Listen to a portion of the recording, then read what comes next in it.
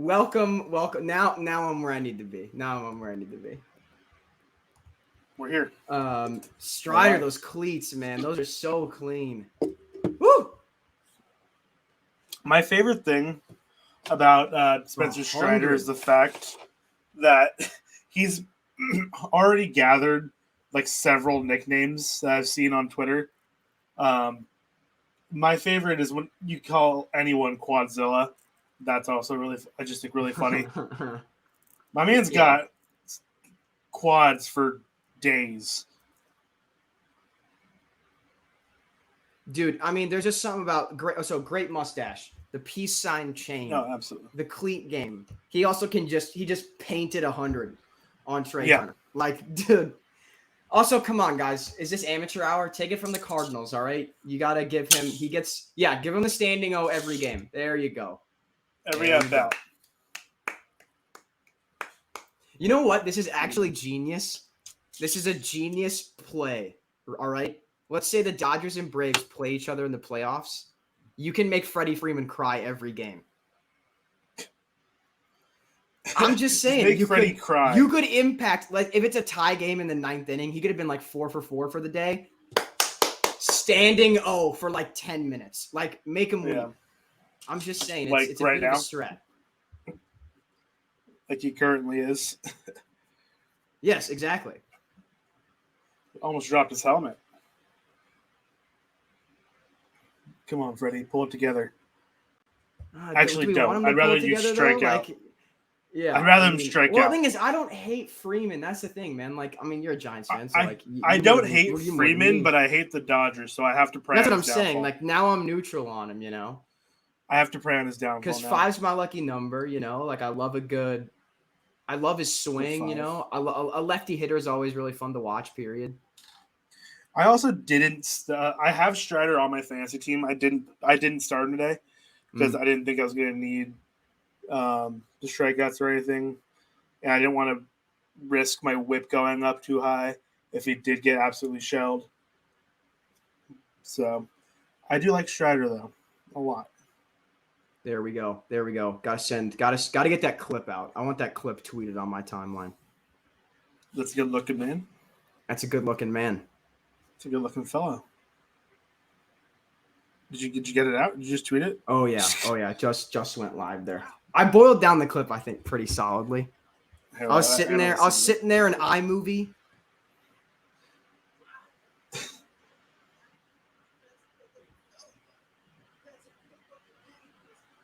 Yeah, that's a very good. Gotta keep it succinct. Gotta keep it nice and clean. Very quick. That's a good looking fella. So, Diego, I'm going to take this time right now. For those of you watching along at home with us, I don't know what you're watching it on, but right now I'm looking at the big All-Star Ballot 2022 scan to vote. Diego, what San Francisco Giant needs more love? Who's behind in the voting that should be higher? One guy. Well, here's the thing.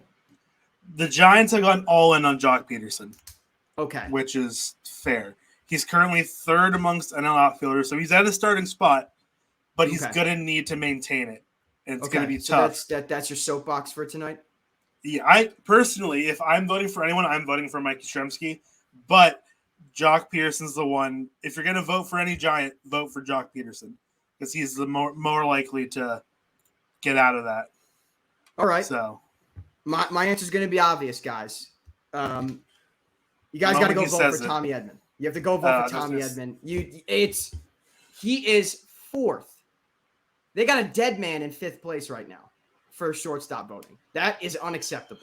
Can we talk about that for a minute? Like he shouldn't be on the ballot. Ridiculous. He hasn't played a game. Just acknowledgement. Hello. Welcome. Show Thank you pod. for joining You should us. be excited. Flow Show Pod. I'm growing my hair back out. I just cut mine, so. Yeah, but it looks really good. If I haven't said that while we're live, I mean, it looks phenomenal. Let's make that abundantly clear. Yeah, the flow. My X flow. I have a very high X flow. Current flow, not very high. X flow. I've proven my X flow game is flow versus X flow. flow. You're underperforming what the metrics say. But true. But you know, it's one of those things where it's like It's like when a guy has like it's like if you have a 400 batting average and a 450 BABIP. It's like, yeah. It's like, I don't know how much of that is still, he's got it. Oh, And look, it's FIP Tony is like Gonsolin, dude. 3.15, and then your ERA is like 6. Yeah. That's Tyler Rogers. Reverse Dakota Hudson. I do like this, what they did this week with the starting lineup, like the baseball card kind of thing. I do like that a lot. Yeah, dude, it's phenomenal. Like they haven't done that in weeks past, but like what I really wish they would do is I really want them to name their like favorite minor league, like for Sunday Night Football, right? It'd be like Carson Melinder, the University of Iowa. I want like that would be cool. Max Scherzer, Binghamton Rumble Ponies. Like, give me the most fun name of whatever, whether it's a rehab start or like the minor league team you like actually had to play for, or one that you liked, the one that's got a fun name. Yeah, exactly. Like I want to hear, I want to hear Tommy Edman, Quad Cities River Bandits. Be like, that'd be good. Good name. Gwinnett Stripers. Like, that's what I'm talking about. Or like, the Blue Wahoo, the Montgomery Biscuits. Come on now. Montgomery Biscuits, elite minor league. Like minor league baseball names, and now a lot of independent league baseball names. Just so good. My favorite, let me make sure I get the city right. Let me look it up really quick. But I know they're an independent team. Yeah, okay. It is the Florence Yalls. Yeah, I like that. The Florence Yalls. Do you think they're more like Midwestern? Do you think maybe they're more like Midwestern fans of that team? It's like the Florence U Walls. Do you think they give it maybe. I don't know. If they relocate to Pittsburgh, will they become the Yins? But this is why you come watch us, guys. It's the cutting edge analysis. I already tweeted that joke out, but it's very true. It's a good looking man. Not Gonsolin, but just also they got Tony Danza. Oh, good, because I had to get cut back to the K-Rod cast. That's why you guys watch this, all right? Anything that you possibly think can happen that could go well on the K-Rod cast happens here.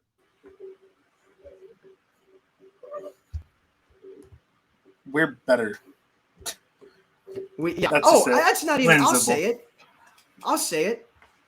I just did. What's Alex Rodriguez going to do? Yell at me on Shark Tank when he guest hosts? I think not.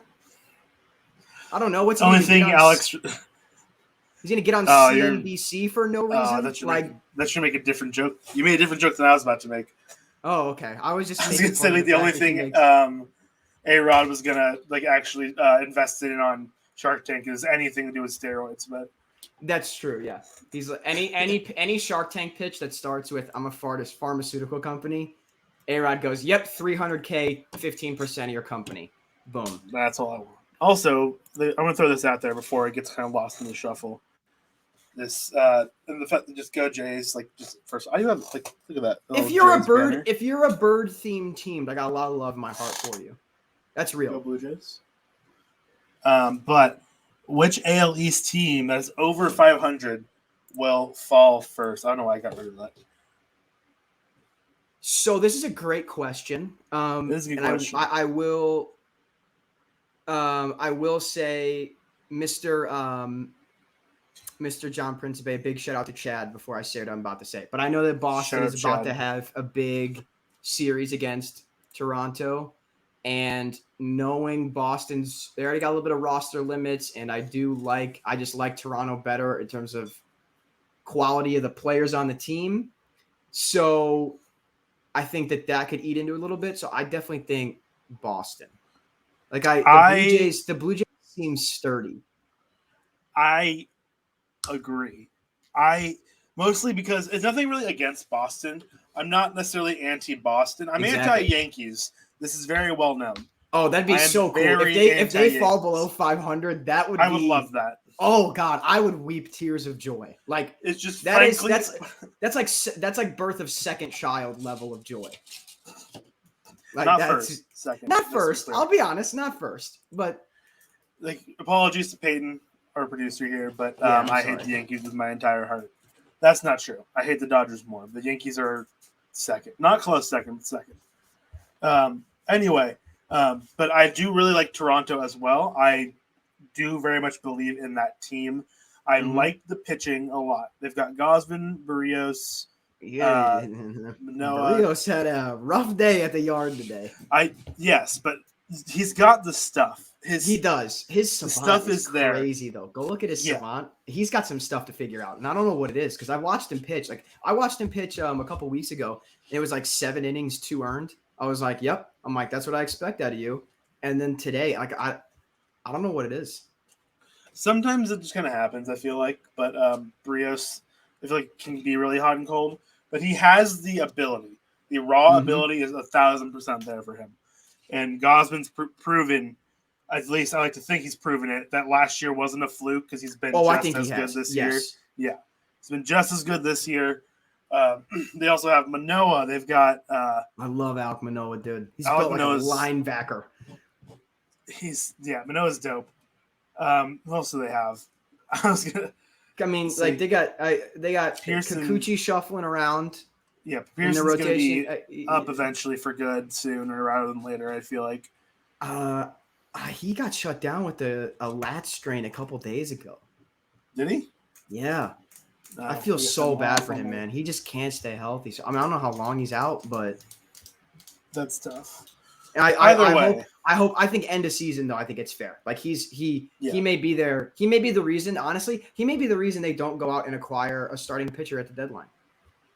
Right. I don't think they need to. Honestly, I don't think they do either. I just know that I wouldn't be surprised. Did you see the report today that the Yankees checked in on Luis Castillo? That doesn't shock me. The Yankees. It just feels like check in on everybody. It feels like maybe an arms. This feels like I am optimistic. It'll be an arms race of a deadline, not a dud. It's good. This deadline should be like electric this year.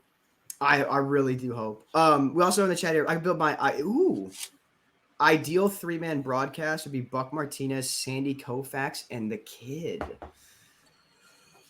I would be solid. I'm not gonna lie to you. If I could build my ideal 3-man guys, John Miller, I already have it.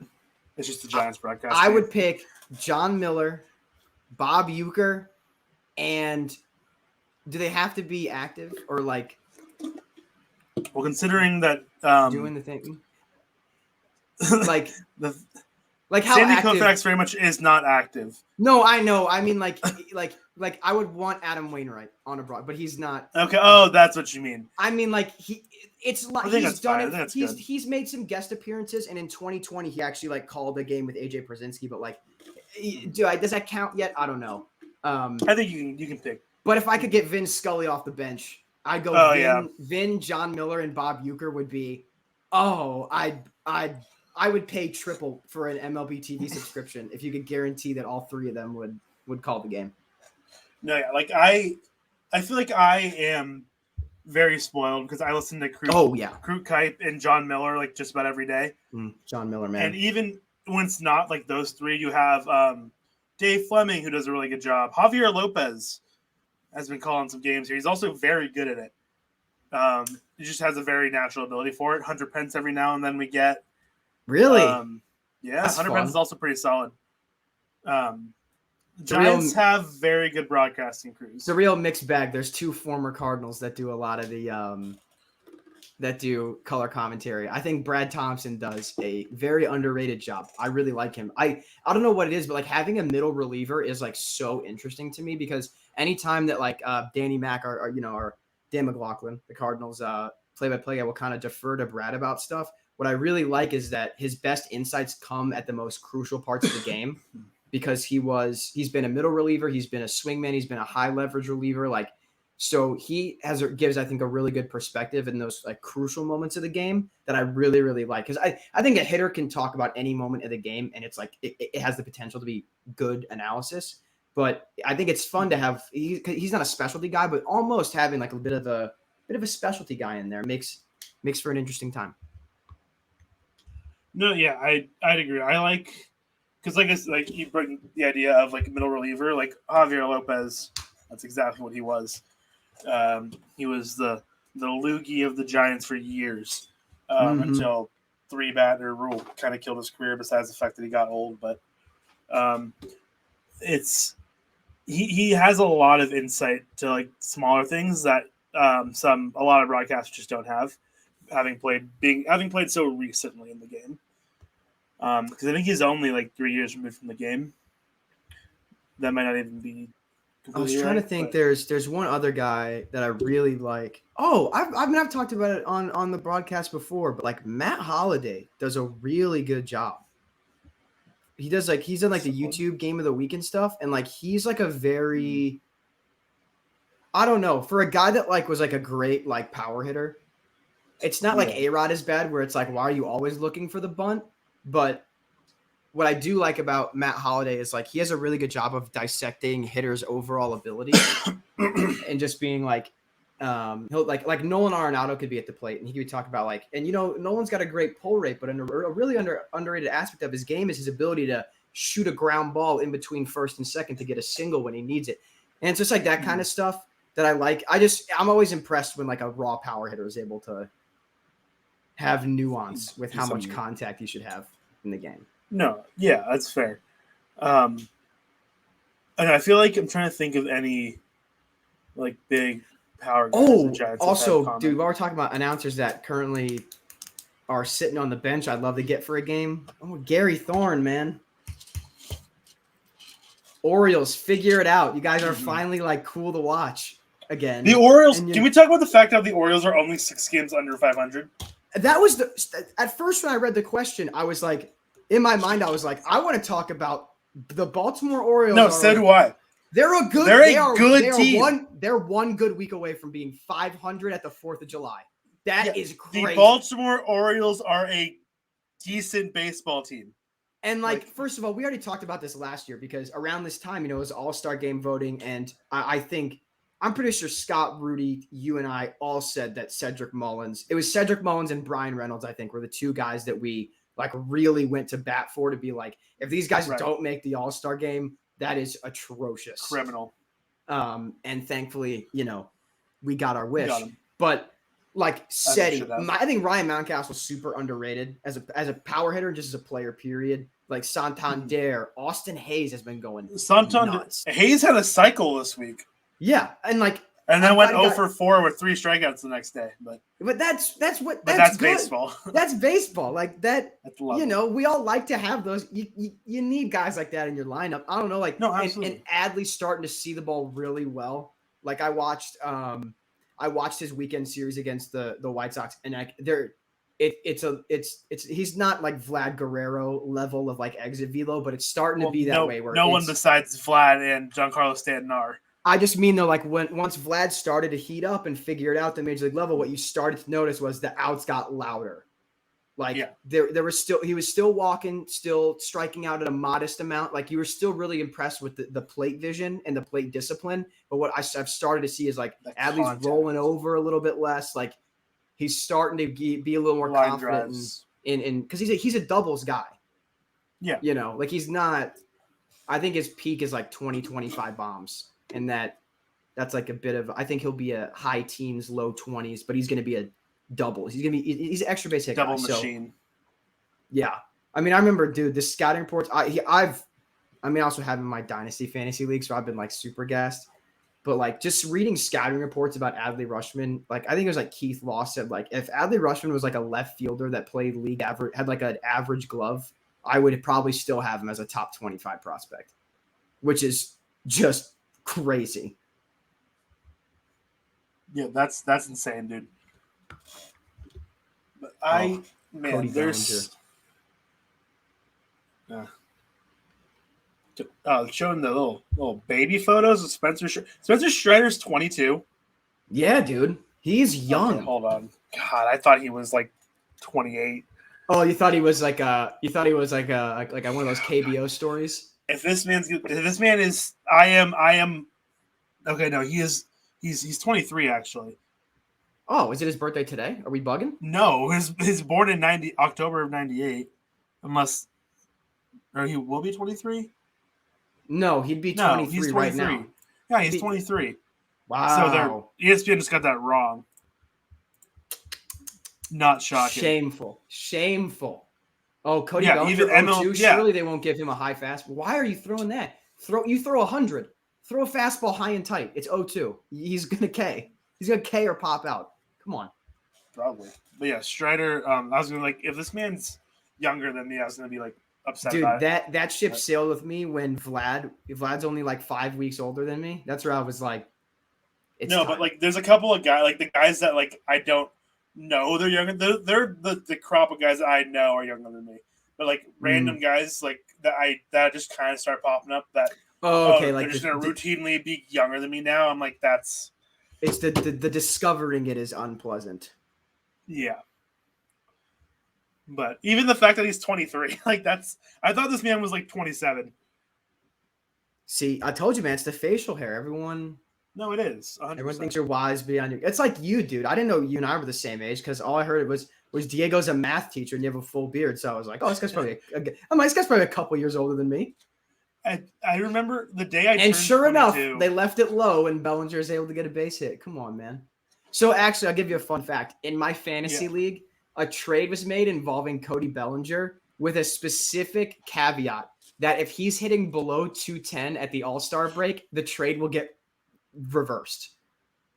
The exact deal that got made will just get the guy who made the deal has the right, if Bellinger's hitting under 210, to just swap it back straight. Interesting. What was the deal? And so it's really funny because he has Bellinger on his team right now, so he's motivated to. He obviously wants Bellinger to play well, but he gets Ketel Marte back in the deal, and he's kind of I mean, it wasn't straight up. There are other pieces, but I'm sure, but if that the other pieces had to have been. That's the motivator. Is I don't know. Do I want him to figure it out because Marte can't stay healthy? There's a lot of layers to it. It's an interesting move to say the least. No, for sure. I wish that was I wish take backsies was real in real baseball. It's player to be named later. It kind of is, but I mean, there's been guys who have been the player to be named later in their own trades. Yeah, which is awesome, and there needs to be more of that. I think that's phenomenal. It's cool that can happen. It's so cool that's just a thing that can be. Was Gavin Lux safe here? I'm not. I don't see Brian Snitker. Yeah, I think they're going with it. Because I thought I'd watched that. Also, that was almost an incredible play. Okay, he's very safe. He's very, very safe. Diego, who is your trade deadline acquisition as well? If you're for the Giants, yes. Well, I mean, it can be for any team if you want, but I assumed we can play mock trade all day. But I assumed you've got to you at least have the knowledge of the Giants farm system and can cook up something realistic for the Giants. Yeah, honestly, I haven't put a ton of thought into it because I'm still trying to figure out what the Giants really need. A lot of people have Wilson Contreras to the Giants. Yes, which I don't like. Really? I think Kurt Casale does a fantastic job behind the dish and is doing just fine offensively. What's your catcher's DH not situation? A premier? Our DH situation is Darren Ruff, Jock Peterson, Luis Gonzalez, Brandon Belt, whoever's kind of doing the same thing the Cardinals are doing, where it's whoever wants a day off in the field kind of gets a turn. Yeah. Also, the Giants have not stayed healthy to save their lives. Got it. Okay. Right now, our injured list consists of Luis Gonzalez, who has been the best rookie hitter in the National League this year. Wait. Brandon Crawford. Luis Gonzalez has been the best rookie hitter in the National League this year. Well, that's incorrect, but we can. That is correct. Go look at Brendan Donovan right now, pal. Go look at Luis Gonzalez right now. All right, I'll let me be the judge because I really I'll look at Brendan Donovan right now. And so also today, Brendan Donovan went 2 for 4 with a homer and a triple. So the numbers. Luis Gonzalez is on the injured list. So okay, he's been out for a couple of weeks, or a week and a half, I feel like. I think you will be shocked at. I think you will also be shocked. Donovan's putting up, dude. No, I know Luis Gonzalez has been doing his thing for y'all. Don't get me wrong. Yeah, he's been good, but Brandon Donovan's been just a little bit better. He's got, let's see here. Brandon Donovan's OBP is like 60 points higher. And his slugging is only about 20 points less. Brandon Donovan has like Donovan's slugging is less than? Yeah. Gonzalez doesn't hit for a ton of power. Yeah, Brendan Donovan is like a 420 OBP, 425 slugging guy. Interesting. Yeah, Gonzalez has an 808 OPS and a 127 OPS plus. They're very close to each other. As I said Gonzalez has been good. Like I said, I'm not trying. That wasn't Gonzalez slander. It's just I don't think people realize just how good Brendan Donovan has been this year. Well, same thing with Luis Gonzalez. A lot of guys are just like, "Who the hell is that guy?" I'm like, West Coast bias each year. West Coast bias each your guys' awards every year. It's ridiculous. Yeah, it's the worst, and I hate it. But either way, he's been a catalyst for our team, and he's just been hurt the last couple of weeks. So, and the Giants are so hot and cold. Like they just lost to the Reds today by 7 runs. Yeah, we blew a 5-0 lead to the Cubs today. That was not pleasant. We were down 7-0 in the third. We didn't even get the chance to blow a lead. Yeah, DeSclafani's been. Today it frustrated me today just because there was a call made by the first base umpire where it should have been Disco should have been out of that inning with 1 run allowed, but Great then nickname. it was sorry to Disco, interrupt, one of the best nicknames in baseball. It's so clean, It's so good. But the first base ump calls it a foul ball and it wasn't because Belt fielded it cleanly, gets the out at first. Should have been the end of the inning. Mm-hmm. Wasn't. He then goes on to give up 6 more runs because things are sneaking to the infield and all this. It's stuff like that frustrates me because he should have been out of it in 20 pitches. Not the most ideal inning, but not 7 runs in 1 inning. Yeah, today I got to watch Paul Goldschmidt argue with an umpire. Doesn't happen often. No, it only happens when he's very much correct, and he was because the Cardinals challenged it and they overturned it. But I've never in my the fact that Paul Goldschmidt immediately just pointed to the bench and was like, "Oh no!" Like he was like, "I got him." I was like, man, I'm like, wow. And my favorite thing that I watch happen all the time is when Brandon Belt gets mad about balls and strikes because 95% of the time he is correct.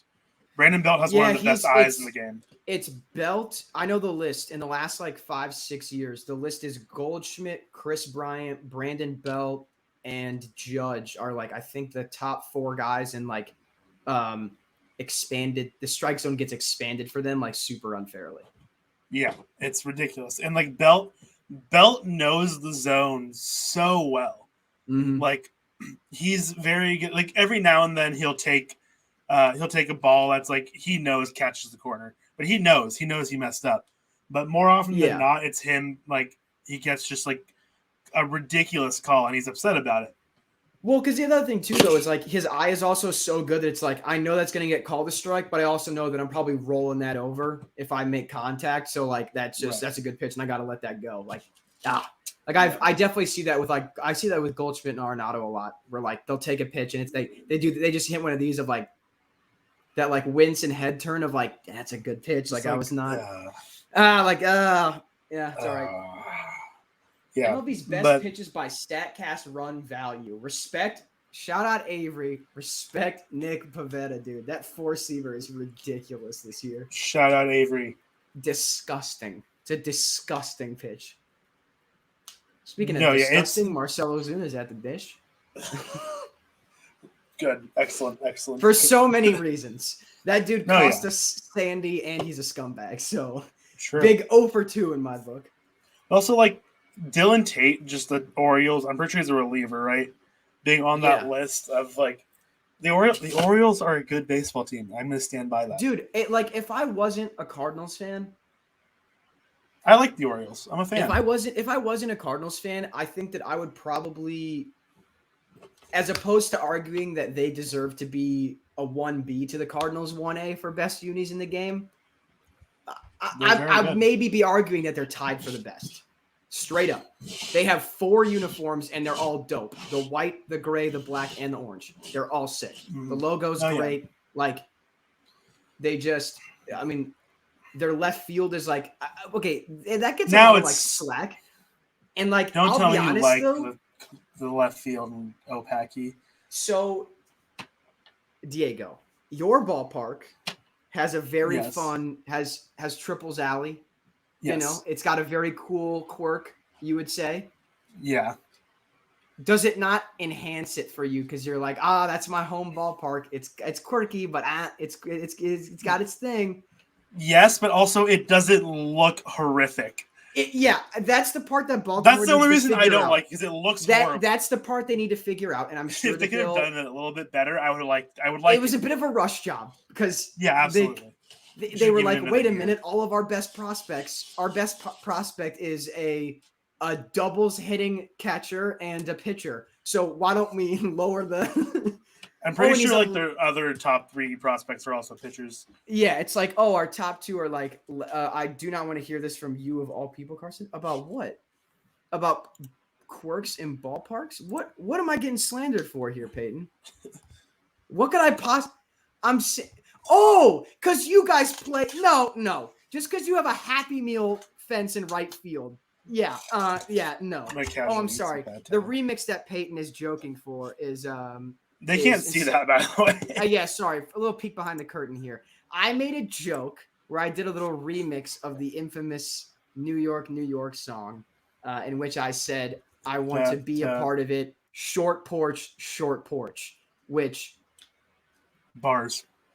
It fits well. It's accurate. I'm sure if Frank Sinatra were alive today, he'd be crooning in the background right behind me. I love a quirk at a ballpark that makes it more difficult unnecessarily for players. That is what I enjoy. That is what I want. That's when I say that. Like, that's fair. Like, I get it. I do too. But my issue with with Camden Yards is that it just looks horrible. Yeah. Like I said, I think they'll. If they fix it, then I'll like it. Yeah, because like the green monster, I love. It's so silly. The Roberto Clemente, I shouldn't say the Clemente wall is unnecessary. It's a really, really cool tribute in PNC. But like that, they didn't have to do that, but they chose to, and that makes it fun. I mean, the Giants have the super high wall on right as well. Yeah, it's brick. It looks nice. I like a splash hit counter. It's electric. Yeah, I like a quirk like that makes it, routine fly out in Comerica. I know Scott doesn't care for that very much, but look at how Riley Green plays defense. He might be enjoying that spacious outfield. Start calling him Riley defense. Really though, dude, he's at like 4 web gems. He's been up for a week and a half. Riley Green, man, I love Riley Green. It's funny. He's been a real stat. He's been a real stat sheet stuffer on offense as well. Like it's a lot of base hits, but it's runs batted in. He stole a base today. Like he drawn walks. Like he's finding a way to like be present in the offensive lineup every day, which I think is so important. I mean, no one else on that team's sitting here right now, so yeah, I saw.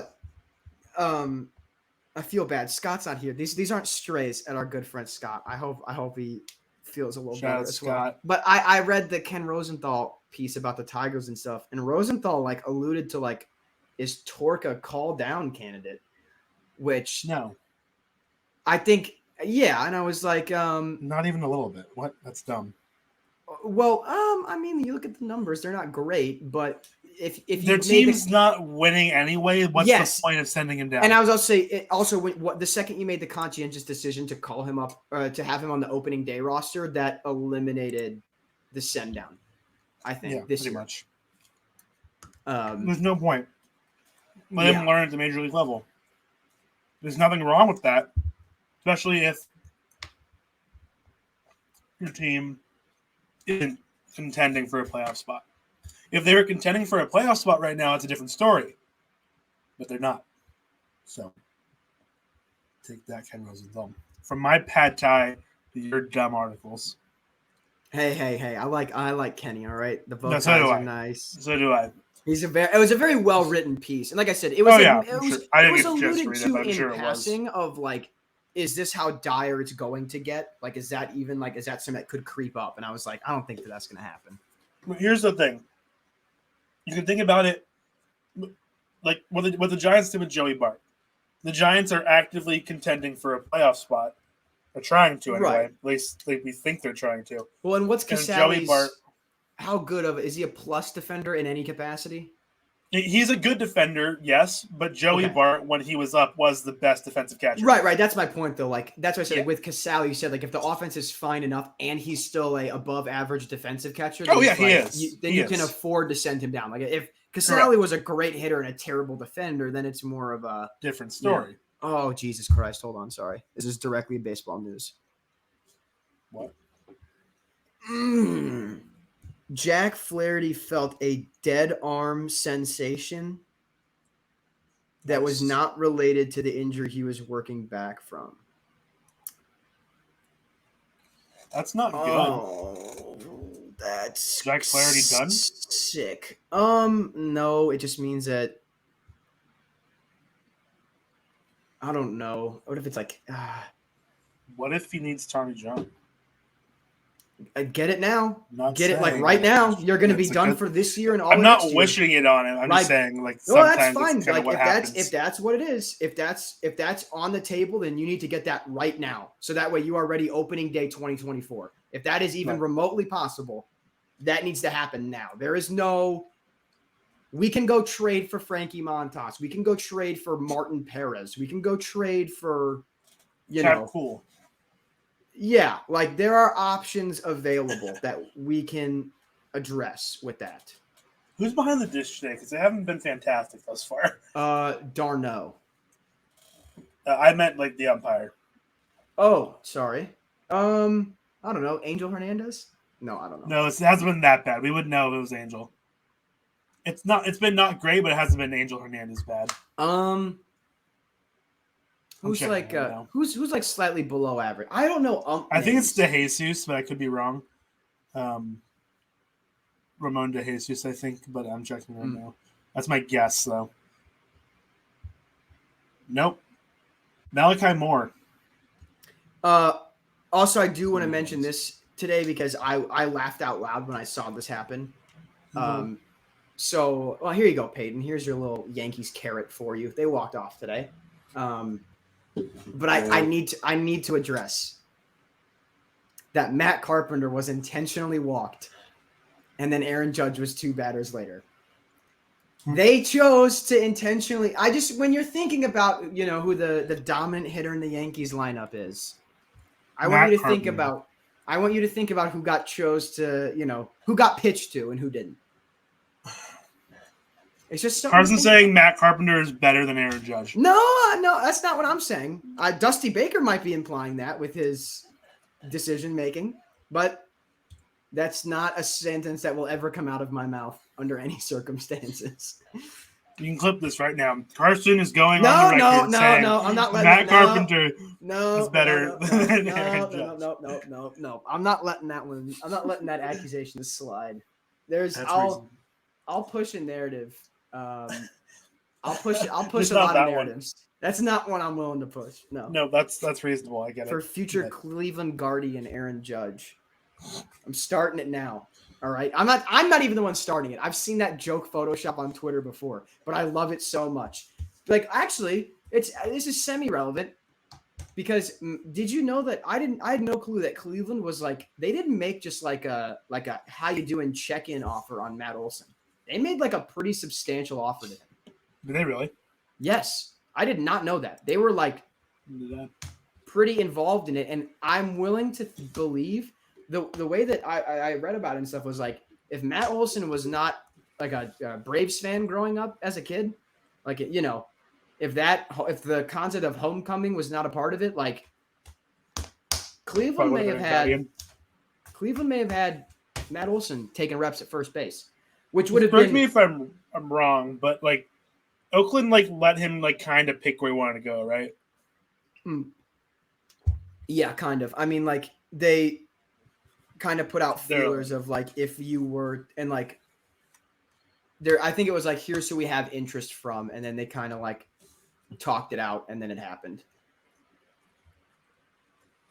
Right. But that would have been really, really interesting because I just said that they are producers after me this evening. He just said they won't pay money to their actual players. And I'm saying, though, that's why I found it so interesting because we like to joke about how Cleveland – not joke. We like to observe. Point out. that Cleveland – like I learned this today. Shane Bieber is not ARB eligible until next offseason. Really? Yes. Go to his BREF. He's not ARB eligible until 2023. How is that possible? He's pitched in the big leagues for 5 seasons. The Cy Young to his name. He won a Cy Young 2 years ago. Play the math with me. He is. It says he is ARB eligible in 2023. Service time 3 years. So he had to have been whatever. I don't know how they did it, but that's insane. Let's see. He got 20 games in 2018, 34 in 2019, 12 in 2020. Full 21, full 2022 this year, and yet no ARB until his 5th full season. What? How? I don't know. Also, I like how the fact I always think it's kind of funny with pitchers and like their all-star selections. Like, I feel like it happens more than it should, where pitchers who win Cy Youngs aren't all-stars like that year. Oh yeah. For Bieber, it was 2020. Or like how Paul Goldschmidt was like 6th in MVP voting, but wasn't an all-star in 2021. Yeah, stuff like that. I just think it's funny how that happens. You're like, how did you finish top 3 in MVP voting yet at the All-Star? And you go and look at the second half, and you're like, oh, that's how. Oh, he hit 450. There it is. That's how that happened. Yeah, so I don't know the Bieber thing because people like to joke, and I like to make this joke / will it into the world that Shane Bieber will be a St. Louis Cardinal in his future because it just kind of adds up. It just makes sense. Well, I mean, like his pitch mix is kind of like what we draft and develop. Like it's already there. So in that sense, plus like we're gonna need to like Michaelis's contract is up after 24. He'll be like 35. I'm not bringing him back. Like Wainwright will be gone. You know, like at that point, like Liberatore and probably Michael McGreevy will be like. There's gonna be a gap. So. Yeah, and I was looking at it because I was like, maybe if like Cleveland, if they are sellers, maybe like next trade deadline. I wasn't even thinking about this year because in my brain I was like, I bet Bieber's probably a free agent after 24. So maybe we trade for Bieber when he's got a year and a half left and we, right, extend him. No, he's going to be on that team for 2 more seasons and then maybe we'll get traded, but probably won't because they'll somehow find a way to pay him pennies on the dollar. Like J-Ram. Yeah. Well, like J-Ram's a little bit different case. Like J-Ram, I think knew he could have got more elsewhere. Yeah, he's been like very Cleveland. Public about being like, I really like Cleveland. And that is like so cool to me. It's like if you could pick anywhere to love, like Cleveland's well, I just got a lot of respect for a dude that's like, I don't know, that like when you could Toronto would have given you so much money, bro. Like anywhere else, like quite literally any other, not like any other franchise. Toronto, half the franchises. Toronto, like very tactfully did that Matt Chapman extension to be like, oh, we won't be paying anybody at third base when we can have you. Don't worry. Yeah, like they. I mean, like I said, it's very nice. I hope. I mean, you don't have to worry about this because. You play your favorite team plays in like a desirable, like free agent market, I will say. San Francisco is a place players want to be. Yeah, it's a place people on this broadcast are looking to move in a year. True. But it's not me. It's not. Yeah. Look, I got my I forget it's not mirrored. There's the little Giants cup from when I visited. But I will say It just says a lot. I think it's just the Midwest. As a guy who spent his entire life in the Midwest, I love when a guy who's not from the Midwest falls in love with the Midwest. That's so sick. Like, imagine if Oneil Cruz like signs an extension and is like, I just really love Pittsburgh. I love Pittsburgh. I'd be like, let's go. That's so sick. Good for you. Good for you. I hope he does. I hope he's a Pirate for the rest of his career. Oneil Cruz already has been so electric. I hope they get second place in the NL Central every single year. Like, if it were mathematically possible, like, how many divisional games are they going to start playing next year? It goes from 18 to like 12 or something. So, yes. Yeah, something if the Pirates could go like 150-12 every year, and like the Cardinals win 162-0, I'd be like, yep, like that's awesome. Let's go. You win 150 games. It'd be awesome. We could play in the playoffs every year, and I'd never get sick of it. I'd never get tired of it. Playoff baseball in Pittsburgh.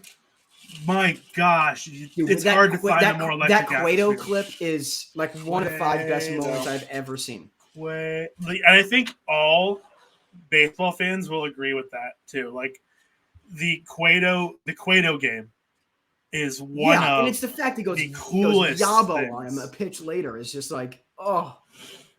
Yep.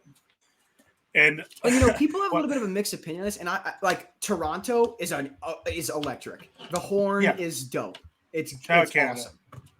Like it, people like to get a little annoyed by it, and I don't get that. I love the horn. People want to be annoyed. You'll talk about the fact that he just hit that ball 407 feet and this is a double. Whoa, what? Breaking news. LSU baseball is hiring Twins pitching coach Wes Johnson as its new pitching coach. Yeah, that was, I don't know how breaking that is. 45 minutes ago, but Jeff Passan he gave it the quote tweet, but that's crazy. Yeah, I've been pitching, like, that's a first place team. Am I wrong? A big league, well, considering Jeff Passan's tweet says, a big league pitching coach leaving a first place team for a college job in the middle of the MLB season. But, like, how in first place? Oh, yeah. Like a game? 2 games. Yeah, it's a close, the thing is, close race. It's 2 games, but they're 8 games over 500, and Cleveland is only 4 games over 500. Mm-hmm. You know what I mean? It's not like the NL Central where the Cardinals are in second place. It's a poverty division. Yeah, watch your mouth. Don't be talking bad about my NL Central. I love the NL Central. I was talking about the AL Central, but yeah, that's a poverty division. That's terrible. You assume I was talking about the NL Central. I'd probably fire not only 2 of the managers in that division. In the AL Central? Yes, the 2 previous Cardinals managers I would fire. Matheny is just legitimately bad at his job. Like, I don't. Yeah. Like, and it's not even me being like, oh, he just wasn't a good fit on the Cardinals. Like, he inherited it. Like, well, you know this. Like, 2010 to 2014 is that we just ran the National League. I mean, sure. Well, we traded winning the pennant every single year. Oh, I thought you meant like the Cardinals. I'm like, okay. No, I meant we as the 2 of us. Oh, yes, like, correct. 2010 Giants, 2011 Cardinals, 12 Giants, 13 Cardinals, 14 Giants. Like, yes, correct. Like Matheny inherited the back half of that, and then they got the Royals job, stunk, and still stinks. This is true. The Royals are always an interesting team to me because they're never good, but they're usually not like god awful. Yeah, I mean, I don't know. I love Bobby Witt. I love Bobby Witt. I also love Bobby. God, Michael Harris struck out. That's another player I love, though. That dude has like Michael 60 Harris, games. The second? That dude has more games at high A ball than he does at any other level of baseball. That's insane. Respectable.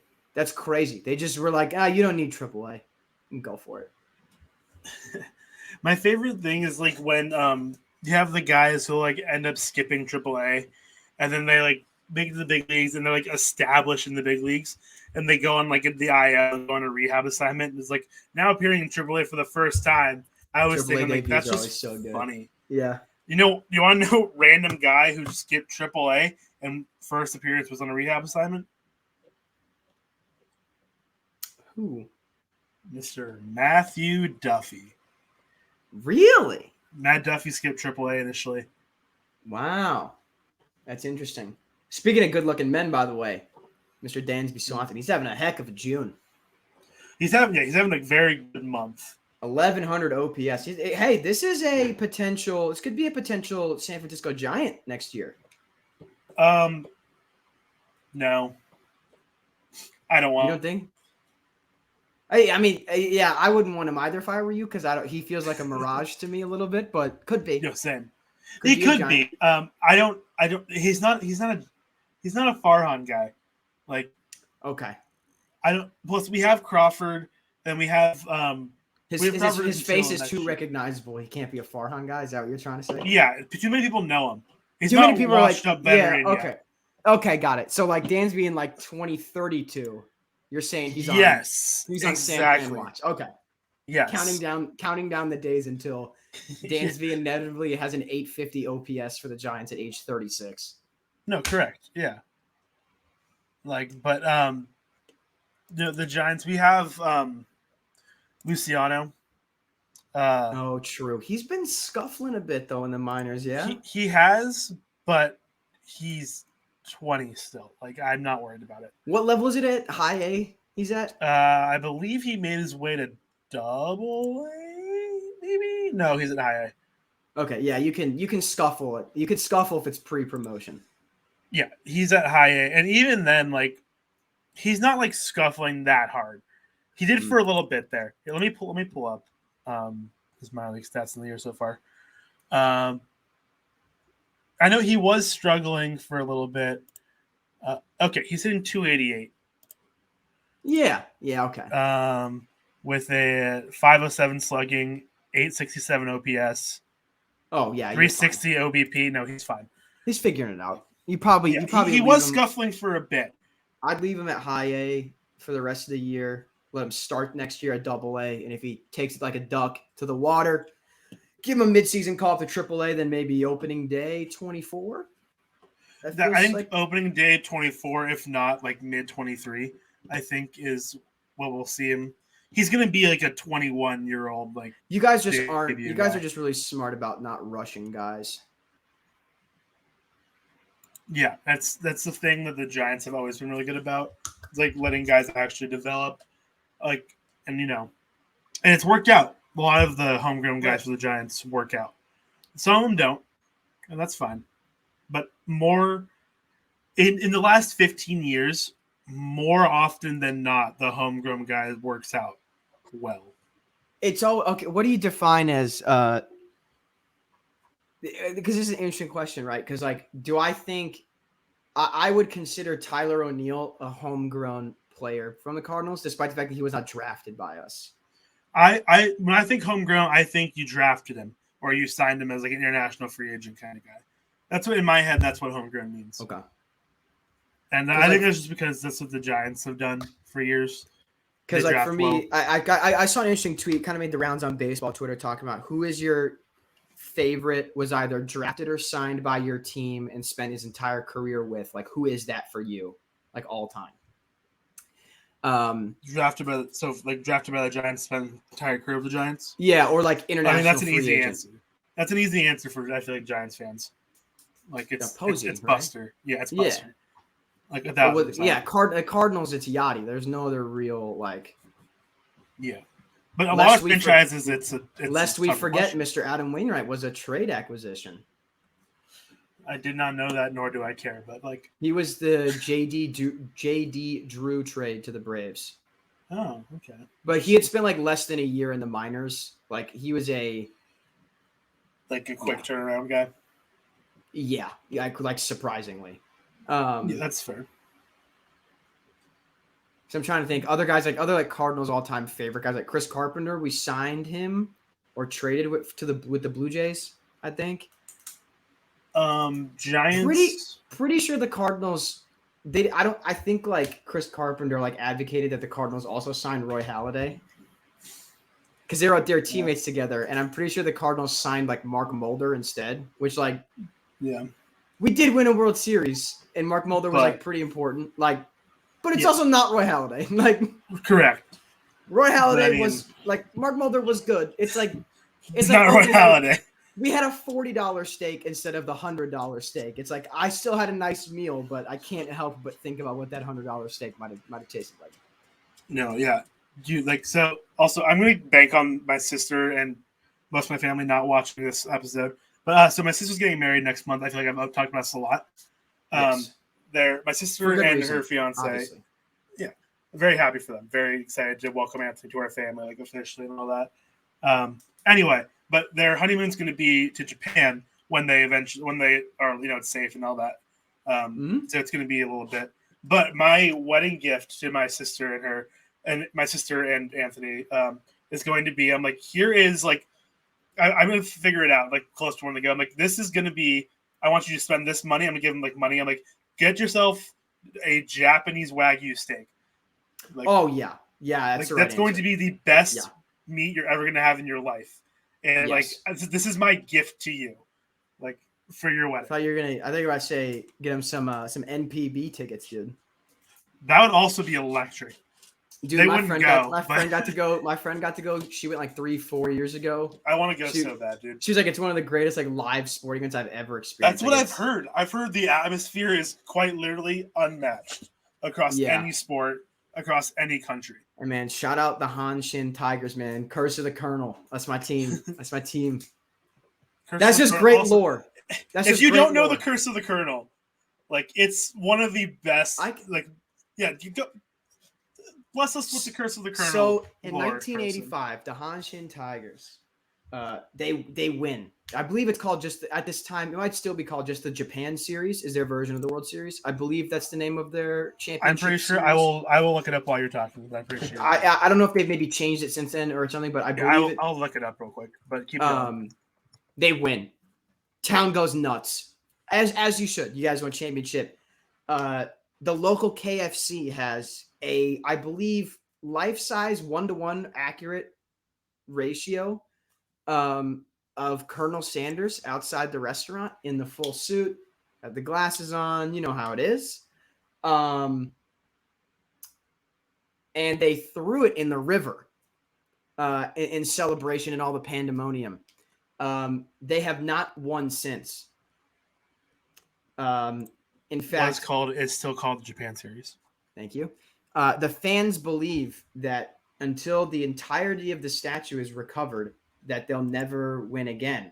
Now, an effort was made 15 or so years ago. They dredged, you know the word I'm looking for. They gave it a hearty examination. They had multiple scuba divers go in, and they recovered like 99% of the statue. However, part of his nose and the glasses are missing.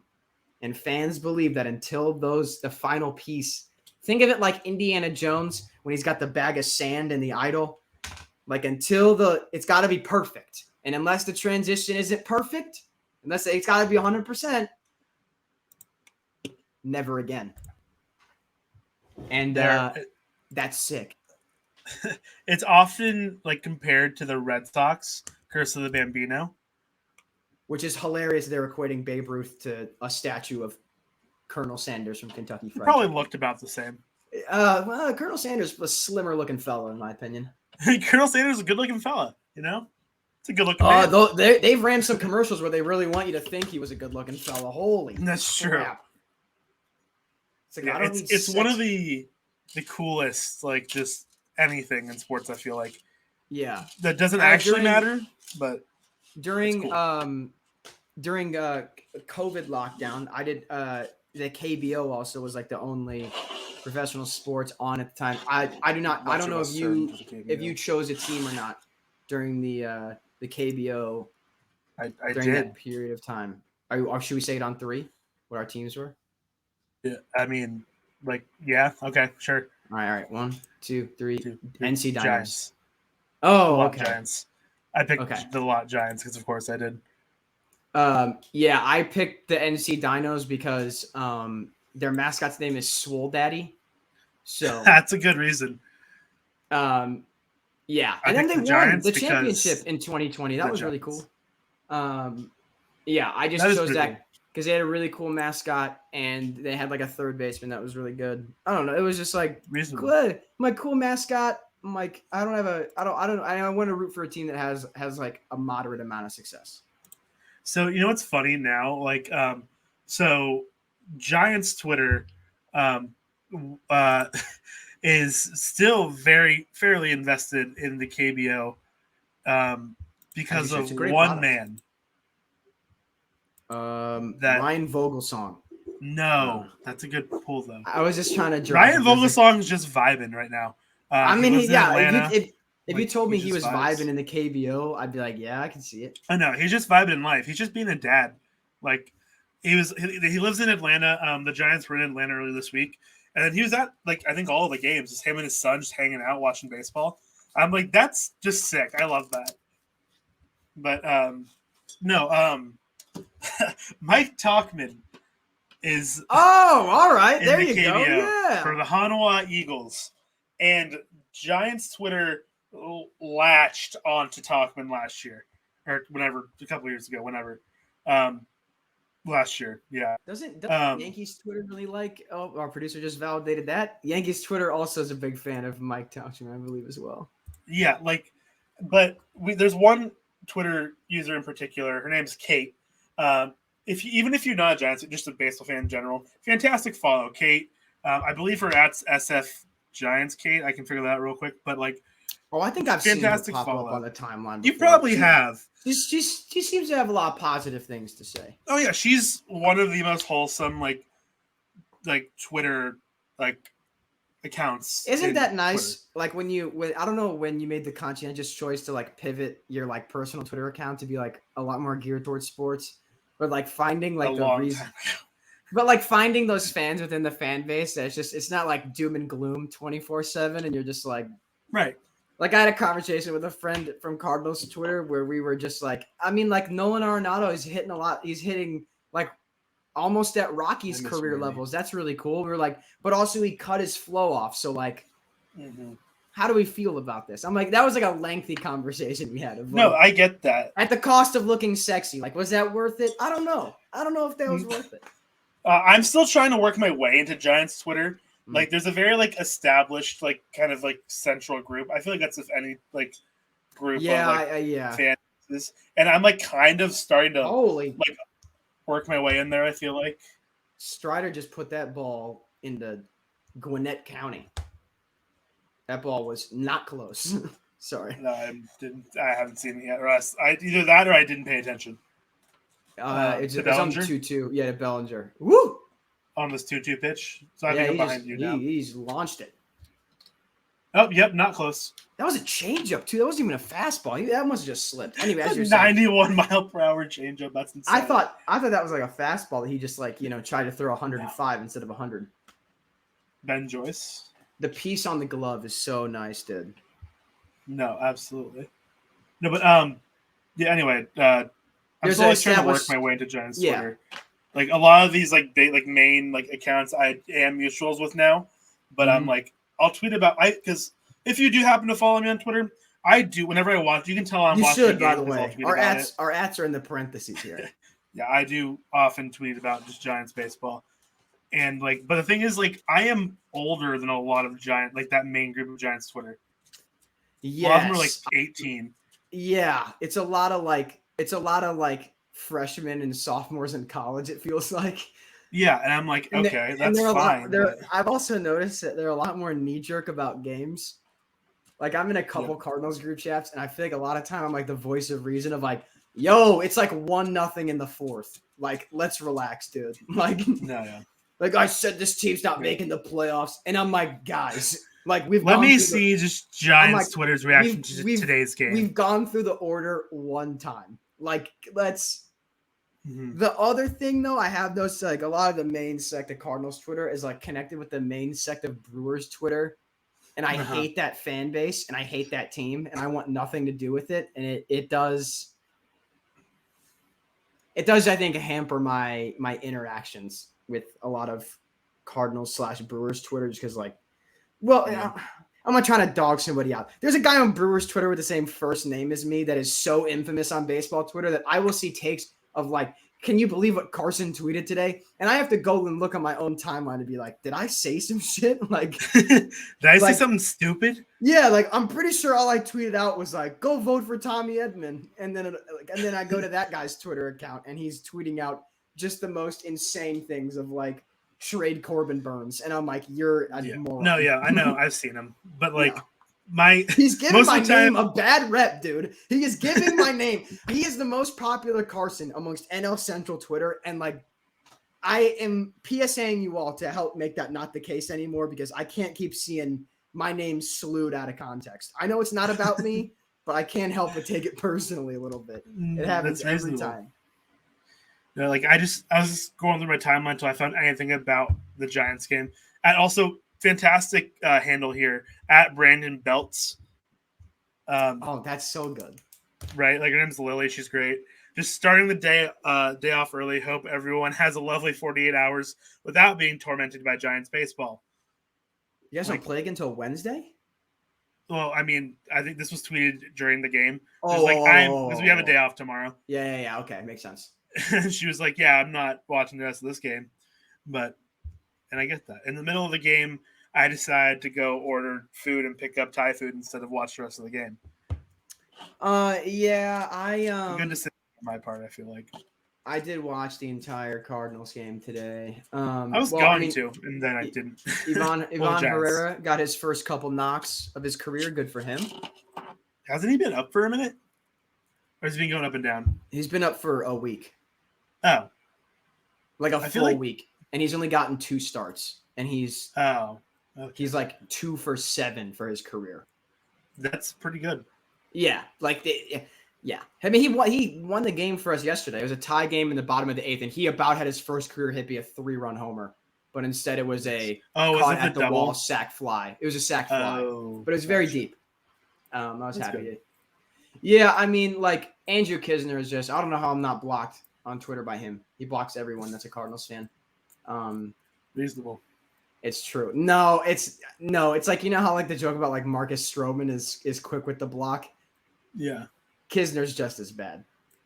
I mean, but Kisner is nobody compared to Stroman. Which is why, in my opinion, it's worse because it's like, like you're a backup catcher, buddy. Like Stroman, at least, like, you know, that dude's made an All-Star game. Like if you're out here tweeting that he's bad, it's like, no, I remember he can be, but like there was a season a couple years ago where I correctly predicted 3 of the 4 MVP and Cy Young. The only one I got wrong was I predicted Stroman was going to win the Cy Young. He was very, very bad. And that's why you hate him, and you're blocked on Twitter. No, I'm playing. I'm not. I don't often tweet maliciously.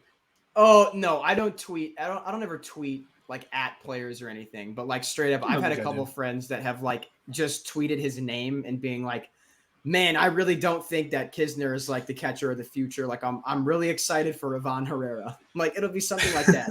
And then they'll get blocked, and they'll be like, "Are you serious?" Yeah, I'm like, first of all, Herrera's a more highly regarded prospect as you. So like, let's not, let's call it what it is, man. Like you can't be mad. Like it just is. Like you gotta be okay with it, Like I don't think what,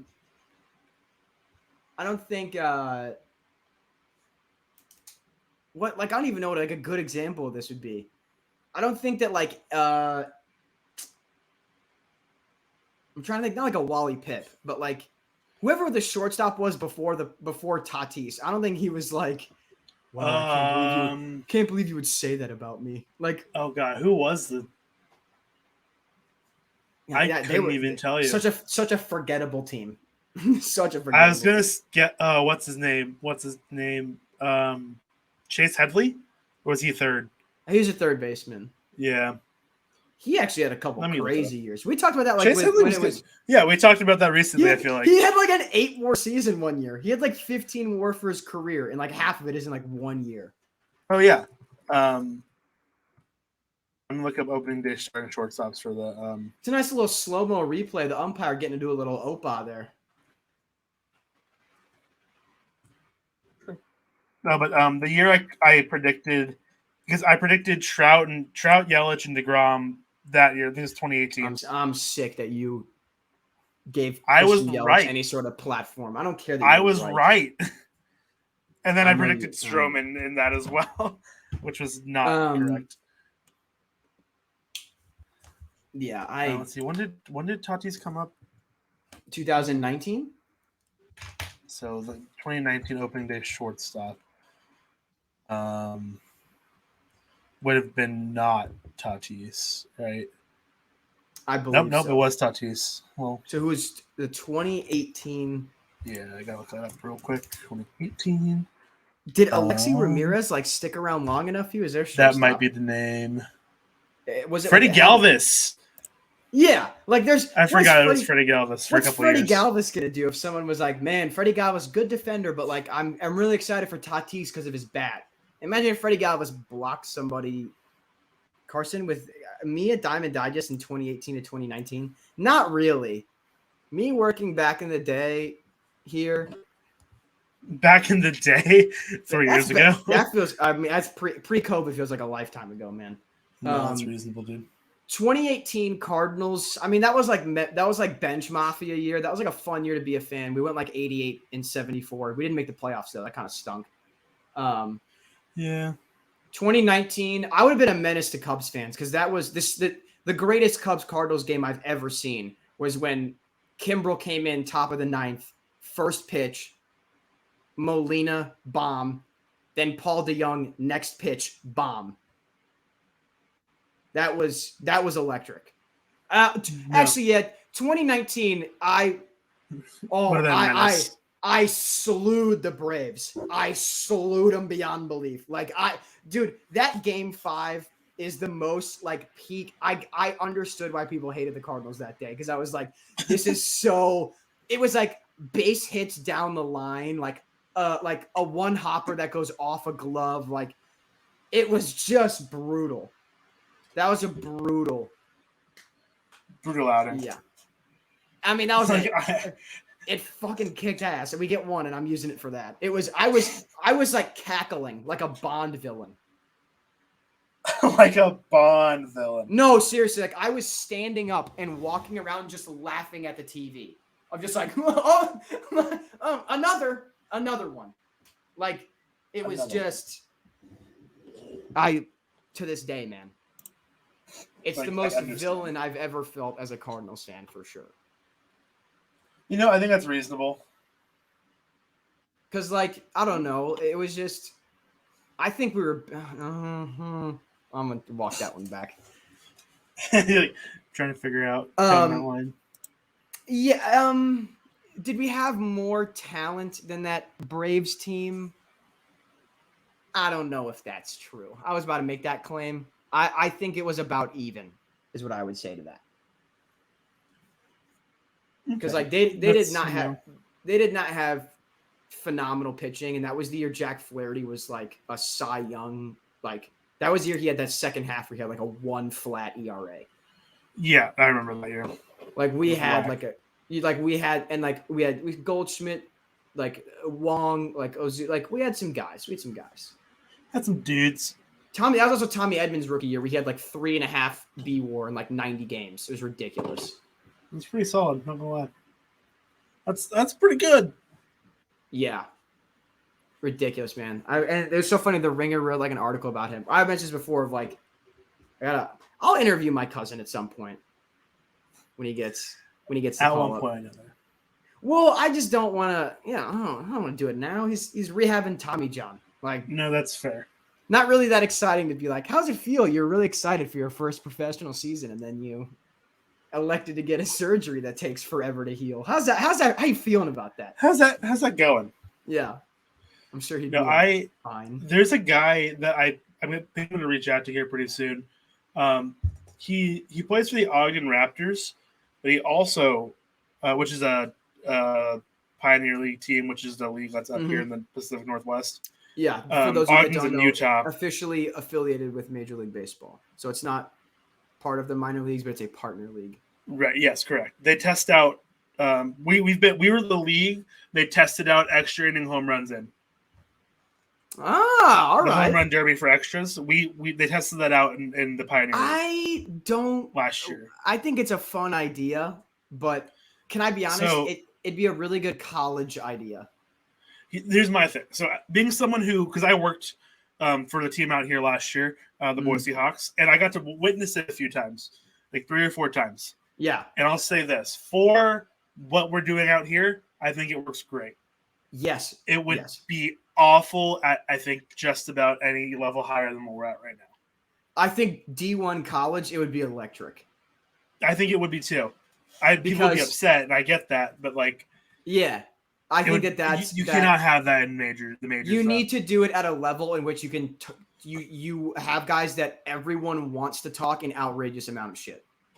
Yeah, and no, absolutely. D1 baseball, everyone wants to talk an outrageous amount of shit. I would love to see that in D3 baseball, dude. Like, yeah. Oh, you can put it would be electric beyond anything you want in D2 or D3. That's not me disparaging the quality of the game. I just mean in the sense of the guys they have at D2, D3 JUCO ball they're a different breed.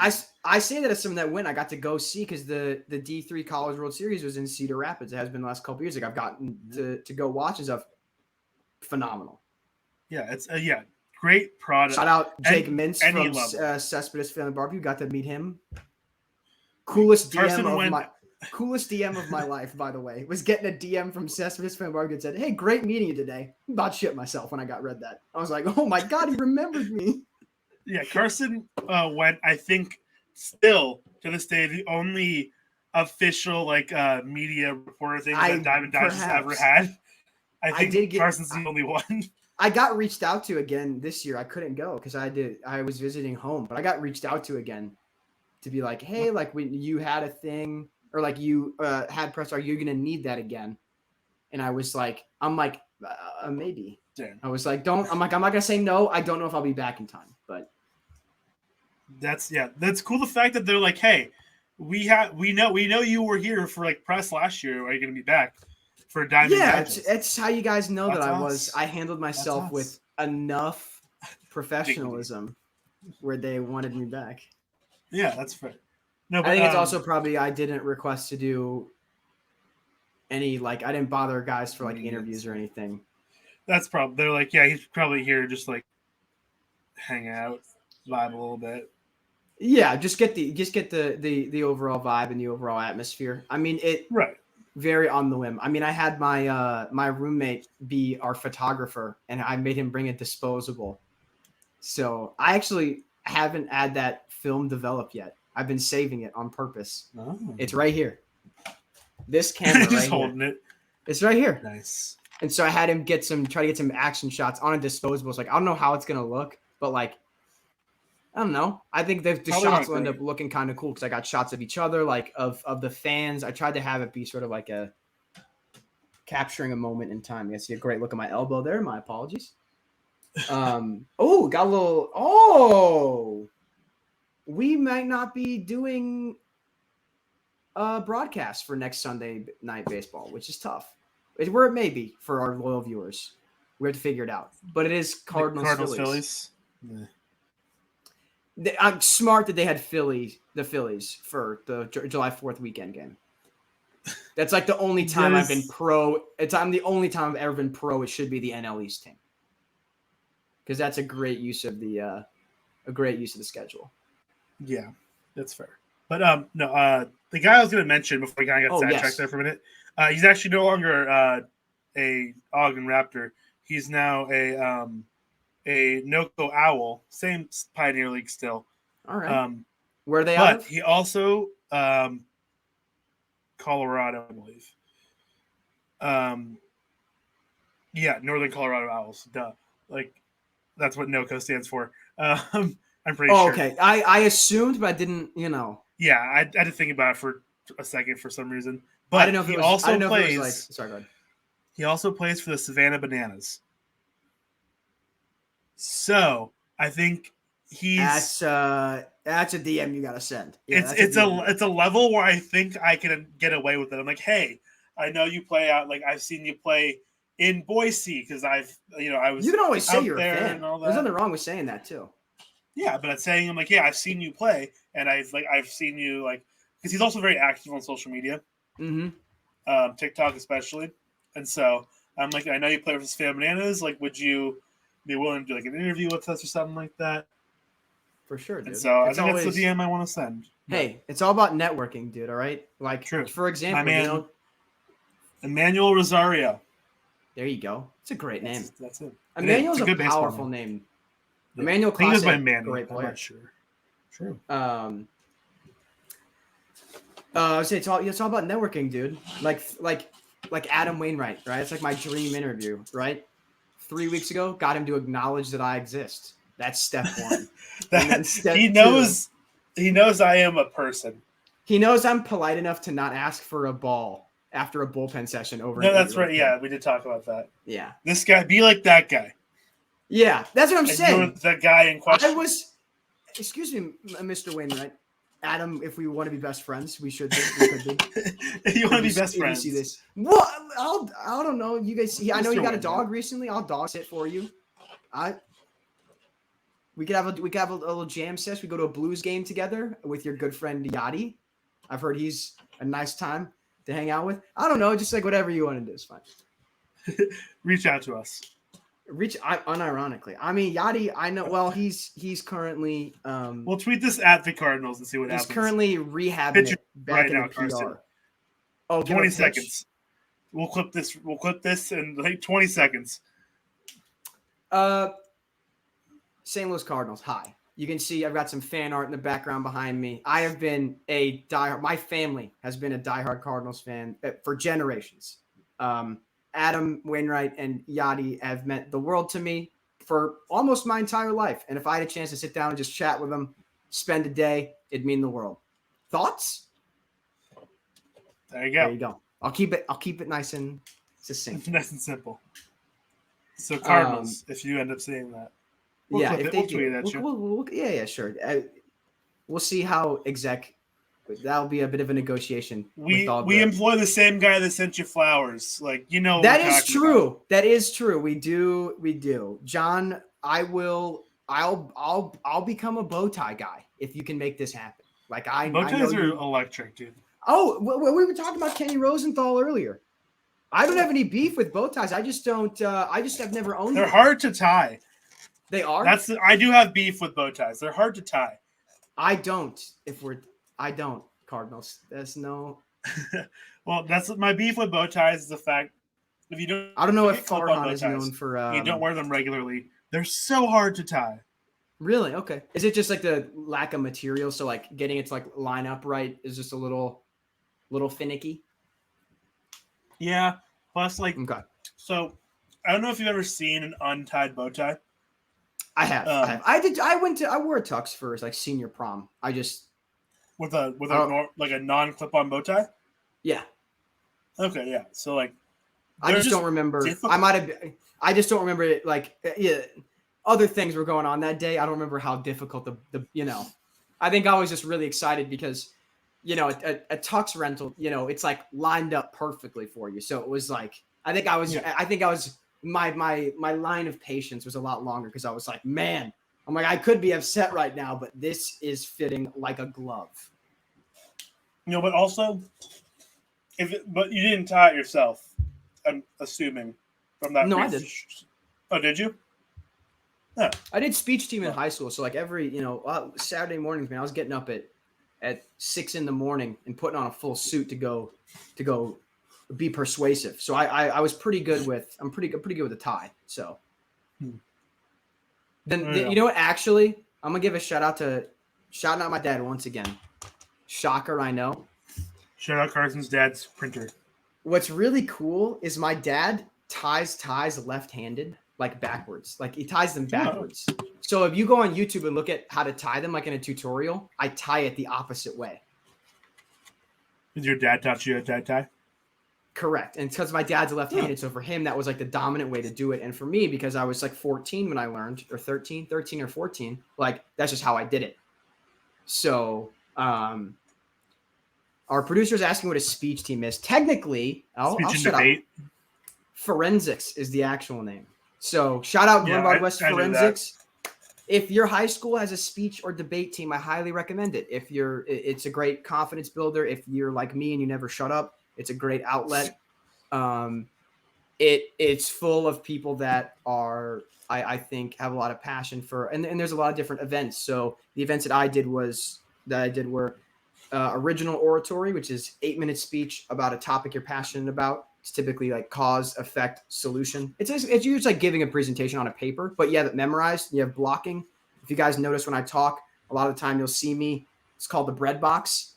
My hand motions are all kept within this nice little square here because I learned how to. It's the bread box. You want to deliver. You're delivering the info. There's other stuff. I did special occasion speaking, which is the exact same thing as oratory, except it's like funny. The topic's a little bit less serious. So like my SOS speech was on bandwagon fans and how like funny of a concept that is. I also did OC, original comedy. It's like 8 minutes of stand up with like characters and stuff. I did that. I also did radio, which is you're given like a packet of news and you have 30 minutes to deliver a 5-minute radio broadcast. And it has to be like no shorter than 4:55 and no longer than 5:05. So you have to cut it down and you have to include like world, domestic, sports, weather. You have to do an ad. You have to write your own fake ad read, which was always really fun. I could do an ad read Digest Sports. I could do an ad read for Sherry's Berries to this day because of high school forensics. That was our like fake company we'd always do an ad read for. If you're looking for locally sourced organic produce, Diego, you know where you got to go. Sherry's Berries? Ah. Yes, sir. Yes, sir. No pesticides, no additives. Wow. I'm doing it basically right now, Peyton. I don't have the full script on me verbatim, but that's all the talking points I would hit. Thank you. So yeah, that's forensics, speech team, debate team, and like other people have like mock trial. And it's different in every state, depending on where you grow up. And like it's also like SOS can be called after dinner speaking in other states. I don't know. It's a great club for anybody that's like still in high school, and if you go to a high school like I did, where you basically like are forced to sign up. If you go to high school, yeah, if you go to high school and you're kind of like forced to sign up for a club or activity, and you want to maybe explore a creative side in a medium that you didn't think about before, I recommend. It's a very fun time. It's funny because I have a couple of buddies that I work with who did forensic in high school. Mm-hmm. It's the only reason why I know what it's called. And one of them, he's the assistant manager at the shop I work at, and I give him a lot of like shit for it, like every time I see him, because just because I can, because he claims that he wasn't bullied in high school. I'm like, you did speech in high school. How are you not bullied? Amongst other things, but like that's the one I like to like jokingly hone on. It depends, because if you're a speech kid, like I did the events where you're writing your own material, whether it's funny or serious, or like if you're quick on the draw after someone tries to send something your way, then I think that you'd be all right. No, my OC, my like comedy bit that I did, I really loved because I did it on how ESPN covers the spelling bee. Yeah. I just made all my characters like I based it off like when I did History Bowl. So like I like kids that are like homeschooled that are insane. You can be homeschooled and not be insane. But I met a kid who I swear to God missed a question and then looked at the judge and said, "Oh, I'm sorry. We don't own a television in my household." And do you want to know how I believed him 100%, Diego? Because he didn't call it a TV. He said television. I was like, "Yeah, I believe you. You've never watched it in your life, have you?" You've never watched TV ever. But yeah, and then one of my characters was like basically like Nick Saban, but basically like if he was a spelling bee coach and also like basically committing war crimes to like train kids. Basically. He was like, basically I suspend him over a pool with a plugged-in hairdryer in the water, and I just have him memorize words over and over. It was just like, stuff like that. Had a nice time. That's fair. And, people, like, if you're looking to get involved in things in high school, you should. It's a good time. You definitely should. It's like, do you want to be a theater kid, but, like, not have, like, not the all negative the way? Connotations? Yeah. Like, do you want to scratch that itch, but not get made fun of for the rest of your life publicly? Your friends will still do it privately, but no one. I've never seen a tweet. I've never seen the forensics kid. That's not a meme. The theater kid is a meme. So you can duck those. We can make it a meme. Yeah, but like the thing is, like, it's just like it'll a take kid too much time to develop. It's also just like it's a kid that just talks a little bit too much, and like you can find those everywhere. You got 2 of them on your screen right now, viewer at home. We do talk a lot. Yeah, we're talking ball though, you know. Can't be upset about. Yeah, we have acknowledged this game like once in the last 30 minutes. So I mean, I'd acknowledge it if we had. I mean, how many times has there even been a runner on second tonight? Like there 3. It has been probably because our producer sign is probably because the bullies can't spell forensics. Yeah. Did you spell forensics right there?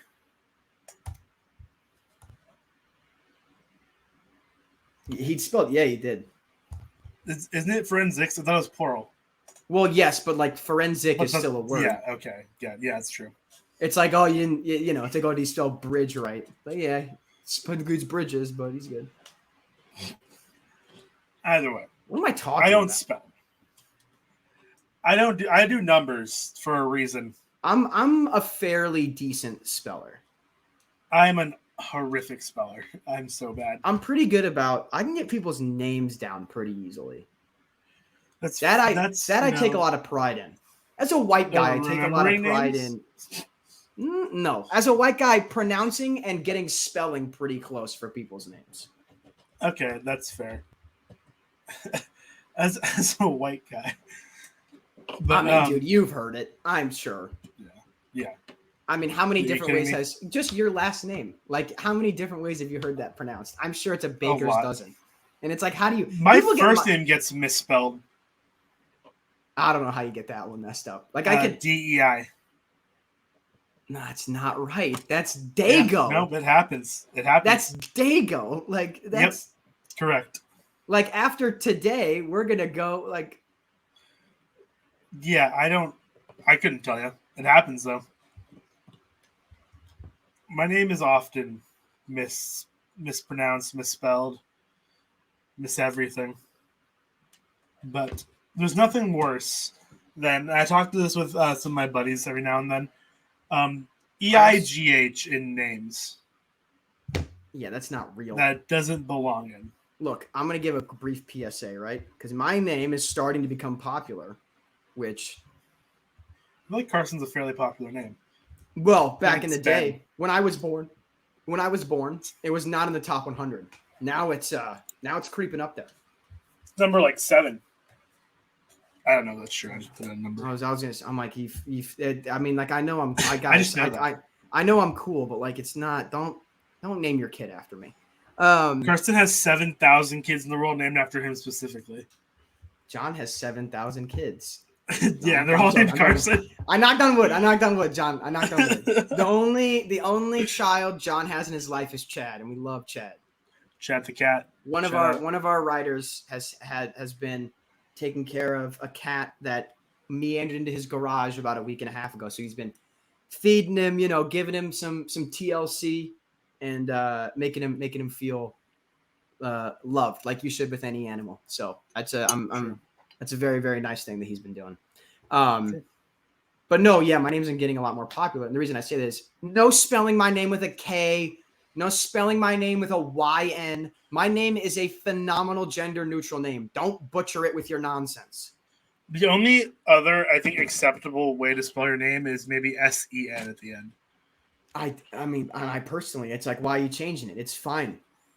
No, it's not, it's still wrong, but I think it's like the only other maybe acceptable. It's just my thing is with names. It's like, if you're changing the whole point of you picking a name for a child is that you're picking something that is unique and individual to that person.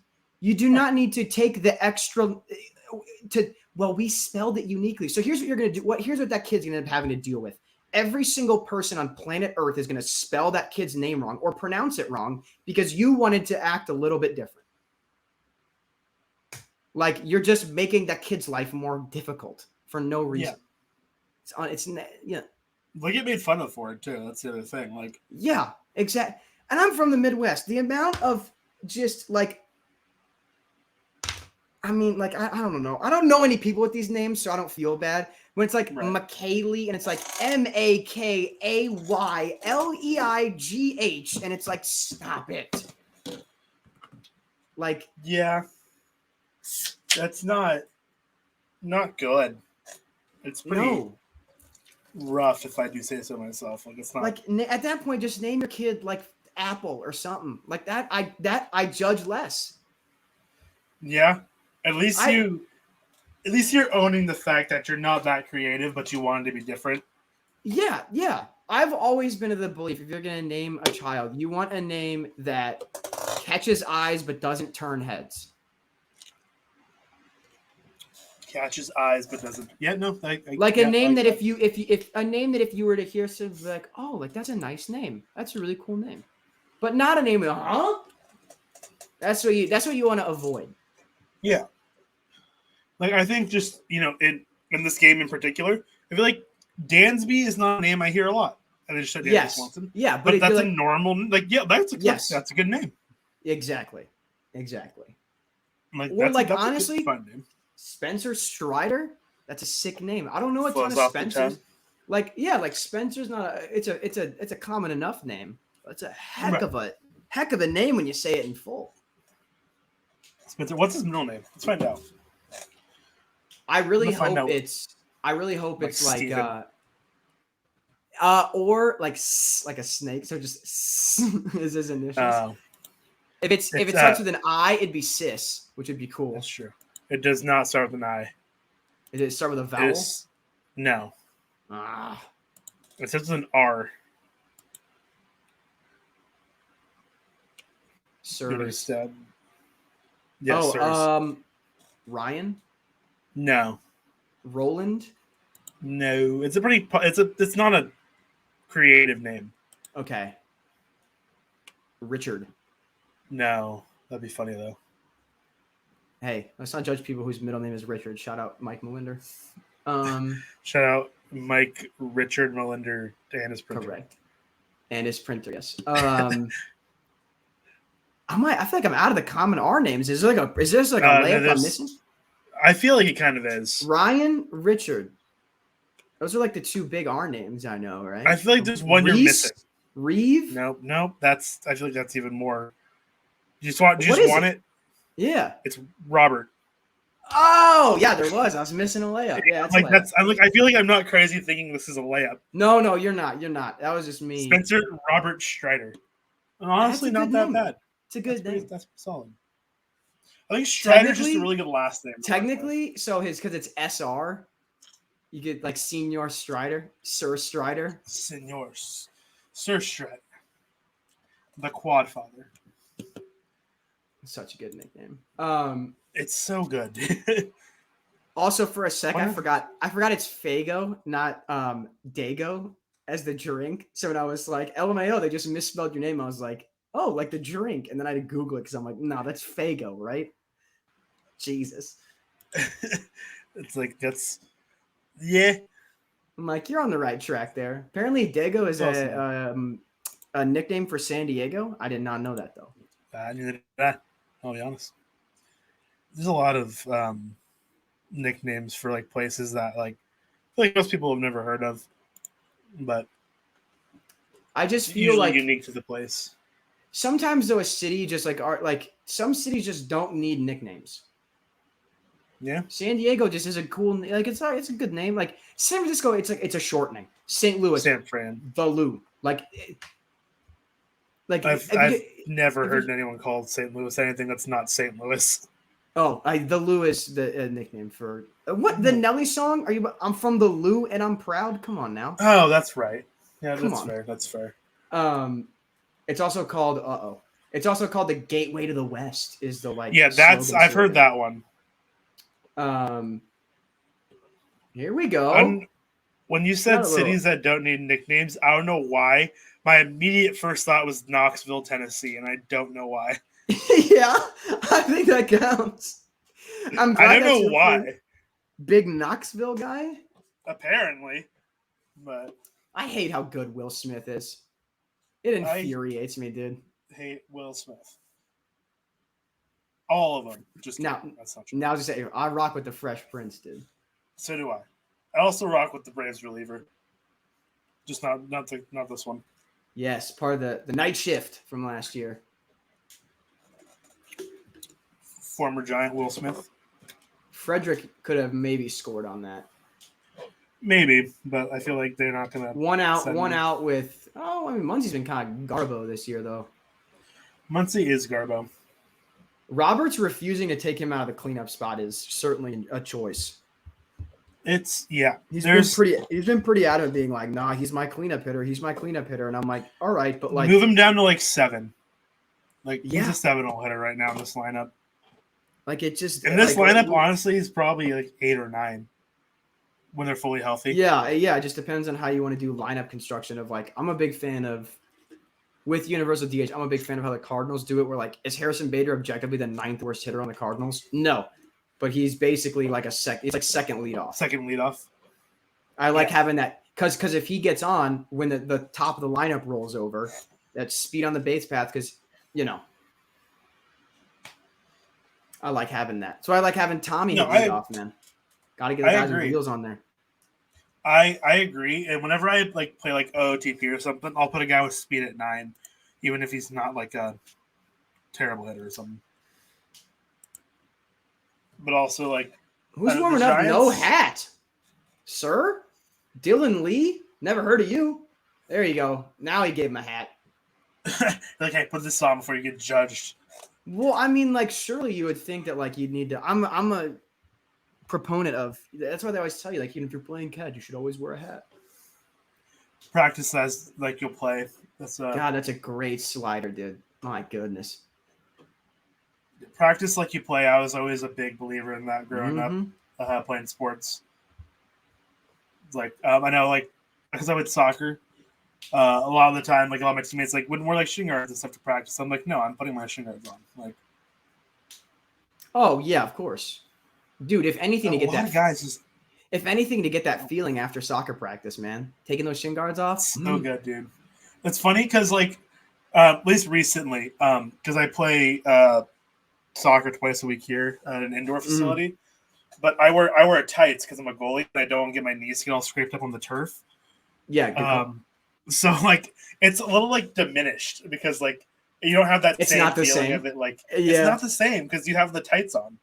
You're like you guys are up big. You're like someone give me their shin guards. Let me go up top. It's 4-1. Let me go up top. No, we're very bad. Like hey, not because actually of you. Sure. Actually, like so I played on 2 teams. A Tuesday team. Oh, Frederick. You're ahead of me.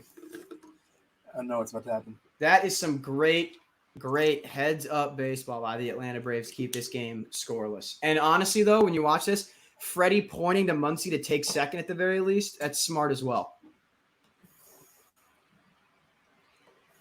Great defensive play. Oh, he just hesitated too. Yeah. Yeah, he was dead in the water, but that's good. That's great base running, good defense. Like, I mean, the Braves play that exactly how they should. Like, oh yeah, there's absolutely nothing wrong with what they did. It's just the Dodgers there, mostly Freddie having the awareness to make sure Muncy's going to. It looks like Muncy was reading 2 all the way, but yeah, well, because I think second was unoccupied, and it's like maybe if they make the throw, then a little bit of pandemonium ensues, et cetera, et cetera. It's smart. You get caught long enough. Yeah, that's something this last week. I believe it was the Cardinals got MLB was like raving about it, the base running. I don't remember who it was. Like intentionally takes a wide turnaround second to ensure run scores. Yes. It's very, very smart heads-up baseball. People in the Twitter replies were very confused because they didn't see that a run had scored as a result. Yeah, that's why. Like, first I was like, I'm assuming a run scored, or else they wouldn't be posting this. And almost if a run didn't score, then it's stupid. But yeah, Gorman overran on purpose because apparently, like, sliding is like giving yourself up as a runner. And so, like, by staying up and running through it, it's like the way that, like, That's part of it. It's also like you're getting to the base faster if you run through it. But it's another thing as well of like if you slide, especially like in the eyes of an umpire, it's like a whole strategy surrounding of like by doing that, you're like the umpire can tell that like the second he steps on second and like it's like, oh, he's trying to earn third base. It's like the way that it breaks down is very interesting. Yeah. There's a lot of like really small things that I feel like most like casual fans of baseball would not understand. Like another one I like a lot that happens every now and then is like a close play at home, and then it gets called safe, and then like they're looking to see maybe they'll review it, and the guy gets picked off at first intentionally. Yep. So they can't go back and review it because then it's a new play. That play you can't do that anymore because that'll happen it's not super often. It happens every now and again. I'm like, that's extremely smart. So it's very smart. Oh, first of all, anytime Justin Turner gets made look foolish, big fan. Look at this pitch. Is Strider about to make him look silly? Spencer, the quad father, Strider. That fell off a table. That was a great pitch. The facial-haired flamethrower, Spencer Strider. Oh, that's a great pitch. That's a phenomenal pitch because, like, you have to swing at that too. Oh yeah, 100%. That's 6 shutout innings for Strider. Oh my, yeah. We have got ourselves a wonderful pitching duel through 5.5. I believe Gonsolin has 4 Ks, only 3 hits allowed, and a couple walks. Strider's given up 5 hits, got 7 Ks through 6. His night might be done. Strikeout machine, man. I know he's at in 96 mid-90s. pitches. Yeah, mid-90s. He's probably done for that. I mean, sneaker, you never know, but I don't think they'll let him go because, I mean, I wouldn't. So his last outing wasn't very good either. So I'm like, you leave the gear, make sure that's a good outing. His last outing, he gave up 6 earned runs in like 2 1/3 innings. Yeah, it's a nice bounce back for him. It's a fantastic bounce back. I mean, plus, if not the best. You got Will Smith, you got Kenley in the pen. They got a third guy that's like a real shove it down the throat kind of guy. I don't know if I'm blanking. They got some dogs in the pen. Let me look because I don't know who off the top of my head. I feel like they have a third guy that I'm forgetting. It's got some. I'm pretty sure they do. They have Darren O'Day. I know that. He throws funny. But that guy feels like he's been around for forever. He has. That's why. Minter. Oh yeah, he's been pretty good. Minter's a dude. Also, Jesse Chavez is in their bullpen, and I don't know when the last thing you thought about Jesse Chavez was. When he was on the Cubs. Yeah, fair. But he is 38, pitching for the Braves right now. He has a 3 ERA and 30 innings pitched. So nothing to laugh at. He's been pretty solid.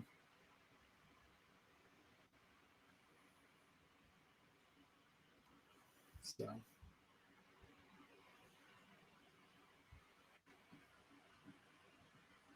Oh my God.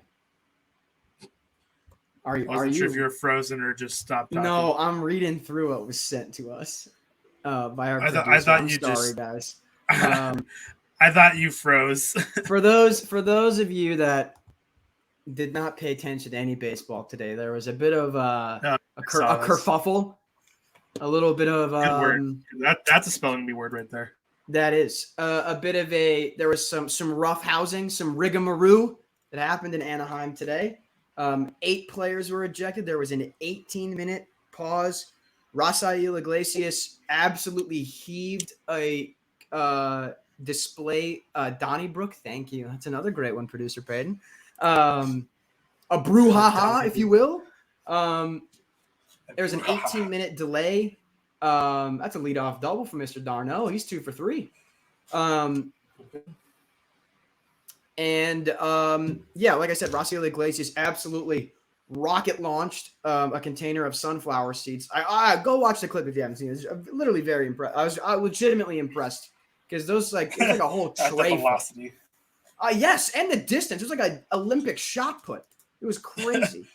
Anthony Rendon, cast and all, was throwing. I don't know if haymakers are the right word. I don't know if it was. I mean, we'll call it one.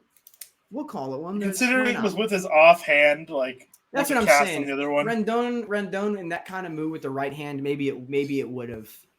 land a little firmer. But throwing a little skirmish. we were sent a Twitter thread. Someone on Twitter purchased Jesse Winker a pizza and had it delivered to the stadium after the game. He was one of the players throwing around some Virginia hams, and he got the boot. So he had a pizza purchase for him, which a nice gesture. But guys, let's remember that Jesse Winker will make more money this year than what some of us may never see in our entire lives. So maybe just send him a little tweet saying, "Hope you're doing all right, King." I don't think he needed the Papa John's there. It was Papa John's. It was not sponsored, but willing to be though. It was Mountain Mike's Pizza. Let's get that out of the way. Oh, also sorry. Not sponsored, but willing to be. But Western U.S. Oh, okay. So this is it's a Western. It's good pizza. It's good pizza. A California-based pizza place, and you're telling me it's good? Okay, let me rephrase. As far as chain pizza goes, it's good pizza. Okay. Like objectively, like they use very good pepperoni on their pizzas. Okay, that's important to me. I had pepperoni pizza for dinner this evening. There you go. Shout out to Airliner, not sponsored but willing to be. Fun fact about Airliner, that is the bar Ashton Kutcher was discovered in when he was a student here at the University of Iowa. Nice. That was also Tom Brokaw's favorite bar before they kicked him out because he had terrible grades and was going out on the town a bit too much. Yeah, that's fair. His words. But anyway, with all that, the thing that story there, the pizza and all that, the DoorDash driver that delivered that pizza really got a lot of love from Mariners fans. Got a nice little several tips from. I will say that is the nice part about this. Tip is always good. Always tip, guys. I cannot emphasize that enough. People in the service industry, like it's so important. 20% minimum. Minimum. Like that minimum. At the and least. Like the closer to 30 you are, the better of a person I think you are. So and if you're trying to decide between like tipping like in cash, like not cash, pick cash. Every time. That is also true. I gotta get better about that. Because the thing with me is like weirdly enough, apparently a big thing if you actually do have ADHD is welcome to our advocacy and awareness moment of the evening. Apparently it's a nice thing for people from most, I shouldn't say for, I'm not trying to generalize because I'm not one of these people, is ADHD is they are supposed to have cash because it helps visualize like how much money you're like supposed to spend and stuff. No, for absolutely. Me though, it's not in the account. So for me, it's like once it's been removed from the account, it's already been spent. Like in my brain, it's like once I'm holding that cash, it's like, this isn't my money anymore. This is just a piece of paper that'll get me things. I'm the same exact way, dude. And I don't have diagnosed ADHD, but I've had several people tell me I should get tested.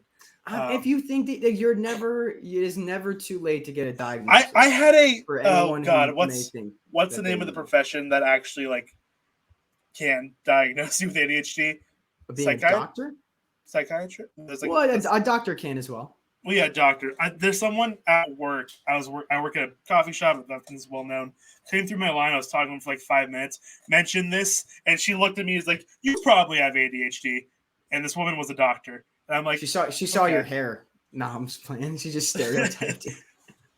No, she's after that 5-minute conversation. She's like, "You probably have ADHD." I'm like, she's like, "How many times?" I was like, "How many different colors have you dyed your hair?" Like, you're like, "I don't know. I just can't pick one. They're all good." She's like, "Yeah, there it is." No, I thought it was funny once. A big issue, specifically with women and young girls and women is they get diagnosed late and stuff as well. So ladies as well, advocate for yourself. Like don't. Now more than ever. If shit is hard, well, yeah, in general, in all capacity. Yes. But that's like part of I think with women's mental health care, a big part of it is a lot that is one of the disorders that is underdiagnosed more than it should be because it's either they're not believed or it's traits that you would associate having ADHD with are typical. Like there's a lot like a gender role. There's a lot of stuff there. I'm trying to welcome back to Dr. Digest. We're not medical professionals by any means. We are not at all. Not even. We just advocate for you to go see medical professionals. Take your medicine. That's the other thing. Yeah, like I'm on listen to doctors. I'm on meds right now. That's actually one of the few games I'll be on medication the entire time through. There's a reason the back third of these broadcasts always get a little shaky, and it's because the meds wear off. Which is why whenever Rudy's on, it's always an interesting gamble. Because if the game goes long, the further we get, I get more and further more we get enticed to egg Scott on with some David Eckstein chatter. Reasonable. Wow, JD Davis, 64% hard to hit leader. Good God. That's a lot. That's great. That's also a name you wouldn't think would be at the top. That means that on a given game, that means 2 of 3 hits. Yeah, every at bat except for one. It's a hard hit ball. Pretty much. Cool. That's crazy though. Also, random thing I just thought about because we talked about it last week. You know, we talked heavily about fast food for last week for some reason. We did. Yeah. So remember we mentioned we talked about Wendy's for a little bit and mentioned Wendy's got a strawberry frosty. Yes. I tried it this week. As did I. Oh, what did you think about it? I mean, it's good. Don't get me wrong. I'm a strawberry guy. But like I said, chocolate's right. got a grip on me like no other. No, absolutely. I agree. But if you haven't tried it, I would recommend. It's definitely worth the try. I'll definitely probably be getting it again once or twice this summer. So that's nice. Frosty reviews with Diego. Yes. It's a nice little treat, you know? Welcome back to Food Digest. Food Digest here. Dude, I really want to call out mattress action tonight. I was really hoping for a long ball. You're going to get any home run? Yeah. Well, again, it'd have to be an established, it's a guy that you and I both have to has to hit it for it to be match. So it has to be a Brave. Yeah. And if Dansby not goes Marcell Ozuna. I would give mattress action. 100%. Mattress action for Dansby Swanson. I'm sure all of Twitter would agree. Yeah, that Brett Phillips quote with him is so funny. The closer and closer I get to you, the more intimidated I am. You're so handsome, dude. That's the first thing he said to him to start the interview. He's like, man, just the closer I get, the more nervous I get. I'm like, yeah, I would too. That makes sense. That adds up a lot. Dude, my most boomer opinion about athletes and gear is, and I'm glad that I hated on Ozuna pre him being a criminal. Right. Is I hate the neon sleeve on him. I hate it. If it is your home, if it's your home country, or a charitable cause, or your team colors, go for it. It looks tight. I talked about how I love that Dylan Carlson has a gray sleeve when they wear the road jerseys, and he wears a navy when they wear the home jerseys, and he wears red red on the road. He accessorizes it to match. He enhances the overall uniform. It's just distracting, and I hate it. It's just neon green for the sake of being neon green. Also, shout out Ron Washington. Just showing him. Yeah. Oh, we love Ron. Love Ron. Ron could wear neon. I wouldn't care at all. No, yeah, absolutely not. Honestly, that low-key might be a competitive advantage because if you're a right-handed pitcher, having that neon in your eye line, that's probably why. That might be. Can they wear neon if they could? I mean, what's stopping someone from having a little neon laces on his shoes? Would that be a violation? Surely not, right? I don't think it would. I feel like it wouldn't. And also, I feel like wearing a neon arm sleeve as a third base coach would be a good idea because if you're waving guys on. Honestly, yeah, you could probably make the argument you're the left arm, so you could if you're waving a guy. Yeah, exactly. Also, just so. Good that the Dodgers are losing. Bad that it was Marcell Ozuna. Yes. We hate Marcell Ozuna, but we also hate the Dodgers. Certain pitchers have to cover up arm sleeves. Do they? Well, okay. Kind of. I think they're pulling Gonsolin right now. Yeah, it's Dave Roberts too. Look, it's one of the worst traditions in pro sports happening right now. Braves, get your act together. Yeah, I mean, just I don't know. Y'all ain't got a state flower or a state bird or a state animal or Let's look it up. what was a state animal of Georgia? I'm sure it's like a puma or something ridiculous. That'd be cool. I'm looking it up right now. I'm pretty sure their state flower is like a magnolia or something that looks pretty tight. The state animal. Hold on, wait. The white-tailed deer. So maybe not. Atlanta Pumas. Our producer said Atlanta Pumas would go hard. I kind of like that. Flower is a Rosa. I cannot pronounce that. Oh, it's okay. a type of Cherokee rose. That doesn't really help us. That doesn't really help us get away from the Native American theming. Ivagata? It's a very pretty flower. Shock or something. Something in Native American culture is stunningly pretty. Yeah, exactly. I mean, yeah. What's the state tree? There's this guy on TikTok that does state tree stuff, and it's super cool. You haven't seen him. He made a map of the U.S. of a wooden map of the U.S. and each state's made of like wood from the state. That is super cool. Wow, it's super cool. Like, that's really cool. Let me find him on TikTok real quick. I'll show you real quick. I'll find him real quick. I'll do a little research on common things in Georgia, and we can discuss. Yeah, exactly. I'm gonna find the state tree guy though. Oh my God, what are we doing, bro? Do you know what'd be fire? What? The Thrashers. When the hockey team left, just bring it back. Just be the Atlanta Thrashers, and then you could. That would be sick. That would be absolutely dope, dude. I'm looking for. Okay, here's a quick shot of the map itself. He just recently finished this. Hold on. Oh, let me. That's so cool. That's so. It looks so super cool. dope. The guy's name is Justin the Trees. On TikTok, his name is Justin, but his @ is Justin the Trees. Oh my God! What is with the? Can I read you some of the names of the mountains in Georgia? Because I was like, maybe they have like a cool named. Ready for this? Yeah. Blood Mountain, Slaughter Mountain, Dick's Knob. Nice. What's going on? Screamer Mountain. What's going on here? The Atlanta Screamer Mountains. Does that say Cowcock Mountain? Cow Rock. Okay. I'm sorry. A Southern Living Oak. The Georgia Oaks. That would go hard. That would go hard. What's their minor league team? What are the minor Atlanta league teams? Stripers. I don't hate that. Let me look. Before the Calgary Flames were the Calgary Flames, they were the Atlanta Flames. I have an Atlanta Flames hat. I mean, they're the Gwinnett Stripers, the Mississippi Braves, the Brown Braves, the FCL Braves, the Augusta Green Jackets. I don't hate green. Oh, because it's Augusta, though. Yeah. Which is also just cool. Apparently, Augusta Green Jackets, like, games are, like, super, super dope. Like, apparently it's one of those, like, minor league, like, stadiums that are, like, super impressive. Why don't they just continue with another bird theme? They got the Hawks and the Falcons already, right? So let's think. What about? Let's Google birds of prey here.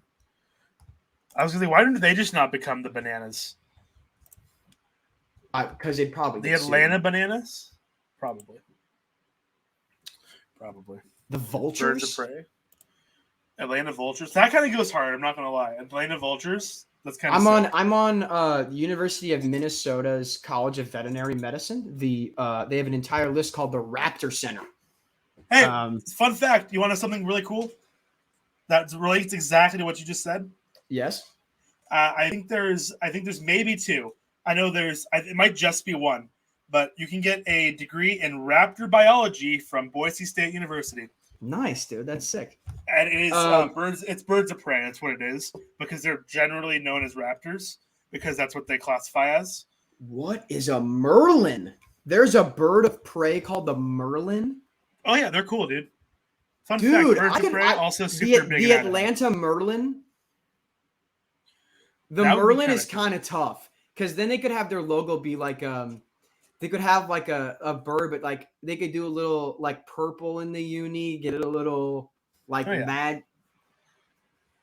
That'd be kind of also tough. Fun fact: here in Boise, Idaho, there is a birds of prey habitat, like sanctuary, that is here in Boise, and it's run through. Let me find out the exact organization, but it helps to preserve species of birds of prey and It's all that. fantastic. They rehabilitate some birds and all that stuff, and it's super cool. I went once with my family last year. They're up visiting me. Incredible just to see all these birds. They have just like they were rehabilitating a bald eagle at the time. Mm-hmm. So I got to see just like this eagle. It's massive. Like they're such big birds. I mean, my aunt. Cool. Shout out to Aunt Meredith. She's a member of the Audubon Society. Birds are beautiful creatures. Look at this Peregrine bird. Fund. Look at this bird, Merlin organization. Merlin's it's got dope, dude. Navy blue, like Carolina blue, gold, white. Tell me that wouldn't be a sick team. Like that's a great color palette. That's a great color palette. Oh, you can incorporate a little like because it's still Merlin, right? So I think you could do like that color base and still do the bird. So continue the city theme, but your branding can be, a little, like Love and Spoon. Oh my God. Imagine they did a uniform reveal and they did Love and Spoonfuls. Do you believe in magic? That'd be hard. Yeah. Hire me right now. This is how you guys know I work in marketing and public relations. That would be a ridiculously dope uni drop. No, absolutely. 100%. Oh my God. This fake team. I might just build this team in OOTP at this point. You should. Might have to be a show team so I can actually do the uniforms, but yeah. Get Kasabi to help you out, dude. Dude. Hit up Will Arvin. That boy nice. Easy out of retirement. I'm just gonna make all of my articles that I write for Diamond Digest just uniform mock-ups. That will never happen. That would be a fantastic series, though. I'll leave this on air so there's a record of it. I think I could do a series of like redesigning, like if redesigning teams that I think could use a facelift. That's fair. Also, real quick, just because on subject, I did take a short break from Wendell. They will be back. I'm just currently on a brief hiatus. I needed a break. Just throwing that out there. It does take a fair amount of. It takes a lot of work. It does take, yeah. So I took a brief break from it, but it will be back this week. I'm sure our viewers are big fans of doing with your friends, the let's remember some guys meme. Yeah. But when you have to, for your job, do let's remember one specific guy that can get currently still playing. Yeah, that can has a last name that is between 5 and 8 letters. And then also find a stat that's not too unique, but also not too general. Like it's a lot of work. Diego made that rule with specifically Brad Hand in mind. You stink. He's having a good Brad Hand. And it's just because four-letter last names are just too short. Well, you could make it his full name, I guess. That's actually Brad Hand. Pocket that for like 6 months from now when people forget about it. That'd be a crazy good one. Like you got to get this guy's full name. That'd be it's his full name. It's 8 letters. It's like I think you get a lot of guys thinking like M-I-N-T. like AJ Minter. Yeah, that's what I'm saying. There's room. A lot of guys who were like 1-2, like first name. Like, wow. Heck of a play by Mr. Freddie Freeman. Frederick. I mean, to be fair, Muncie does make a nice play on this ball, but I don't want to give him any credit. I'm going to say this is all Freeman. Is he like a super nice pick? Yeah, that's a great pick. That's a tough pick to make, and like that's a run-saving pick. Like if you bobble that, the run counts. You might if you miss that. That's like at least 2. We're cruising into the top half of the 7th here. In the words of Kermit, cruising right along. Cruising right along in search of good times. We're gonna get DMCA'd. I'm sorry. No, I'm just kidding. That's why I stopped. Jim Henson, I love you. True. That's true. That's not even. I'm not even birds. saying that. We were talking about birds. Yeah, the Peregrine Fund is the organization for at least out here in Boise. So, what was I about to say? Oh, dude, I love one of my favorite like riffs and bits to do though. The 2 old guys in the Muppets that like heckle from the theater. That's such a good bit to do with your friends. It's so good. 100%. It's so good every time. There's a lot of bits. A big fan of just like the hyper specific bits that you have like with your friends that like you can say anywhere and makes no sense to anybody. Yes, I'm trying to think if I want to drop like a uber specific.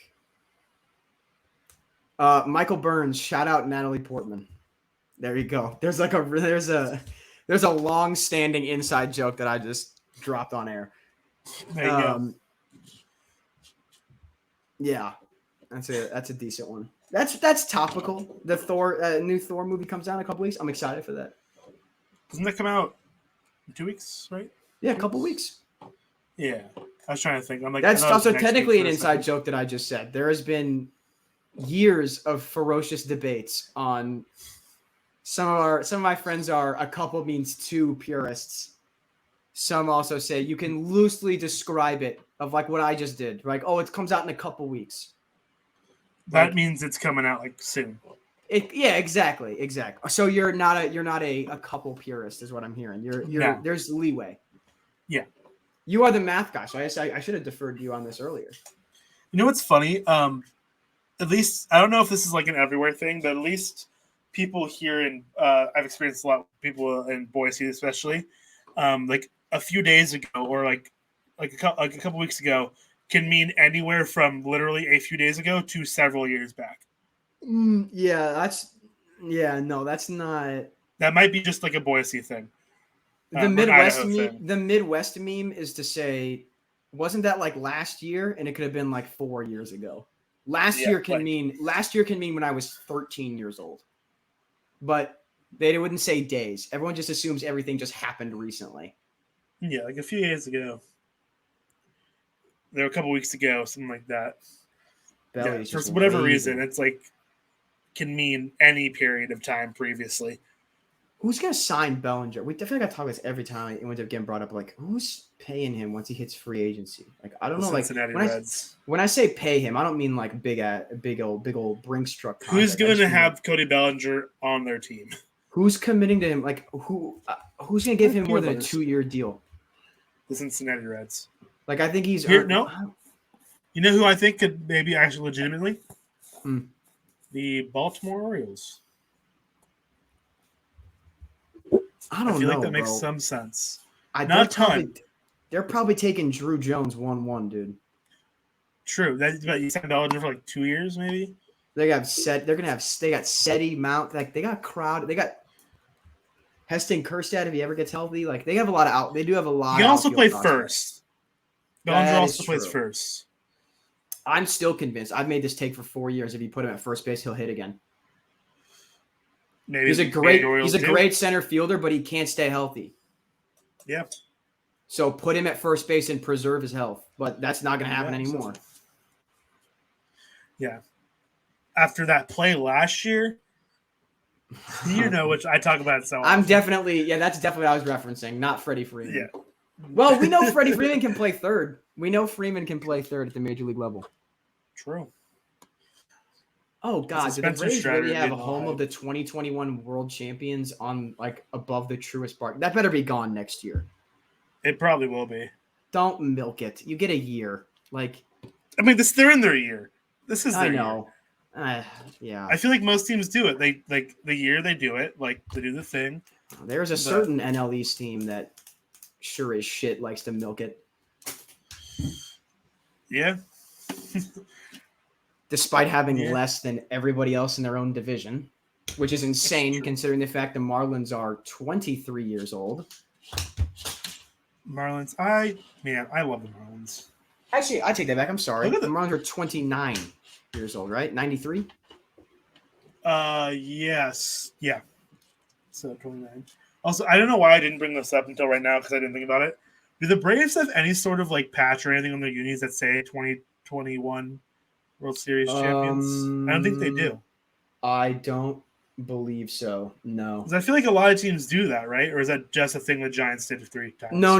Well, okay. Well, how depends on how classy of an organization you are. All right, like a patch is classy.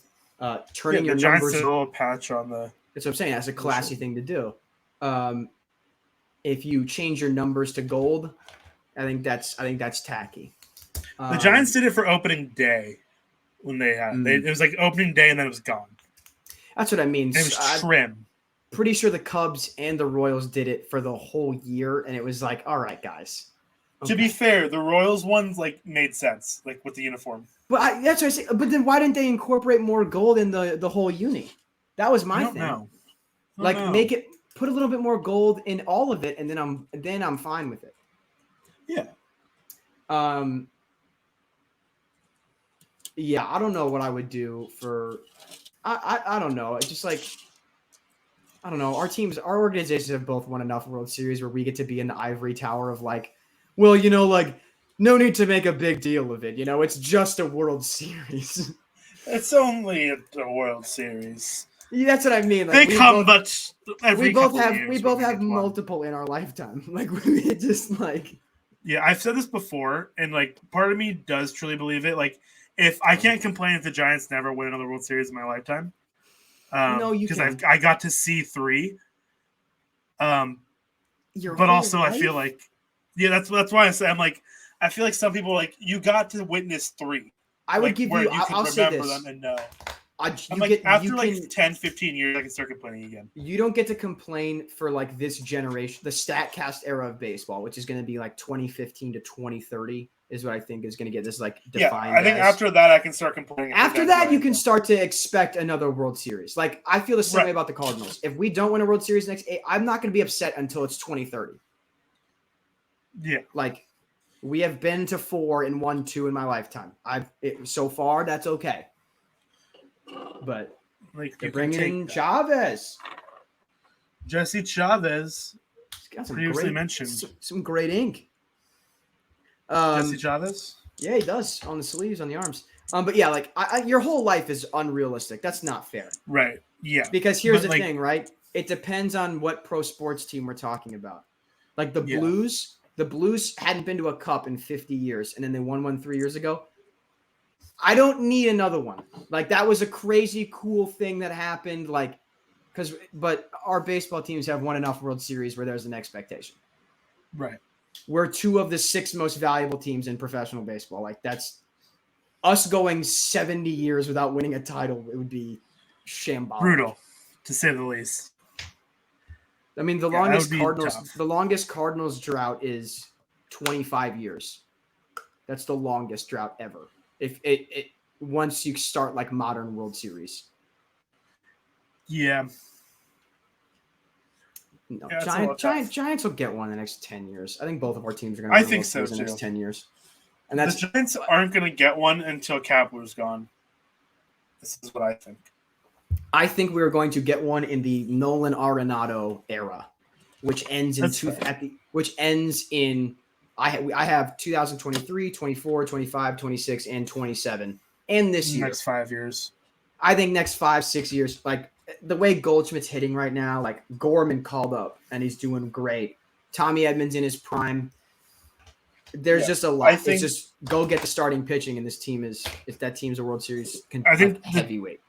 The Giants have to get one in the era of Logan Webb, Luciano, Bart, if he figures it out, if like with those guys. So that's the next like 7-8 years.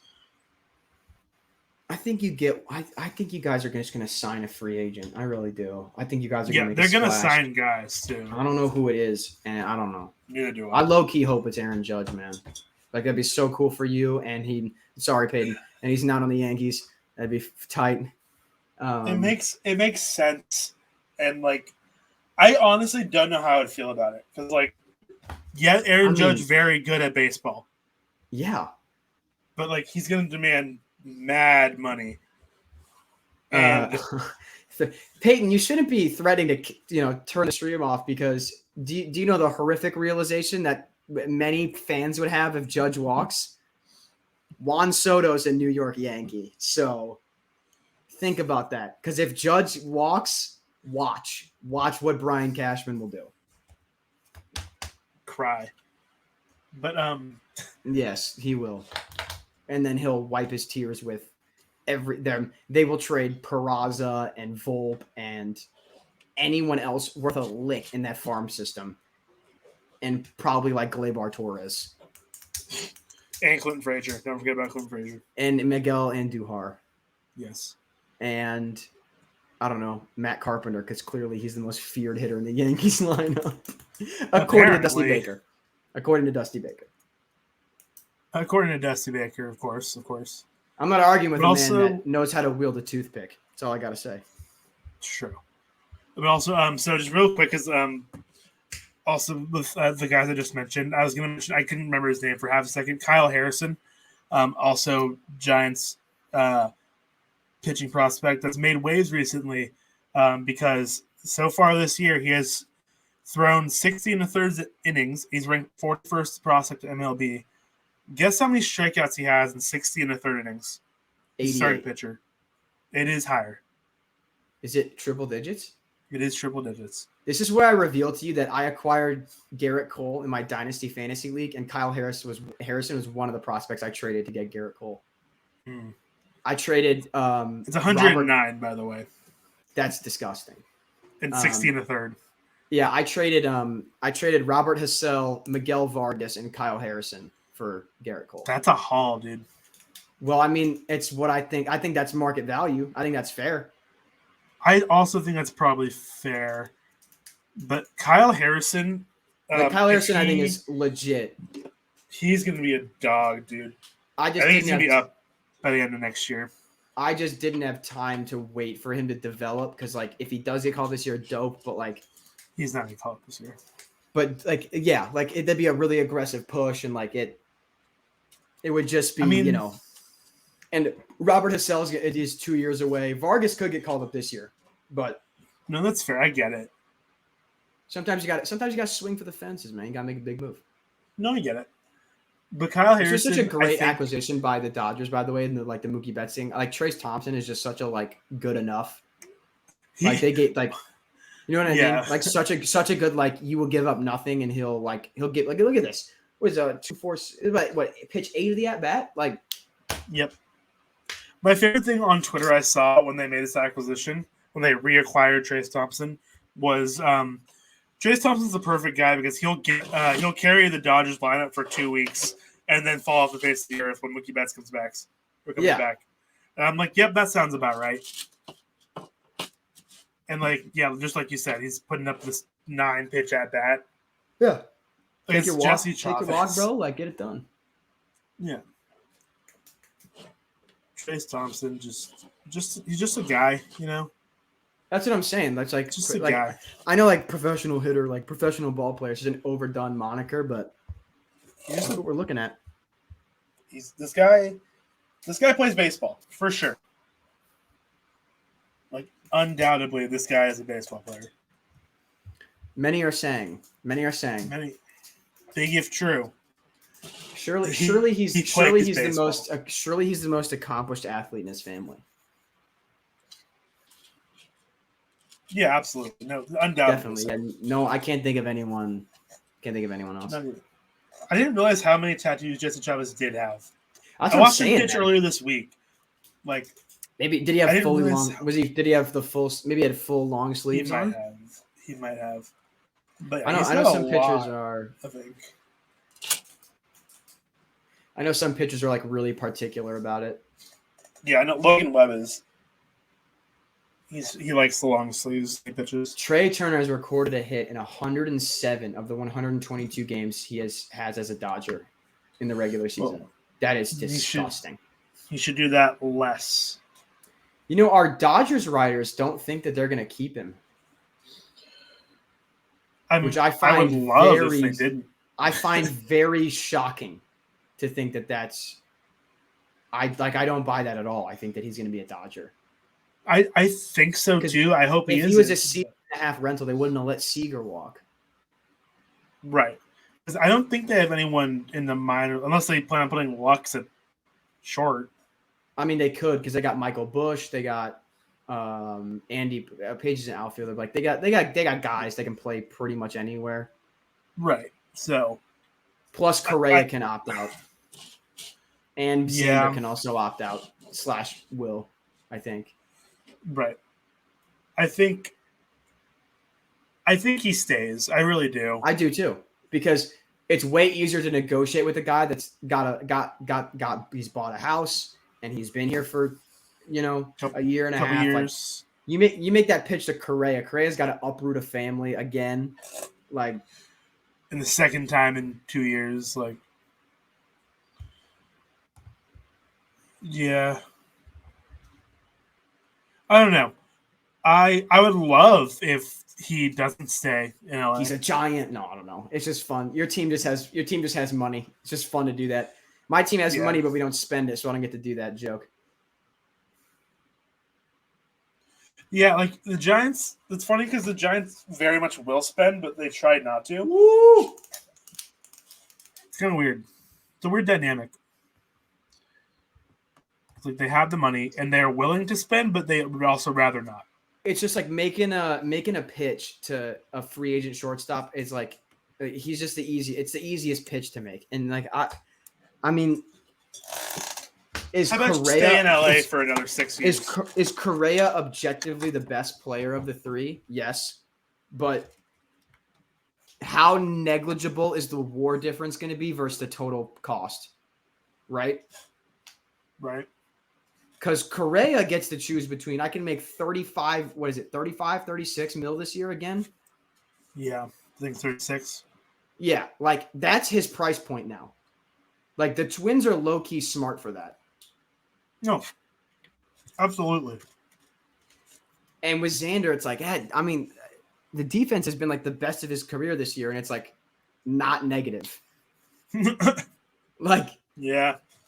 So, and for me, even if Trey Turner's not a great defender, like I'm taking what he brings, like his BSR. I'm taking the base running. I'm taking the stolen bases. Like he's not a bad defender. Correa's also missed time. Like I think it's true. I want to talk about like a depreciating asset. Trey's speed is a depreciating asset for sure. Like I'm not saying that isn't, but 3 years later, he's not a 40 stolen base potential anymore. He's a 25 stolen, but you're still taking that in today's 100%. Game. If he's capable of stealing over 15 bases, that's like elite in today's game. Like you're taking that. Yeah, absolutely. But yeah, I don't know. I think it'll be weird to see how it plays out. It feels like the fans are more pessimistic than anything, which is kind of weird considering Dodgers fans are the worst and like some of the dumbest I've ever seen on Twitter. So it just doesn't make. I just don't get the logic of letting him walk in the sense of like you guys clearly don't get and rightfully so don't give a shit about luxury tax. Don't care about any of that nonsense. And I mean, how old is that brother? 28. Like who cares, man? I'm paying him. He might not even be 28. Let me double check. He turns 29 in 4 days. Happy early birthday, Trey. Oh, there we go. But yeah, like I'll give him 6 years. I'll give you a 6-year deal. Yeah, easy. I'll give him 6. I'll give you player option for the 6th year even. I'll let you opt out after 5 if you want, because that's when Freeman's contract expires. So let's play. Like I'd offer that to be like hypothetically if we've fallen off the wagon. Right. You could opt out when Freeman's contract is done and, At what, 32, 33? So yeah, nice contract in that point. Like you'd have enough time to sign a 3-4 year deal for probably at the same AAV if we're bad. Yeah. I don't know. I absolutely think it's the Dodgers. Trey Turner's is the Dodgers to lose. And I don't think they're going to let him go. I really don't. Well, and just also what you gave up. Like, yeah. Clearly, you traded for both of them on purpose. Like, you're not doing that shit to. You're not doing that to just like let it ride for a year and a half and then be like, thanks. Now we're gonna go employ. I don't even know who's gonna hit the free agent market. That's like a mid-level offer right now. On the shortstop market. Yeah, I know it's top heavy, but I don't like Freddie Galvis. Yeah, that's my point, right? Like, there's no real mid-level. Jorge Mateo. He's been pretty like. I love Jorge Mateo. Yeah, like that would be the like bargain bin, but they're not going to do that. No. My point really is that there's no guy you could only sign for like 15 mil. Does that make sense? Yeah, no, you're either paying 2 or like 35. Yeah, and if you want to win a World Series, oh, it sneaks through. I love Michael Harris, man. That ball looked like trouble off the bat. Watch this. This ball just knifes its way into right center. I'd love to see it. ESPN be faster. All right, take your time. ESPN, it's fine. On the first pitch? Yep, on the first pitch. Yep. Nice. It just looked like trouble off the bat, man. That's a good piece of hitting. It's not a bad play by Lux. That's full extension. That's just timed it up. Oh, yeah. Sometimes it just gets over your head, and there's nothing to do about it. I'm stealing this base right now off the lefty. I'm taking the risk. I'd agree. Oh, yeah, Lux was full extension there. Mm-hmm. It's a nice effort. Yeah, absolutely. Yeah, that was close, dude. That was close. He's auditioning to play shortstop next year. Honestly. Because, like, I feel like the second base, like the infield market, I feel like isn't even very good next year either. No, I mean, it's like I said, bro. You're either paying. There's not 35. Even a 35 option. Who's a 35 option at second base? Like nobody, right? At second, no one. I mean, I guess actually, when does Brandon Lau hit arbitration for the Rays? If that happens in 2023, the Dodgers maybe trade for Brandon Lau, put Lux at short. I could see it. Like, yeah. And because they could trade Michael Busch and Bobby Miller. Yeah. Also, Dansby's a free agent this offseason, right? He's a 35. He's gonna get. I don't think he's the year. I think he's like 25. That's what I'm saying. He's played him.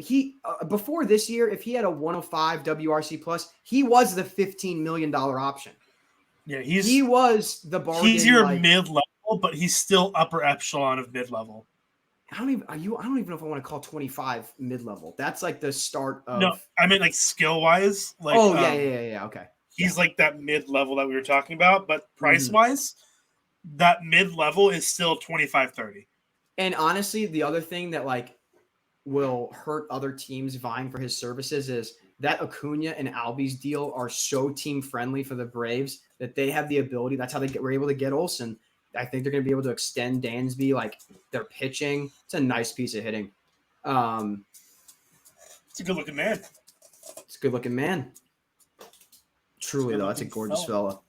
Dansby Swanson is a good-looking fellow. 100%. Atlanta's in a position like I think they're like really fortunate. I mean, obviously, it's still a little exploitation if you're looking through the lens of the player, obviously, but it's a lot of exploitation, not even a little. Yeah. Well, the thing is, I will say with the Acuna deal is everyone is like, oh my God, 8 for 100 is like not a lot. I'm like, when he signed that, I'm like, he's hitting free agency at 29. Yeah. Like he's still going to get a $400 million contract. It just 100%. The Albies one is worse. The Acuna one I think is fair. Because it buys out a lot of his arbitration, right? Yes. So like it's not awful. Like the Albies one is horrific. The Albies one is awful. The Acuna one to me is the most fair of any of the like insanely young mega extensions I've seen. Other than like Tatis.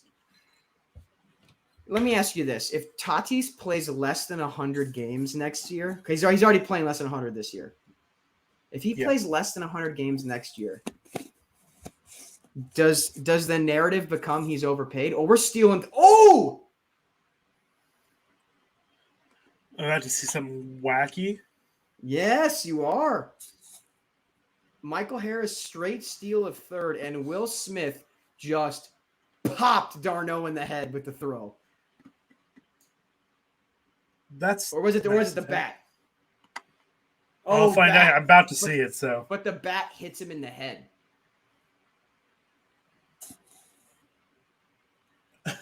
He just stands there. Well, that's the right. He doesn't move. That's the right thing to do. That's right.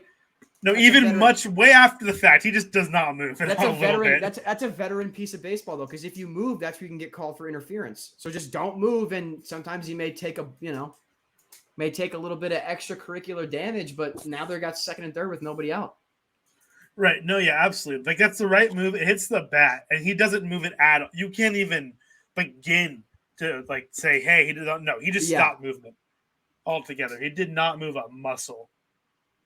Phil Bickford getting loose. He's got some nice hair. Former Giant, Phil Bickford.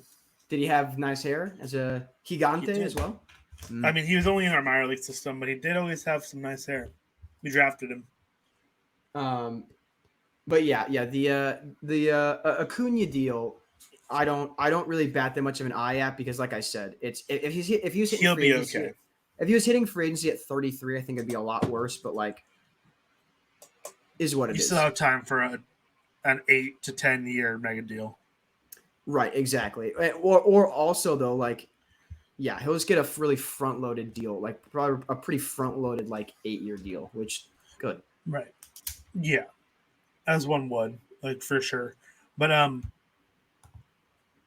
like, I don't know. What's let me do quick math here. Quick math.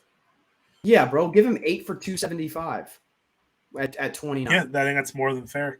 That's like 34, almost 35 mil a year. And then by that point, like, I don't think anyone would bat an eye if I told you that in a 16-year career, like, that would mean that Acuna on average got paid $23.4 million a year for his MLB career. If you were to play only those 16 years, I think that's fair. Only those 16 years. But I mean, like, if he were to get another contract, I was just doing the math. No, right. 375 over 16. I think that's fair. No, absolutely. So it's again, this is my obligatory. Paul Goldschmidt is only getting paid $26 million this year by the Cardinals. That's outlandish. Yeah, what's really weird about the Giants is next year is they have a lot of available money this next season. They got to extend Rodon with that money is what they got to do. He's earned it. Yeah, Rodon's on 2 for 44, and we signed him. It's player option though, right? I do not believe so. I thought it was player option. It could be. Let me double check. I feel like it's not. I feel like I thought the whole point was like if he's only okay this year, he could opt in. Oh no, you're right. There's an opt out. You're right. But they'll pay him. Yeah, my thing though is that like, if I were the Giants, though, I wouldn't even be worried though if he opts out though, because maybe they just have the discussion of like, how about you just extend me for an extra year for like 3, give me 5 for 125 instead of 4 for 100 next year. Like, if I'm already gonna we could just do it now and be done with it, and then we all have the security, and I could see him doing something like that. I agree, and he really likes San Francisco too, which is a big plus. That's the other thing. What's nice about being a Giants fan, a lot of players fall in love with the city. We talked about this a little bit earlier. Yeah, like a lot of players do like the city a lot. Attractive pitching destination as well. Absolutely, and he's been so good this year, dude. He had a couple starts where he was looked a little shaky, but we were on camera from one of those. Yes, but he's been so solid all year. He's been good, but we're paying Belt 18 this year because he picked up his player option, but as a player his qualifying offer. Mm-hmm. So that's off the books. Tyro's being paid nothing. Crawford, I think, is getting paid 15, if even that. I feel like it's less than that for one more year. But that's the thing, that's the mid-level price point. I think you take that. Yeah, you absolutely take that, and then you have Luciano the year after that. Russ could be making nothing. Casale is making nothing. Webb's on nothing. Most of our bullpen, Doval, nothing. Rogers, nothing. McGee, not much. Garcia, nothing. Leon, nothing. We have a lot of room to do stuff we want to. Yaz isn't making a lot. Luis Gonzalez not making a lot. Jock is off the book. He's only making 6 this year. Yeah, it's nuts. Jock Peterson is making $6 million this year. The Cardinals feel geared up to do something similar because Waino's at 17, Yachty's at 10. They're both off the books. But Harrison and Tyler O'Neill, we both bought out the rest of their ARB years. Like we just came to an agreement on a deal. Carlson hits ARB this year, but like I still think Dylan Carlson has a ceiling to be like a 5 WAR player. It's just like because the defense is good and he OPS like 780 last year. I think he's gonna be an 820 OPS with good defense guy, which won't OPS. Right, yeah, but that's not gonna cost you in free agency. Right. I think his peak years is just gonna be like 5 or 6 years in a row of like a 5 WAR season. And you're like, great. But I don't think he's ever gonna have a year where you're like, wow.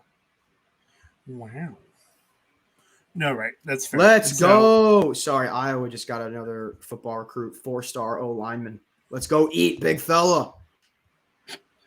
What's it like getting like the 4-star recruit? Boise State never gets like 4 stars. Dude, we used to not, man. We get a lot of 3 stars though. I've talked about this with Iowa for years. When I first got to college here, this team was a 6-6, 7-5 team. And I noticed with recruiting that we used to only get like 2 and 3 stars. And then slowly, very slowly, it was first couple years of my undergrad, all 3 stars. Year after that, a couple 4 stars. Year after that, my senior year, last year, we got 1 5-star. Granted, he was in state, but still a 5-star. A few 4s. This year, about half and half 4 and 3s. We're probably going to get Caden Proctor as like the number 5 recruit. He's as a high school junior, he's 6'7", 330. Jesus Christ. Grown man, he could eat us. He could eat either one of us as an appetizer, and the other one would be dessert. Lineman, I'm guessing, right? Oh yeah, Caden, come be a Hawkeye, baby. The guy that was a 5-star that we got last year, they went to high school together as well. So okay. They're like boys and stuff. He's choosing between Iowa and Alabama, but he just canceled a bunch of other visits and is visiting Iowa. Oh, it was yesterday. A bunch of Iowa writers think he's like that's reasonable, I feel, because he canceled all of his other visits after he visited Bama and then added the Iowa visit. So I think I think he visited Bama and was like, this is fine, like it's cool, but see, and then now Boise we're starting State. to, so I get your pain because I used to be really annoyed, and we're starting to. Boise State, what they have going for them is like the city. Boise as a city is a good place to be. Yes. Like I'm sure that a lot of on people the campus are gorgeous. Oh, absolutely. Dude, in the winter, like the very beginning of winter, where it's not snowing in the Treasure Valley, but snowing in the mountains, in the foothills, you can see it on like the tops. Mm-hmm. Gorgeous. But it's Idaho. Like a lot of people don't even give it a thought. I-States people overlook, man. I get it. At least you play in a division that like helps you out. Big Ten is that we get a lot. Any lad worth their salt academically. That O-line recruit that we got, by the way, 6'6", 295. Jesus. Woo! He's gonna go real nice on that. We're O-line you. I'll say it, bro. We're absolutely O-line you. I think we talked about this last week. We did, and that's why I was really excited. I talked about Proctor, man. Like, come play ball. O-line you, tight end you, right? I'd say that those are what we're known for. Yeah. I mean, and we got some decent like defensive backs and stuff, like Josh Jackson, Desmond King. There's a guy on the Cowboys, I swear, that went to Iowa. A guy I'm friends with, Chauncey Golston. He's a D lineman, but not a corner. No, I know, but just I was thinking I was trying to think about Chauncey Golston, on the Cowboys. He's a good player. Yeah, he is. I like him a lot. He's a lot of Cowboys fans like him a lot, actually. His kid is really cute too. We were in class once. It was like online, obviously, and his kid comes out and he had like a bucket on his head. And Chauncey was like, "Hey, I gave you that. I told you I'm in class for an hour. I told you that you ate all that. Like I told you that had to last an hour. We were like 10 minutes into class, and his kid just came out like with the bucket on his head. It was just one of the, he's like, just give me like a minute here. I gotta make more popcorn for my son." And I was like, "Yeah, dude. Like I'm not mad right now. Like that's hilarious." That's so good. I love that. But that's actually really funny. I love that. But nice Boise State like will randomly produce like a really good running back every like 4 or 5 years. Muscle hamster, dude. In the league. Yeah, Doug Martin, the muscle hamster. One of the single greatest individual rushing games ever. Dude, man, I remember being so excited about like when that happened. I was so pumped. And I wasn't even here yet. I was in high school.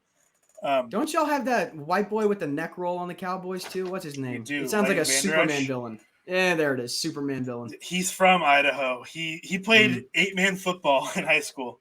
There you go. Hey, that's some Iowa and Boise have. Like, you just get dudes like that. Like George Kittle, Iowa was the only like D1 school that gave him, or actually the only school that gave him an offer. See, he was a walk-on at Boise State. Dang, yeah. Oh, I think Kittle was like a 2-star. Yeah, he wasn't even. He played 8-man. He wasn't even anything. That's walked awesome. on at Boise State, earned a scholarship after freshman year, and then was like the tackles leader in like school's history for a single season his junior year. Just kind of went nuts. And I remember I was so excited when he got drafted. It was my freshman year my freshman year at Boise State. I was so excited. Like, is there a guy that got drafted that you thought would be better than they were in the NFL? Like, you saw him play at Boise and you were like, this guy's going to be like good in the NFL. And then they like, not that they're like out of the league maybe, but like you thought they'd be like maybe a starter or like, because I thought Kellen Moore was going to get an actual shot in the NFL. Okay. That's fair. And then he didn't really get much of a chance. He started like 3 or 4 games, but like didn't do much. I get why he didn't, but now he's a really good offensive coordinator. So, for me, it was Akram Wadley. I have no idea who that is. So he like, you look at his like college numbers, like they're not great, but like he just like when you needed a big moment, like dual threat, can catch, can run, like just like a good running back. And he was like so shifty, like, and he was like Derrick Henry's like backup for like a couple years, and then like got like there's like a picture of him next to Derrick Henry, and it's like LMAO because he's like 5'10". Gotcha. Like let me I've seen that picture. Let me pull up like this call, like senior, like his 2 years as a starter, 1,100 yards, 10 touchdowns, 1,400 yards from scrimmage and 13 touchdowns. His senior year, 1,500 yards from scrimmage, 13 touchdowns. Okay. Like, just like and like you also like you said, like there's a certain prestige of being an Iowa guy. I was like, I surely like a guy that produces. He averaged like it said he averaged 5.5 yards a carry. I'm like, yeah. I'm like, he should stick around at least on like a rookie deal. Not the case. Yeah. I don't know. Like with Boise State, there aren't when we have a guy like he's gonna go to the league. Like there's like 1 or 2, maybe a year, and like this last year, Khalil Shakir got drafted by the Bills. Right. He's gonna be so good, and he went in the 5th round, and I was so upset the Cowboys didn't draft him. That's what I'm saying, man. You and I have a lot of similarities. I say every year Tyler Linderbaum fell to 30 in the 1st round, and I was like, you morons! You are all morons. I said the same thing about Tristan Wirfs. What draft was that? 2021, right? That's Tristan Wirfs, I think. 2020. No, he was 2020. Yeah. Let's go to the 2020 NFL draft. All right. Yeah. Because I'm going to go ahead and claim off rip he should have been a top 5 pick. Probably. I'll say it. But I do like before you do that, like the one guy that I do like Boise State guy that Cedric Wilson. He got drafted in like the 6th by the Cowboys. He just signed with the Dolphins this last offseason. Like I was really excited for him too because I met Layton a couple times too because like we were all on the same campus. But Cedric Wilson, I ran into at a volleyball game once because I was in the student section. Him and a couple other guys come through. They stand right next to me. This big play happens. He leans over to me. He's like, "What just happened?" I explained it to him. Gave me a fist bump, and then they walked out. He was there for maybe 10 minutes. And that's amazing. That's so. And it's my favorite story. And I'm like, and then he like went on to like, he's a dog, dude. He's a good receiver. All right. So I said I think Wirfs should have been top 5 off rip.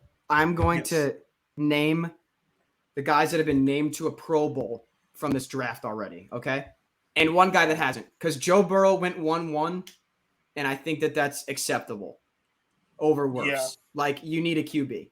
Sure. Like he already got them to a Super Bowl, dude. Like that was the right pick. Yeah, that's my point. Like that, like I think any team that like would have drafted number 1, like if it was Washington or Detroit or the Giants or the Dolphins or the Chargers or the Panthers, like those are the first 7 teams. They're probably all taken at least Burrow or Herbert. If you could redraft, I think those are 2 safe. Right. Yes. Chase Young is on this list. I am going to go ahead and say that I'm is taking a tie. Wirfs over Young. Yeah, because Young's insane, Young. but it depends on what you need. I think I value offensive line more than I value defensive end. That's fair. CeeDee Lamb is on this list. He's made a Pro Bowl. But I'm taking Wirfs over CeeDee Lamb because at the top of that draft, I think you do for sure. Because Justin Jefferson, same deal. It's a receiver. Like, no, they're not bad. But like Jonathan Taylor. This is my bias. My bias is going against each other right now, but like to me, 50-50. It's like Chase Young. I could see you going either way, but to me, they're all tied. I would still personally take Wirfs because lineman holds their value a lot longer than a running back does. And I say that, and again, I say that as a Big Ten fan. I watched Jonathan Taylor play for 4 years, and I was like, the fact we got him in the second round, I was shocked. I was dumbfounded that happened. Yeah. Antoine Winfield Jr., safety for the Bucs. God, they had a good draft. Good. I'm taking Wirfs though. Safeties you can because Trayvon Diggs for the boys. I take Wirfs over Diggs. I love Diggs. But Jonah Jackson is a guard for Ohio State, but I'd rather take a tackle over a guard. Yeah. Devin Duvernay. No, but you're taking Wirfs every time. And that's everyone that's made a Pro Bowl from this draft, I believe. I'm in the 6th round at this point. So, yeah, I will stand by that take. I think the only people that you can justify without question taking over Wirfs in that draft is Burrow or Herbert. And honestly, Herbert over Burrow. I understand the Bengals made the Super Bowl, but Justin Herbert, I thought he was the best and most talented QB in the class. I also thought the same thing. Joe Burrow to me feels like I think Joe Burrow is going to win a Super Bowl in the same way that to me it's just like you're drafting for that great high ceiling, like he's going to deliver. But Herbert to me, I think Herbert will lose you games, but Herbert will win you games. Herbert's floor, I think, is a 500 quarterback. Yes. But that's an insane floor. Correct. If you think about it. Like his ceiling Joe Burrow gives off Matt Ryan vibes to me. I think I like the Chargers to make the Super Bowl this year. I really do. That division, every division game in that division is going to be so fun to watch this year, though. Like, yeah, for that's an insane division. Like, but I do like the Chargers to win it all this year. I'm not saying that I'm picking like my favorite, but I do like it. Bias aside, no joke. Watch out for my Colts. I'm dead serious. I mean, Jonathan Taylor is about to have really the best season on of his how career. Matt Ryan does. Well, that's the thing. Like, it's definitely an upgrade at quarterback for sure. He's got top 5 O-line. Alec Pierce, shout out Glenbard West High School. Kid's a stud. Michael Pittman's emerged to be a true number 1. Jonathan Taylor. Also, people act like our like Nyheim Hines is like probably gonna have be 3rd on the team in catches, and he's our backup running back. But he's so versatile. If he stays with the Colts, I wouldn't be surprised if we got shipped him out for some help somewhere else. We re-signed him to like a 4-year deal. Did you? Yeah, it's like 4 for like 20. We gave him one of those. Oh. Like didn't you have another running back? You had a 3rd running back, didn't you? That was Marlon Mack. Yeah, Marlon Mack. He has is left he gone? Since. Okay. He has I like since Marlon left. Mack a lot. Last season, Nyheim Hines. Can I get this year by year? Let me pull this up. Was this commercial just show some woman? Oh, okay, I see what's going on now. Sorry, Nyheim Hines got a 3-year, $18.6 million extension with the Colts for 22, 23, and 24. That's not bad. That's a great deal. I mean, it's like Tony Pollard, bro. Like, you guys got to keep Pollard. It's the same deal. He's such a good change of pace / on a bad team would definitely start. Nyheim Hines is the same deal. Tony Pollard and Ezekiel Elliott need to split carries this year. There is producer Peyton. I'm sorry, there is no return of the Marlon Mack this year. He has moved on. Where is he now? That's a great question. I want to say like Baltimore. I like that fit for him a lot. Houston, actually. That's unfortunate. That is unfortunate. Davis Mills truthers, though. Whoever they're gonna draft CJ Stroud, dude. The Texans? Yeah. Yeah. But they're going to draft. You're Davis Mills. They're going to draft a QB. They're going to draft a QB. They're going to pick 1-1, and of all the options of like this QB draft is going to be loaded next year. And as of right now, a guy could emerge and become the clear guy that goes 1, but it's probably Stroud. It feels like it could be. And then also though, like he already plays for Texas. Like you got to think about ticket sales. Like it. Yeah. If you're choosing between Davis Mills for 1 more year, I like Davis Mills a lot. He's cool. It's fun to watch. I don't know. It's the Texans. I hope they lose every single game forever. So with Davis Mills, they probably will. But like, I have no respect for the Jaguars ever since they booted Gardner Minshew. All that guy did was ball out, dude. Gardner Minshew. God, I hate that I have to hate him now. He's an Eagle. Yeah. Like, bro, what's Cleveland doing? What's Carolina doing? Like, he's not. He's not better than Jalen Hurts, man. No, he's not. Jalen Hurts is going to rush for 1,000 yards this year. That's Gardner Minshew can do that too. Gardner Minshew can. Well, we're just praising aimlessly here, you know. I fully believe Gardner Minshew is better than Jalen Hurts. Okay, well, that's overall. It's because you're a Cowboys No, fan. I straight up believe like one of them won a Heisman. What are we doing here? Come on. Yeah, that's college. This is no college anymore, buddy. But they played at the same time. They both read Power 5 schools. Like they weren't, Gardner Minshew. Gardner wasn't doing it for Appalachian That's barely State. a school, but anyway. Wazoo. No, Gardner Minshew is a much more talented thrower of the football than Jalen Hurts is. Who's better at playing the position of quarterback? It's Jalen Hurts. Depends on what you mean by that. You got a minute and a half. You're on the 20-yard line. You got to choose between the two of them to make a play. Going Jalen Hurts 100%. He could break one off for 80. Nah, he's improvised. Come on, man. Hurts is also. I thought you definitely meant 20 yards to go, not 80 yards to go. No, I meant 80 yards. You got to go 80 yards in a minute and a half. I'm going Jalen Hurts because Jalen Hurts has still got a nice deep ball. He can make plays with his legs. He can extend plays really well. Now the Gardner can't. So can Gardner Minshew, dude. He can, but doesn't have quite the speed. Jalen Hurts also coming in looking a lot stronger this year at training camp, and I think his arm strength is going to look a lot more improved as a result. Huh. Because you're a Cowboys fan. He's still what? Dak's still better. Yeah, I would take Dak over Jalen Hurts. Yeah, I would. It's funny how many people disagree with the take, though.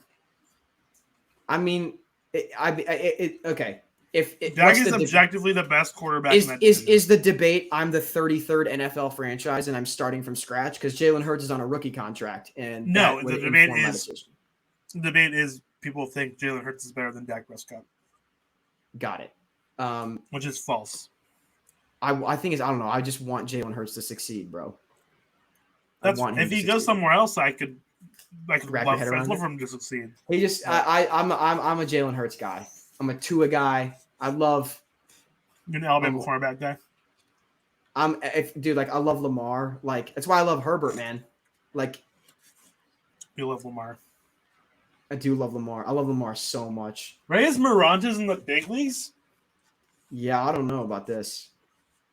I knew he was in the Dodgers organization. He's got a beer league softball body. My goodness, no he always has. He always has, dude.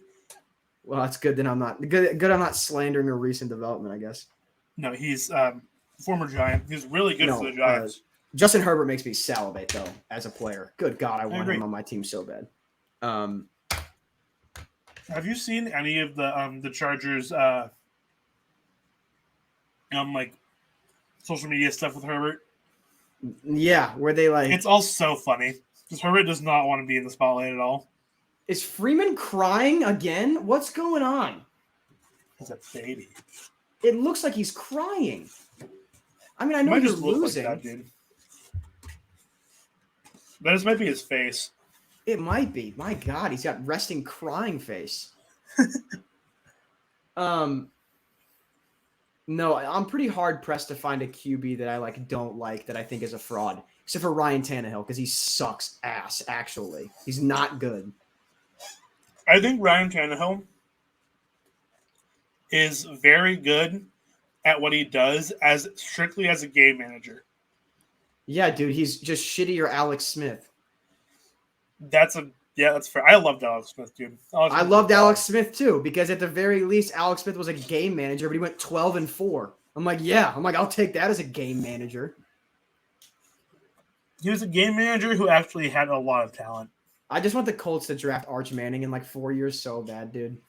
So badly. You're going to have to be really bad for a year in there. No, we won't. We'll just trade for the pick. Or that. I guess that's also an option, but like I don't think Arch is going to go like 1-1. I think he's going to go like top 15. Yeah, I could trade up to like 9. I'm not worried about that. Well, that's fair. Because like inevitably, like Russell Wilson will like get hurt, and the Broncos will somehow have like the 11th pick. They're not drafting a QB with that. You know what I'm saying? They have Brett Rippon, dude. Yeah, exactly. That's the franchise right there. You know who that is? Yes, I do know the name. It's gonna spell with a Y. He went to Boise, right? He did. Yeah. Okay. Because he had that one game with the Lions on Thanksgiving, right? Didn't he have like 400 yards? Who was that? He's always been a Bronco. There was someone on the Lions that like on Thanksgiving, they just like let him huck it. That's oh god. Oh god, who was his name? You know what I'm talking about, right? I know exactly what you're talking about. They just let him sling that rock the whole game, and I'm like, he's looking kind of nice. Yeah, he looked pretty good. Dude, Serena being a wild card draw, by the way, real quick. Welcome to Tennis Digest, right quick. Serena being the wild card. A wild card draw. That is so unfair. Well, to be fair, she hasn't played in a year. No, I know, but can you imagine like being another wild card job? Like, oh my god, I get my shot at Wimbledon, and it's Serena Williams. Hey, good luck. By the way, this game's gonna be on ESPN, even though it'll be on the wild card courts. Oh, cool. Imagine you just win that game, though. Oh god, do you want to win that game? I'd rather lose. I think I would too, but because if you beat Serena, then it's like. You're the worst. You're the most hated person. You're the guy that beat Serena when she wanted to make a little comeback. But if you lose to Serena, then you get to go my first match at Wimbledon. I lost to Serena. Yeah. I feel like because it's either that or that because the guys that make those runs in the wild card rounds, like with those draw. Welcome again, Tennis Digest. Sorry guys, I'm getting into Wimbledon lore here. Most of those guys drop match 2. Yeah. So it's like if I'm gonna lose in the wild card stage, I might as well go down to a great shaking the rust off. One of the greatest athletes of all time. Yeah, I mean, the greatest female athlete of our lifetime. I think that's the fair. Greatest athlete question. Like she's in the conversation for greatest athlete of all time of our lifetime. Straight up, straight up. She is one of the greatest athletes. Just. Straight up. History as well, yes. But I mean, like, our lifetime, I think I'm pretty comfortable saying that. Absolutely. I mean... yeah, for sure. I don't know. You could go, like Sue Bird's up there because she's done the thing. What time does Nadal play tomorrow? Is that what that was? Yeah. What time does he play tomorrow? I want to watch him play. I would be willing to guess that coverage starts at noon. Well, no. I just want to know when he plays. Probably 6 a.m., But it starts at 4 a.m. for me anyway. God, yeah. Sorry, Central Time Zone supremacy. Mountain Time Zone supremacy. Get it right. Boo, that's just not accurate. That is extremely accurate. Oh, he plays on Tuesday. Oh, okay. Tuesday in the gentleman's draw. The gentleman's draw. Draw. I shouldn't roll my eyes, bro. Going to Wimbledon was the coolest. I want to go one day so bad. It's one of the coolest sporting venues I've ever been to in my life. Yeah, my mom. Like I watched a lot of tennis when I lived at home still, mostly because I was playing tennis at the time still, and plus my mom just. Watch. Oh, it is absolutely. My mom is a massive Nadal fan, and so French Open so merchant, clay court merchant, not just any clay court. But but just. That's always so funny when they're like, he's an ex-Grand Slam winner. And I'm like, now take away the French Open. There's still a good amount that he's won. No, it is, but it's funny that it's just like 60%. It's just 60% of his Grand Slams. It's like, hey, remember when I won the French Open 14 times? I'm like, oh, okay. Also, one of the best nicknames, I think, in sports, the King of Clay. Like, that's such a good nickname. Bad. The King of Clay is an objectively fantastic nickname. John McEnroe's still my GOAT, dude. John McEnroe was my mom's favorite player before Nadal. I love Dustin Brown. Gotta give a shout out. That boy is not very highly ranked, but his play style is very similar to mine, which is annoying. Miguel Monfils, also super fun to watch play. Super. Nick Kyrgios, when he wants to play, electric. And he doesn't want to be an asshole. Yeah. Well, no, when he wants to play and also wants to be an asshole, that's still a nice time. Because that's when he'll like back-to-back ace it at like 1:30, and you're like, oh, when he cares, he's still that guy. Wawrinka's fun to watch. Can't go Stan wrong. Wawrinka, Swiss boy. Great name. My favorite individual match that I actually saw at Wimbledon, I got to watch the number one wheelchair men's singles player. I saw him get upset. Really? Yeah, and so what I always thought was I thought the court was just a little bit smaller, and I thought they used the same rules. It's a full-size court. The only difference is it's 2 hops instead of 1. Okay. And also, I would get smoked, man. The top spin they can produce is outrageous. I'm sure.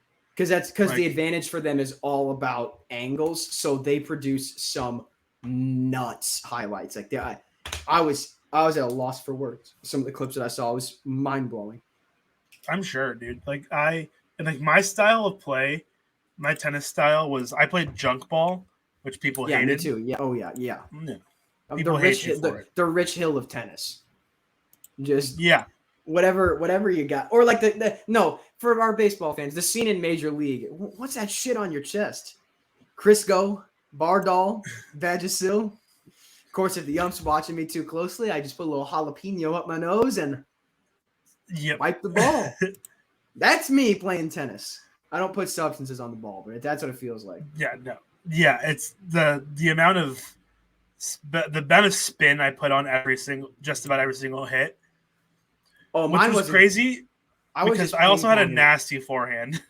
I was just ping pong it, and then I would just crash the net. That's all. That's all. I'm like, and I would just, and if you lobbed me over, I would just run, and no joke, I was like Jim Edmonds in Anaheim, just full extension, and I just lob it right back and hope it went deep enough where they had to. I would just play that game constantly. I think the only person in my entire league, my full 4-year career in high school, that used a forehand slice like consistently. Oh, those are so fun though. Yeah, no one, because they're hard to hit. Yes. But I got very good at it very quickly. It came very naturally to me. So it was most of my game. And then once I got someone used to a forehand slice, the action on it, I would just smash a forehand past them. And then they don't know what's coming after that. And so it gave me an advantage. Like I played a lot of like the mental game.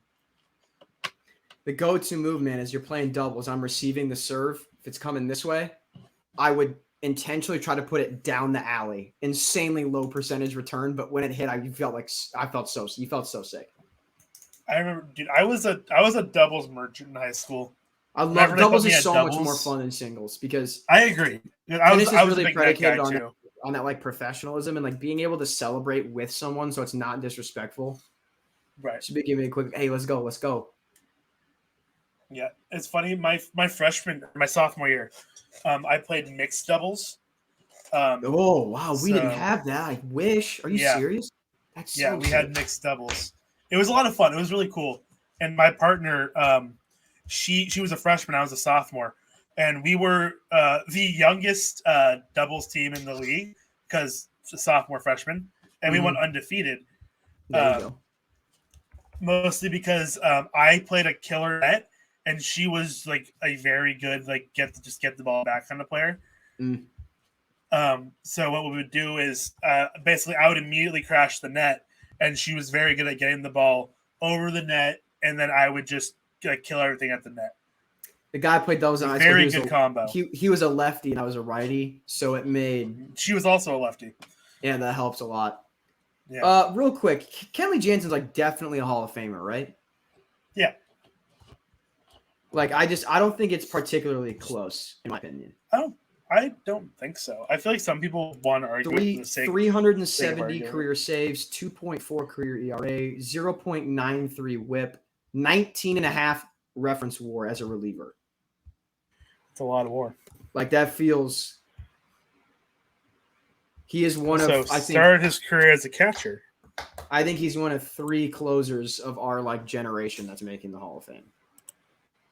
Yeah, I'd agree. Who else for you? Is it Kimbrel and Chapman? Yeah, that's fair. Chapman's probably going to be back in a couple days. Yeah, as a closer though. I read somewhere today that he's expected to split time with Holmes in the 9th inning. I think they're going to do what the Cardinals do, which is like when it's absolutely 100% a straight up save situation, you would prefer to go with Giovanni Gallegos. However, if you need to get outs and the situation calls for it, sometimes he's going to come in, and I think that's what they're going to do as well. Yeah, so I don't know. I considered picking him up in my fantasy league just because one of my relievers right now is Jake McGee, and I'd rather not have him as one of my relievers. But also, Matt Chapman is a garbage human being. I'd also rather maybe not have him on my team. I'll roll this. Yes, Aroldis Chapman. I don't know anything about Matt Chapman. I don't know. I'm not going to claim. Aroldis Chapman, objective garbage human, but I don't know. I'm not going to claim to know anything about Matt. Yeah, Chapman. Matt Chapman. I don't know, but Aroldis Chapman, no. So we have had a true National League game tonight, if I do say so myself. I think I'd agree. The only thing it was missing was a bunch of double switch pinch hit appearances that we used to get all the time. Yeah. Here, man. Rip the double switch, man. Such a sick idea. I loved a good double switch. It also just like we got to be such like baseball elitists because like objectively American League managers just weren't as smart as National League managers. Yeah, but now they're like, all dumber. Yeah, now everyone is collectively dumber. I mean, I don't know. Tony La Russa is still in the AL, so I think we're all right. Yeah. Who's the dumbest manager in the National League? David Bell of the Reds. He needs to be fired on the spot. He's a terrible manager. I'll say that 100,000%. He's not good. He's not a good manager. I'm trying to think of anyone who might be worse. Maybe Don Mattingly, because he's got that boomer streak still in him. Don Mattingly is not awful. He's not good, but he's not. That's awful. What I mean, right? Like he's not. NL West. I don't think there's anyone like Dave Roberts gets a lot of slander. Fine. Gets a lot of slander for a guy that's got a ring. That's all I got to say. Yeah. For a guy that immediately stepped in and like delivered a World Series, which is what the entire reason he got hired in the first place. Like, I mean, David Ross isn't great. Oh yeah, I think he stinks. But the difference is that here's what I think happened. David Ross was explicitly hired with the idea that Baez, Bryant, and Rizzo would all still be on the Cubs. Yeah. I think he was explicitly hired because why did the Cubs win? Well, when Joe Madden was everybody's friend and it was new and fresh, they won a World Series. You take the same thing, but with someone that was like their teammate, so he feels comfortable getting on him. That's what I think the idea was. So what I think is going to happen is they're going to absolutely blow for the next 2.5 years, and then when his contract is up, he's going to get fired, but not really. Oh my God, dude. Belly just can't hit. Like that's I mean, I understand it's like 95 and like I'm not going to sit here and be like, "Oh, you can't hit 95." It's 95 down the middle. And like you're just late. You just forgot how to hit a baseball. Like it's right there. Like you can't make contact on that. That's right down the dick, dude. Like if you went down looking at this scenario, it'd be better. Because maybe it's like you're looking for the cutter like down and in, and like you just were like, oh shit. He just his swing feels very uppercutty. Like he needs to choke up. He needs to choke up like how Joey Votto does. Like he needs to choke up on the bat 2 inches, and then his swing will be fast enough. And what that means is that he's going to hit 18 home runs a year, not 30. If he's even hitting 30 still. That's my point. Like, just you need to understand that you need to be fine with that. It'll take your average from 214 to like 250. Yeah, but it's also gonna like you will be an above. Like I think someone just needs to have the conversation with him of like, dude, you need to understand like if you OPS like 750 and play elite defense, like you will play another 10 years of Major League Baseball. If you keep playing like this, like you're out in 4. Yeah, like just be okay with that. Like that's totally okay. Dylan Carlson hit 18 home runs last year at a 780 OPS, and he played subpar defense. If I told you Cody Bellinger this year would hit 18 homers, have a 780 OPS, and play top 5, top 3 defense in center field in the league, you'd be like, yeah, I'd pay $20 million for that. Yeah. Like, that's maybe a bit pricey, but I've seen worse. I've definitely seen worse. Also, my God, Kenley, get it over with, lad. Get it over with, lad. In the words of Monty Python and the Holy Grail, get on with it. Oh my God, a Miami recruit just got $9.5 million NIL. Hasn't Jesus played a. Christ. Here's my thing with NIL, right? If you're if you're Bryce Young, right? You're fresh off the Heisman and you're coming back. That's who gets $10 million in NIL. You have earned that. No one who hasn't played a snap yet should sign for more than $1 million in NIL deal. That's crazy. And I'm not saying they need to restructure NIL. Like, oh, you know what? I'm not saying that in terms of like, oh, the rules, because like, boys, go get your paycheck. Like, right. I'm not telling y'all that I want it to be made against the rules. I'm saying boosters are insane. Boosters are insanely stupid. So take as much advantage of that while you can. No, absolutely. That's fair. I mean, I don't know. And the NIL, like, the guys should be getting paid. Absolutely. I just think the way NIL is currently structured, like, I think they came out of the gate firing. And so it's going to. Well, here's what's going to happen, bro. Miami's going to sign the kid for $9.5 million, and they're going to go 7-5. Like, I'm willing to let the market learn from its mistakes because that kid just got $9.5 million. If I'm giving you $9.5 million, you better win the Heisman. That is Heisman money. Yeah. How much is Bryce making? I'd probably venture to guess like 3. I was going to get somewhere around 5, but like, yeah. Bryce Young, NIL. Bryce Young's NIL deal with BMW of Tuscaloosa. Smart move. Get a free car. That's so smart. I'd have done the same thing. I'd have done it if I had that kind of. If I had that, I'm getting a car deal, nicest car dealership that'll give me money, and a place that offers a car, like a burrito place, like a healthy. And I'm like, give me money, and I want to eat for free. Yeah, give me honestly, even like Chipotle, like they do those free card. That's what I'm saying. Like celebrities. Oh my God, it was only $800,000. Really? Wait, however, Young has been presented, but has yet to accept other deals in excess of $1 million. So he's got about $2-3 million sitting around to be signed for. That's fair. Yeah, like for example, a guy on our basketball team. It's one of the dumbest local commercials I've ever seen. It's him singing. It's Falbo's Pizza, and that's where I wanna go.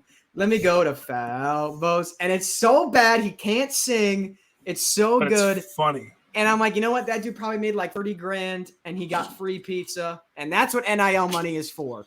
It gives us great local commercials, and some kid can pay rent at an apartment. Like, that's great. That's so cool. Yeah, I love NIL. The NIL deals here are like I've seen some really funny ones. Like kind of stuff.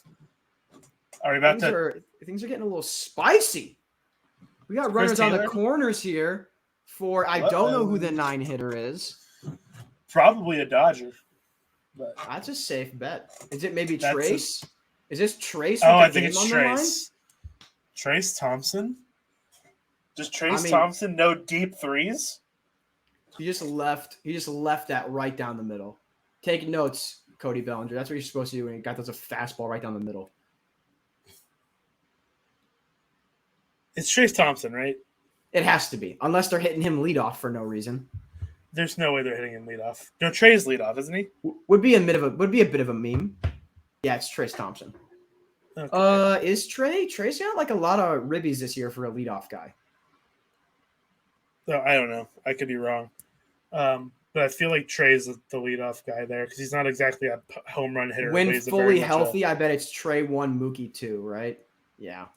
Probably. I'm not going to lie. I'd have thrown down. He just took second base. Yeah, I would. If you mess that up, only 1 run scores. Like, and there's 2 outs, you can end the game. If there was like no outs, maybe I'm not, but well, a single ties it in that case. Like I think you want to try at least. yeah, like I If a said, single's going to tie the game, what does it matter if there's one in and one in third? Biff and that just in his first, center second, field. Michael second, Harris third. has got a nice arm. He's going to field that cleanly, and like I don't think you would risk the game ending on the play at the plate when you got. Yeah, I don't know. I'd make that throw. I think I would too, but of course, if he just strikes him out on 3 pitches in this AB, it's going to be a real moot point for me. But yeah, it's not going to matter much. But Kenley's going to end with what? He's going to sign somewhere next year, probably here, or he did get 2 year. He got a 2 year here, right? I think usually one. Interesting. He's going to sign somewhere. I'll probably re-sign in Atlanta if he's smart. Because then he'll get finish with over 400. That's what I'm saying. He's at 370 right now. So like he's going to finish with like 410. Out of respect, a team that is like, even if you're like the Cubs, you should sign him next year to be like, we're getting you to 400. Flip. Yeah, or and you get 400, flip at the deadline, like you'll go to a contender. Yeah, everybody wins. Yeah, exactly. But I think the Braves, Kenley Jansen, hear me out. Sign with Baltimore. That'd be tough. I'm just pitching everybody to Baltimore just because I can. Dude, Baltimore, only one team offered Carlos Correa over $300 million in a 10-year deal. The goddamn Baltimore Orioles. And imagine if they signed Correa, bro. They'd be over 500 right now for sure. Yes, they'd have the same record as the Twins right now if they had Correa. I firmly believe it. No, I'd agree. But dude, you could just play Mateo at third. Like you got like Mateo at third. Oh, Matt Olson is not clutch. Do we have free baseball? Did Matt Olson throw? No, it was a nice piece of hitting. But look at Trace Thompson's reaction when he makes contact. That should have been caught. Yeah, he was like, "I ended the game." It's 100%. I just ended the game right here. Yeah, that reaction is man. And Rudy's not even here. Oh, he didn't know where it was. Watch his face. It's not. He didn't think the game was over. He didn't know where the ball went. Look at him. He looks up. He thought he popped it up. How do you not know you hit like a line drive to first? Dude, Olsen, you need to take one step back and then jump, and then the game's over. Oh, you're right. He didn't know where that ball was. Yeah, that was very much like off the end of the bat. That's why I'm surprised you thought you popped it up, though. Yeah. That's like because you swung on an outside pitch. He looked up into the left, like he popped it up to third base. Yeah. You know who probably makes that play, though? Because I think they're a little bit taller with a little bit nicer glove. Don't say Freddie Freeman. Freddie Freeman. He doesn't make that play, though. How do you think the Cardinals won Game 4 of the 2019 NLDS? Exact same hit like that. I've just seen Freddie. I've seen Freddie biff that play in a big moment before, and it's seared into my brain. I just want to slander the Braves. I don't. Oh, okay, sure, yeah. Freddie Freeman definitely makes that play. I will always slander the Braves for letting Freddie walk. That's feeling. Well, it's just so silly to be like, oh, we just didn't want to give him a 6th year. We're gonna give Matt Olson 8 though. Like, okay, sure, dude. Like that doesn't make any sense. That makes 0 sense. It makes negative sense.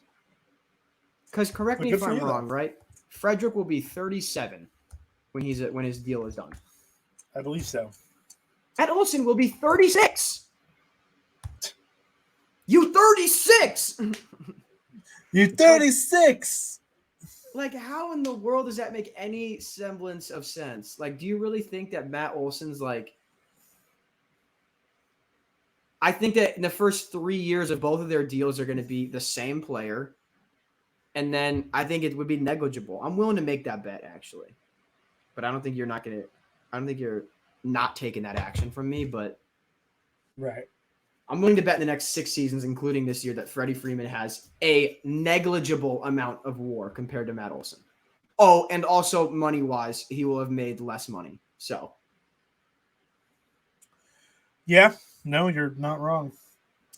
Who would be coming up for Atlanta bottom 9? Who made that last out in the 8th? I'm blanking. I don't remember either. I think they might have top of the order. Very well could be. For Atlanta. I also have some shit talking to do in one of my fantasy league group chats, and I explicitly, to not jinx it, wait till every game is over at the end of the week. So it's reasonable, I feel like. Dude, if Freddie hits a 3-run bomb, top 9 would be a bit of a scene, if I do say so myself. It would be, absolutely. But also, you know who is the biggest thorn in my side fantasy wise? Not even just baseball though. No, enlighten Avery. Me. Oh, I thought you were gonna name like a player. That's funny. No, Avery. No matter what, that's why they traded Christian Pache. Michael Harris, and he's first up, bottom 9. Let's send him home. Oh, that's what you want. Send him home. Watch this play, man. Great pass Avery, to the ball. Oh yeah, that is great. That's a great textbook. Play. That's textbook. That's Anyway, sorry, Avery. Yeah, Avery just plays me super hard in fantasy. Avery knocked me out of our football playoffs, fantasy football playoffs, when I was the number 1 overall seed, and she was the 8th seed. Knocked me out of the playoffs first round. Hey, this is why I'm always pro 8-team playoffs for fantasy. No bye weeks in fantasy are dumb. The players don't get breaks in real life. No, I agree. Like I'm also very pro 8-team playoff. We're also 14 I was just teams. upset I lost. Yeah. I was just upset I lost as the 1 seed. Very valid. Round. That's very valid. But I'm still pro 8 team. I'm still pro no fantasy buys. Dude, yeah, I think I want Michael Harris to go yard here. That'd be nice. I'm not against extras. You know, free baseball is always nice, but after Michael Harris he's got a lot of mojo right now.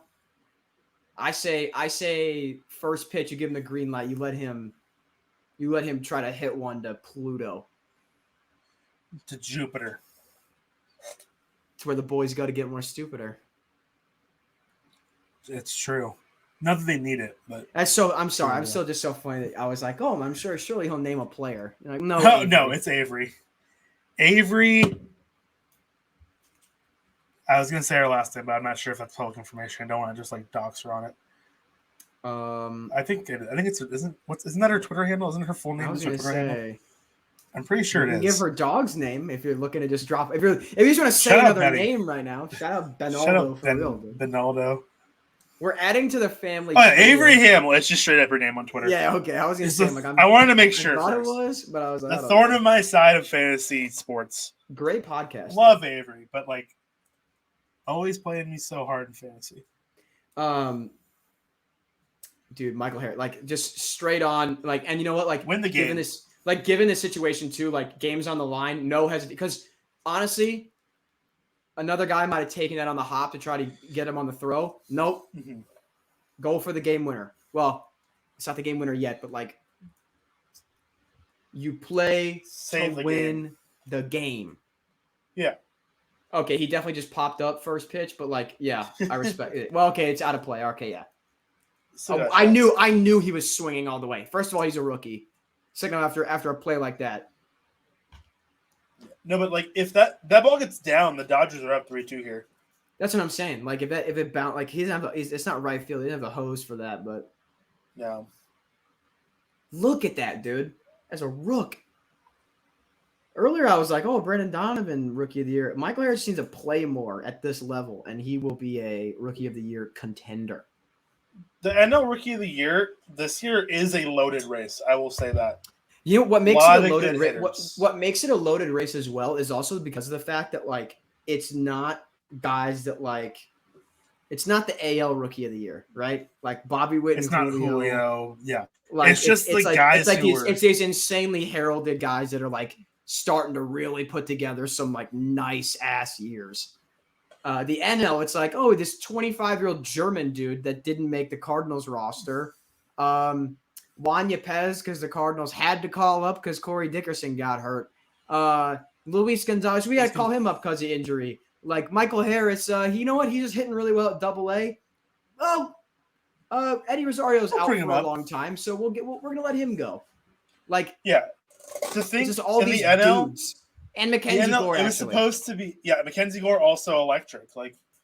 The NL, it was supposed to be Seiya Suzuki, who also is still kind of in the conversation, but not nearly as much as he should. Missing time and being like average. He's been above average. He's above average. He's an above average player, but like it's not as what's more exciting, right? A Seiya Suzuki 3-WAR season or a Luis Gonzalez 3-WAR season? Like Luis Gonzalez, 100%. One is objective. The former you expected to do that. You know what I mean? Yeah, correct. Sometimes I think Rookie of the Year just comes down to like, wow, I was not expecting you to be that good. Congratulations. Pretty much. That's like why Jonathan India won last year. So everyone was like, wow, dude, like you're definitely not supposed to be this good of a player. Congratulations. Like, nice. Good for you. Having said that, I love Michael Harris, but would be cool if Brendan Donovan.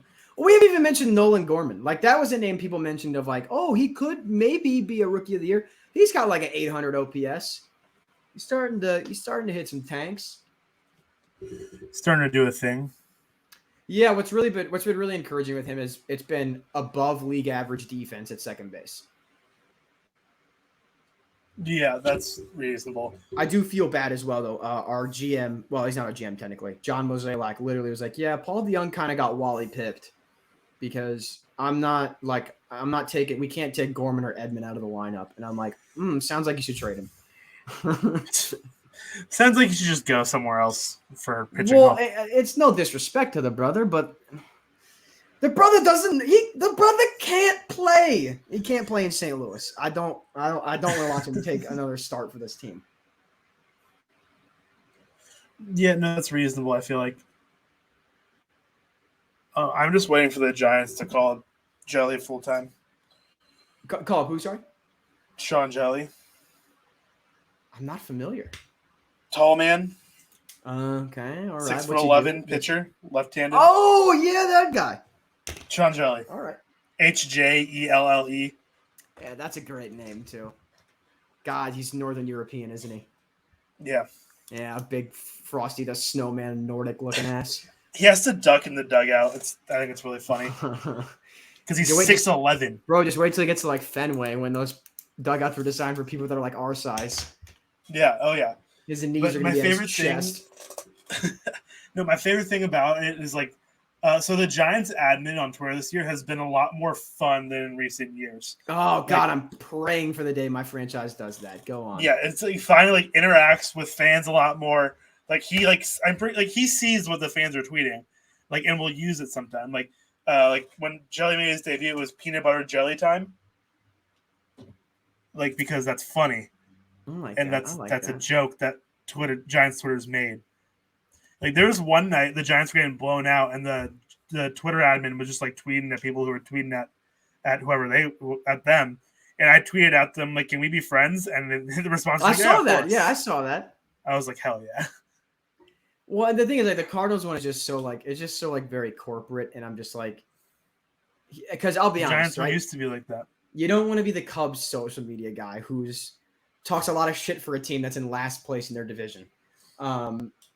I think. Yeah. I'm pretty sure the Reds have passed them. I say. I think so. It's close. I can tell you that for sure. Yeah, absolutely. Sorry, my bad, guys. The Reds are 2.5 games back of the Cubs for 4th place. We have free baseball in the ATL. Free baseball. And before we get that, perhaps a brief intermission for our lovely host to use the restroom, and I may be grabbing some goldfish. All right, we'll go brief intermission. Brief intermission. We'll be right back. I also might use the restroom. We will be back shortly. Might as well. Maybe. I'm trying to figure out. I'm just going to do like I used to.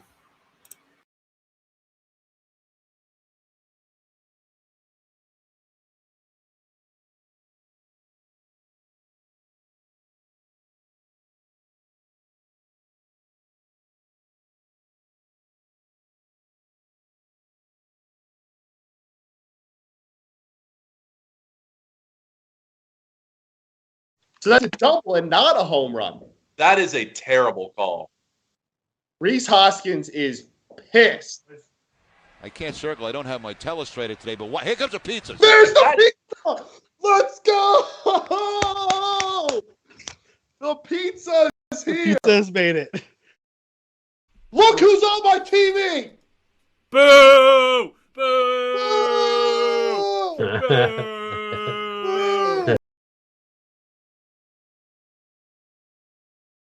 Oh, swing There and it a goes. drive. There it goes. Swing and a drive. Kevin Kiermaier.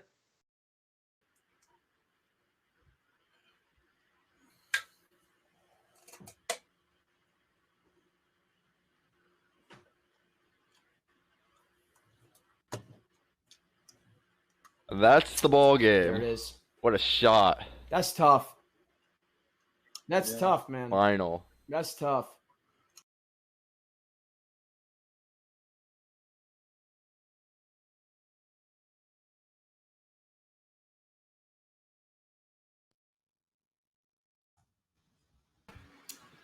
I just waited to see if you do anything. Yeah, people were really surprised. People were very surprised how like subdued my reaction was to that. That's fair. Payne just rolled through all like the clips that we got. It's appreciated. Yeah, the fact that we have that one as a clip though, we could have done without. You know, like if anything, actually, I'll say this, not even because it's just me like losing, but also like I don't know. I don't think people. I don't think I gave the people the reaction they were expecting. You know, it's fair. I was playing. Yeah, I'm just saying. You know, you got Matt. There's so many clips. Where's the Scott clip about the Christmas tree? Where's that one? We really should have that. That is the one we should run. That one's great. Do we have that one? I don't think we have that one. The Max Muncy's penis clip.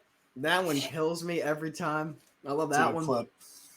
That's my favorite brand of comedy, is just bluntly saying something that someone was very, very much trying to like work Well, around. yeah. It helped that I kept alluding to it vaguely, and then you were like, "Yep, that's Max Muncy's penis," and I was like, "Sure is." It Another very brief, much is. not sponsored, but very willing to be. Goldfish. Goldfish. Oh, The Old Bay goldfish are un-effing believable. Oh, I've seen my those goodness. on the intraweb. Do we have? Monsieur Freddy makes it 3-2. Uh-oh. Frederick. Are we gonna get another Will Smith versus Will Smith battle right now? Maybe. I don't know where. I don't quite remember where Smith is in the lineup. Did Matt Wilson try to? Okay, he didn't. I thought Matt Wilson was about to try to jump for that one too. To my respect yourself, dude. That went 50 feet down the line. You were not getting that ball. Unlikely. That's such a nice play, man. Such a nice piece of hitting. It is a nice piece. Of Oh yeah, we have Will Just Smith fair. versus Will Smith. My money's on Will Smith. Smart. Big if true. Big if true, Will Smith indeed. It's funny because I say that, you know exactly which one I'm talking about too. Because Like, I really like Will Smith. Do you think but you I are hate having Will Smith. having an 815 OPS as a catcher? You make me sick. It's not allowed. That's strictly forbidden. That's a great pitch. Show. Always. Watch this 1-0 that becomes 2-0. That was, Also, pad thai, pretty sick. dude, beef pad thai is my go-to if I'm getting Thai food. I got chicken. Can't go wrong with that either. But I just like the beef a lot. The best part about pad thai is how long it lasts. Like the price to quantity. It's like 2.5 meals basically, and you paid the price of having one meal. Yeah, look at that. I That's paid delicious. $9 for all of this. I've already. That's made what a I'm good saying. amount of it. They got the ratios down pat. I love my local Thai place. Big fan. I ordered some like I don't remember what they were exactly, but they were described as Vietnamese egg rolls. They're very good as well. Sounds great. They were very delicious. They came with like little Oh, sauce, yeah. some peanuts, some like lettuce cups. What's going on now? Well, let's just say Will Smith won the battle. Assuming it's not the one I like. What is this nonsense? They're not even doing a shaka. They're doing this. Fine. They're not doing shaka. They're doing this. They're like Dodgers fans doing it in the crowd. What does that mean? He flew out to the right fielder. That's what I mean. It's not a shaka. Know. It's not a rotate. It's this. It's like a boat rock. Because they're doing this. Which one were they doing? It looks like this. This. It's like you're trying to open like a bottle of ketchup or something. Either that or like if I saw you at the bar and I was like, oh hey, you and I we're about to leave. I would do this. Like, hey, you and I thought, yeah, like that's what I would do. I do this a lot when I do something like that. I'm like, instead of my thumb. Yeah, that I can see. Yeah, like, hey, ready? Yeah. Like, I think I'd be a psychopath and do like this. Like, I just think I do this because it's to signify distance to the two furthest away. To be like, hey, we're a little far apart right now, you and me. So I do this, like sometimes just for like distance, just like measure distance in my head, and like people think that's weird. No, I get I'm like, it. no, it's like this far. Instead of like, if you know, a lot of people are like, yeah, it's like this far apart using like your thumb and your index. I'm like, no, it's like this far. No, yeah, I get that as a unit of measurement. Yeah, it's like doing. It's like the same thing as doing this. Except it's longer. I see. Like that was a very loud out number 2, by the way. It was.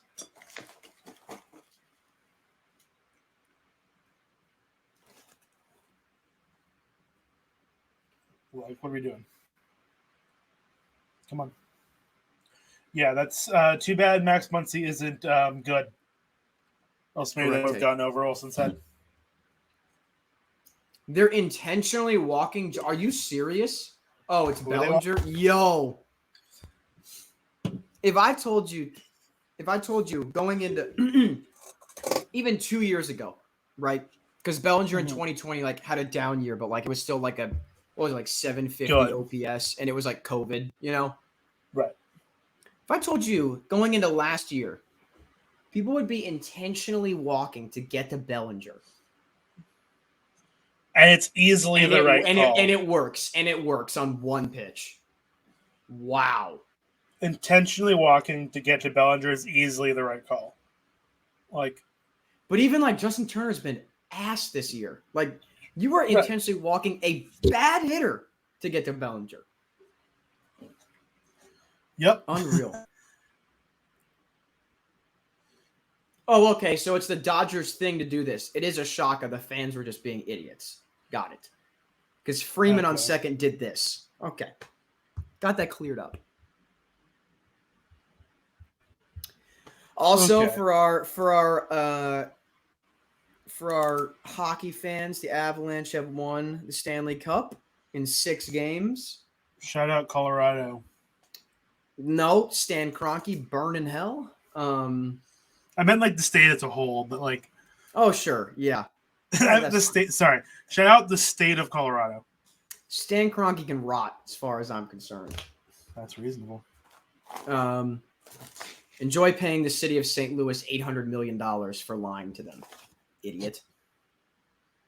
That's such a big check to admit how bad of a fuck up that you made. That's crazy. Can you fathom owing a city $790 million? Gosh, that's so. I can't fathom $790 million. That's what I mean. Like as a concept, like you get that. I'll take that in cash. Actually, do you know what? Okay. Yesterday, actually. So, I work in a coffee shop. Someone paid me yesterday in exclusively dimes, and their total was $11.50. No, I'm not. Never mind. Yeah, and I was like, in my brain, I was thinking they got maybe like a little, because like if you're like a middle schooler, right? I'm thinking, right. We've all paid with like quarters, a couple dimes. We go to the candy shop, like whatever. I could see someone going like maybe with their friends. They get maybe like a little muffin, a little donut from the coffee shop, and it's like $2.80. That's like fine. And they like give you. I'd be like, all right, LMAO, like whatever. $11 is nuts. In dimes. I was like, The Dodgers only have a 50% okay. win probability right now, or 51, excuse me. Feels like it should be higher if they're already up by a run. Yeah, what they're really saying is they really, really don't like whoever they're. No, I'm just, I mean, Kimbrel has been brutal this year. This is also true. It's got to have everything to do with the runner already on second, though. Like, right, yeah, but that's win probability. That's not tie the game probability. You know what I mean? right. Like, I guess that's what the 1% is, but I don't know. Yeah. Well, I don't know. We'll see. We'll see what happens here. See how it shakes out. If a guy like me is putting that, a guy like me using the eye test, I'd say they're in the high 50s, maybe like 60%. I'd give them straight up. I think I'd give them like 53. Like, I think 51 feels right to me. Okay. It doesn't feel wrong. I don't know about right, but it doesn't feel wrong. It's like seeing your mother-in-law drive off a cliff in a Cadillac, man. You got real mixed feelings. Well, I'm going to eat my words because it's a tie game. There you go. That took 2 pitches. Craig Kimbrel, you reek. Also, what's that a reference to? That reference you just made? The high school football coach. Yeah, that's right. I couldn't remember what it was. Like, with all those insane Yeah. I couldn't remember what the reference we were getting after it. He's like a hobo on a ham sandwich out there. So good, man. Dude, electric. That man is the definition of electric. I wanted to raise my kids with a depth chart. My wife said no. Luckily, I agreed. That's why I'm still married. That man's a legend, dude. Like, just saying whatever he wants, dude. Yeah, it doesn't care. The mother-in-law in a Cadillac driving off a cliff is still the funniest one to me of all time, though. All right, Peyton, it ain't that bad. I'm having a nice time. I got my Old Bay goldfish. I got water, which is nice. Remember to drink your water, people. Summer's coming up. Don't get dehydrated. I've gone through, I believe, 2 bottles of water in this. Austin Riley. I misplaced my water bottle a couple days ago, and I'm upset about it. Olsen hit Freeman in the back. Drama. Look at this replay. Just punched him? No. It was celebrating getting a hit. If I was Freeman, I'd have socked him in the mouth. I bet you get a standing O. Oh, I get you. Actually, what do you think would happen? They're friendly. If Freeman popped Olsen, I bet the crowd would cheer. Probably. Yeah. I mean, objectively, I think that'd probably be kind of funny. Actually, yeah. Our producer, I think, made a point that I didn't put 2 and 2 together real quick. We got Freddie Freeman, Craig Kimbrel, Matt Olson. Bit of Atlanta roots going on. I get what you're going for, Peyton. That's a good observation. I get it. I see the vision. Remember when the Braves traded, like the Padres made all those trades and then won like 70 games? That was so funny. I do remember that. Yeah, I was a fan. That was ridiculous.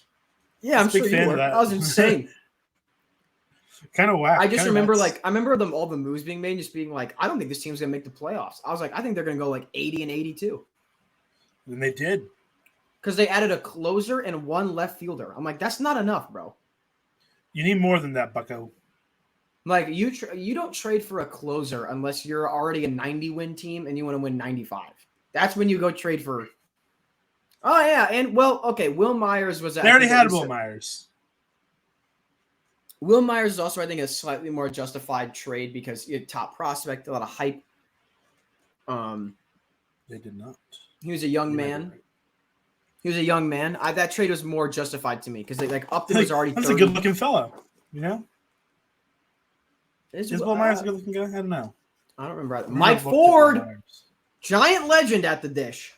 Mike Ford, giant legend indeed. I forgot Mike Ford was a Brave. Look at his goddamn arms, bro. Look at his forearms are massive. Holy shit. Since when is he a Brave or when was he a Giant? What's the question? Yankee legend? Also true. He was a Giant for like 3 games earlier this year. Look at those forearms. I'm not over that. Oh my God. It's the size of my head. It's a strong-looking man. Dude. That guy's built like a beer keg. Are you kidding me? No, absolutely, dude. He's a unit and a half.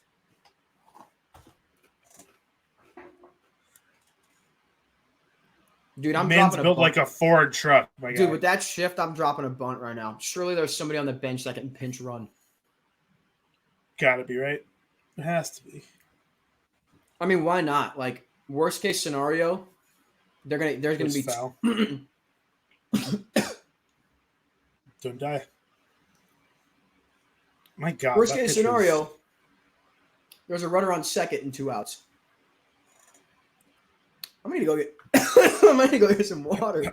Don't die, Carson. I'll be back in about 30 seconds. Oh my God. Jeez, Carson's just trying to die on stream. He's choking on his goldfish. Didn't he just have water next to him? Am I wrong?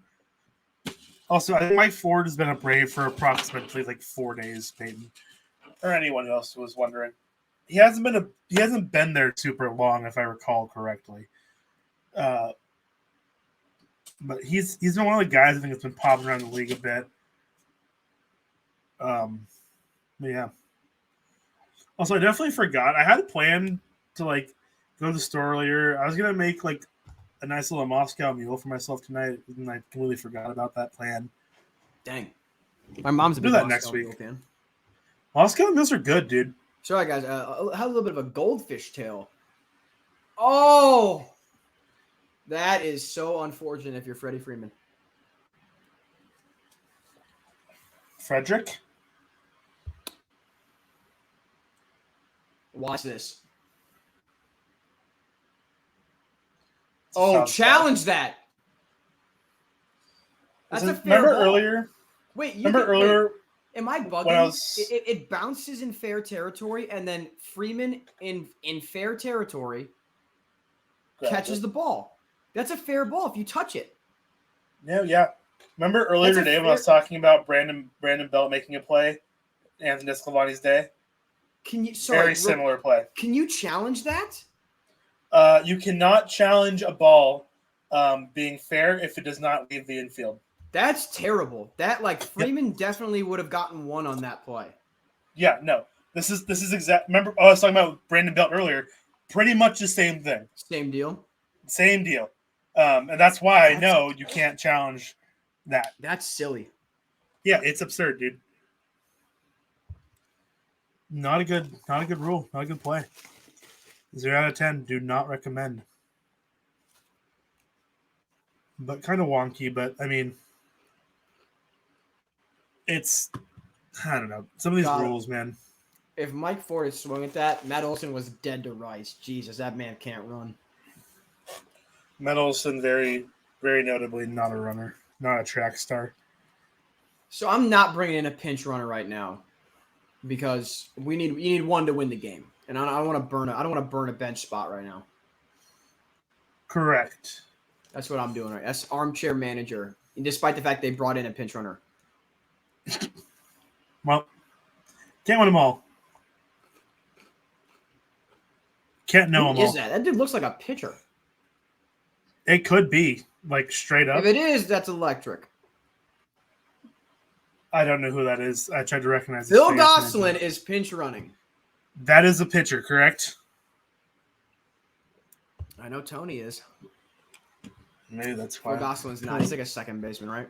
Okay, I don't know. Producer says Tony no. Gosselin's definitely who I was thinking of. Producer said no. I'm pretty sure Phil Gosselin plays second base, if memory serves. Phil Gosselin, baseball infielder. There it is. That was a heck of a pitch by Kimbrel. And Angels 2021 number 3 hitter. Yikes. Angels poverty. IMO.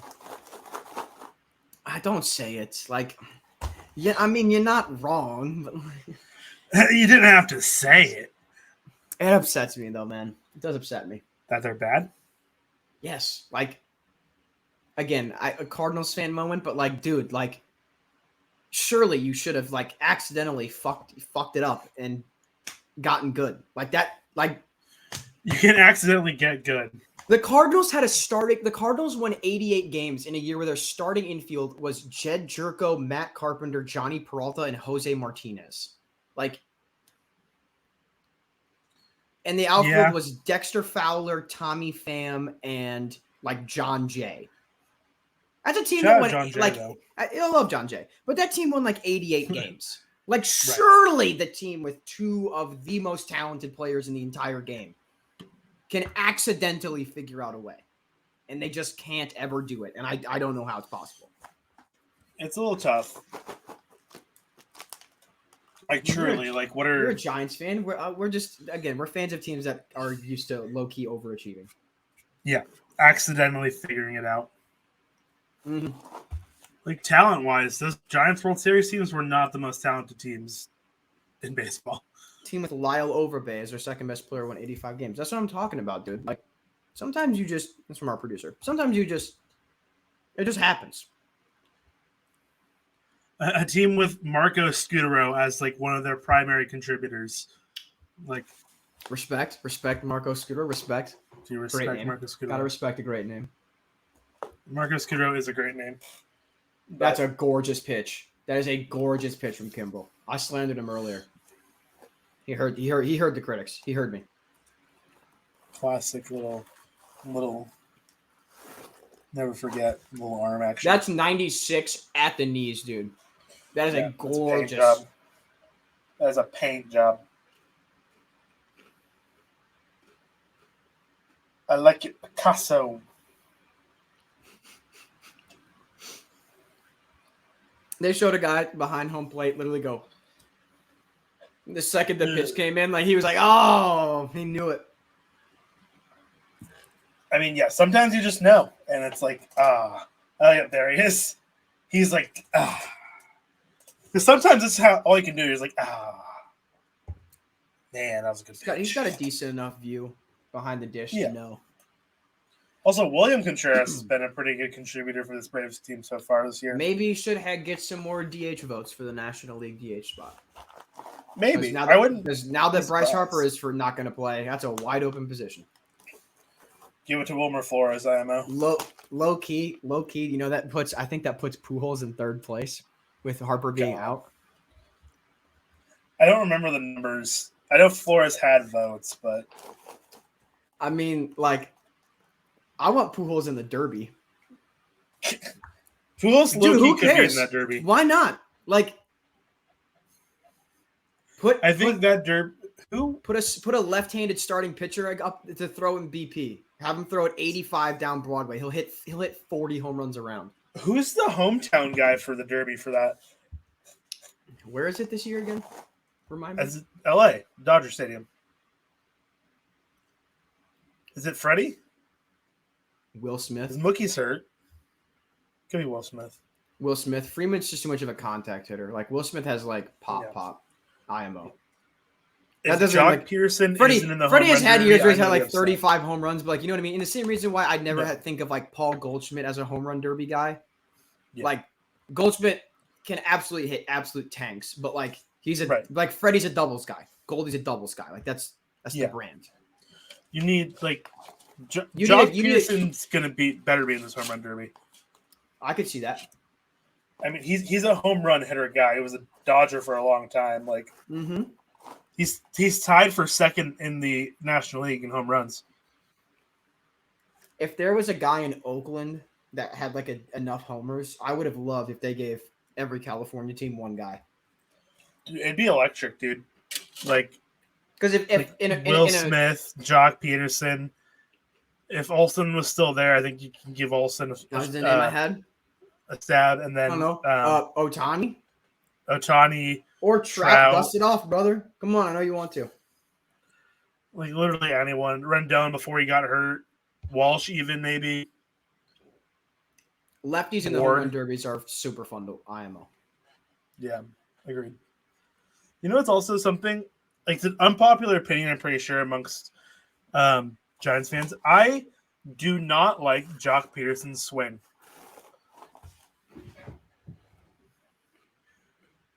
Dan Contreras. Oh! Is it going to be sad times? That would have been some mattress action for sure. Mattress action from William Contreras. Almost. Look at it off the bat, too, man. Oh, man. That goes 397 feet. Mm-hmm. If that ball is... Man. You need to put that 10 feet further to the left or the right. That's a home run.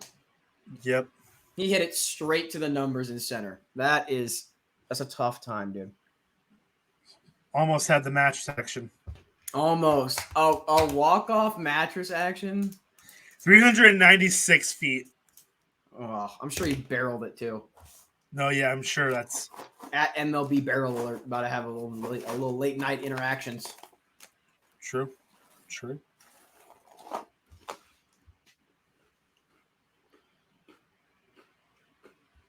Just a quick little barrel, you know?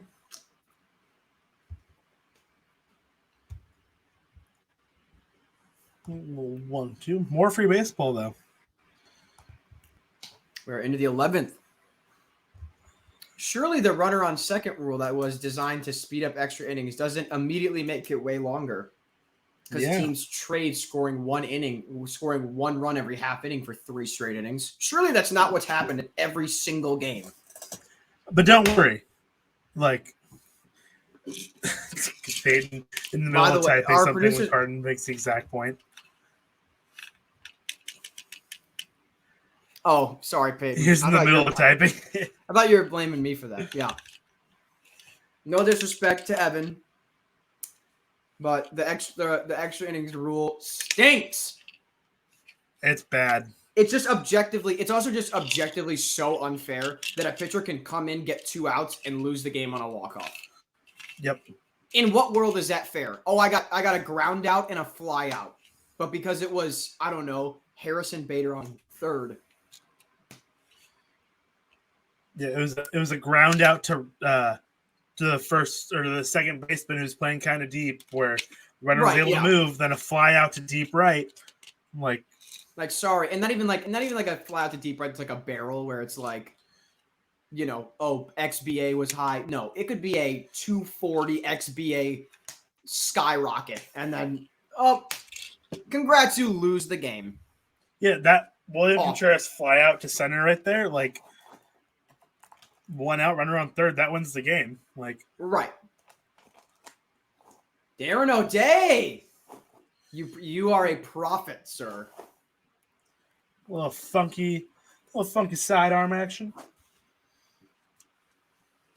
Do love Darren O'Day. Lux is starting to figure it out, eh? A little bit. He's had a nice game tonight.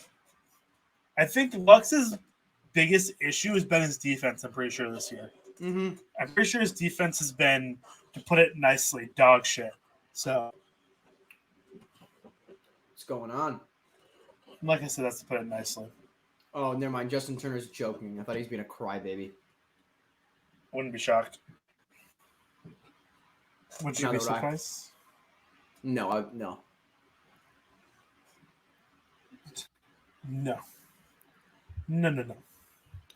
It's going to be 4 a.m. We're still going to be on this.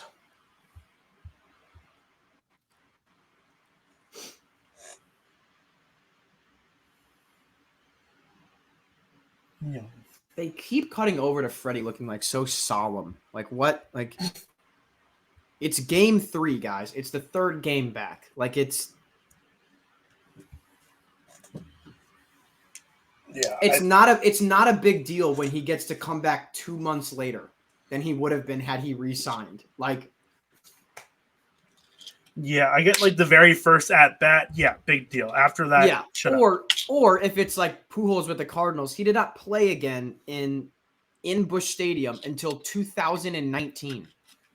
Yeah, like that's different. That is one where you maybe for like every game I can see the fans still going crazy because you have not seen him in years. You'll see Freddie again in. Yeah, they're gonna see him in August. Like, get over it. And then you'll see him at least once a year for the next. What? That is blistered. But Michael Harris has wheels like a Hot Wheels car. My goodness. Michael's Hot Wheels Harris. Michael, that's a great It's a great nickname. clip. Michael Hot Wheels Harris. Hot Wheels Harris. Yeah. Hot Wheels Harris we're making it a thing. That ball was tattooed. That is a phenomenal Absolutely job by him. blistered. I want to see how hard that ball was hit. Guesses? I'll go 104.8 off the bat. 104. That's very specific. It is. No, Dan hasn't updated yet. His success rate is 98%. That's insane. That's crazy. Nothing Michael Hot Wheel Harris can't handle, you know? Exactly. Oh, come on, show you've been calling that all game. It was 94.7 off the bat. Wow. That looked way It looked harder. a lot harder. Yeah. Did it not? Okay. I was gonna say, I'm like that. 27-degree launch angle. So that ball low key almost had home run distance, and that ball went 95 exit velo. It was an ideal launch angle, 27. Like that's okay. what you want.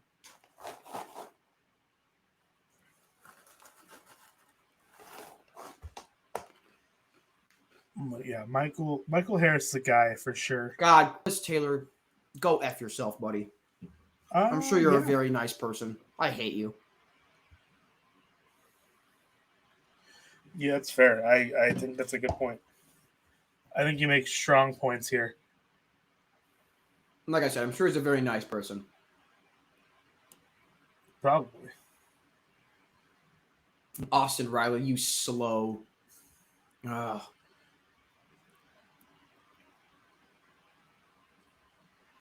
Evan, I blame you.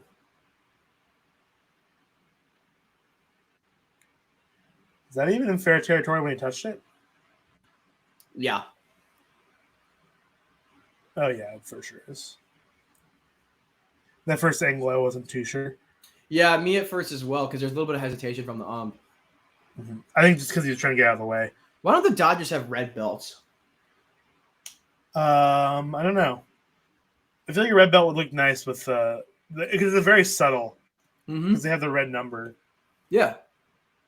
Red belt would look nice. I mean, the blue belt's not bad.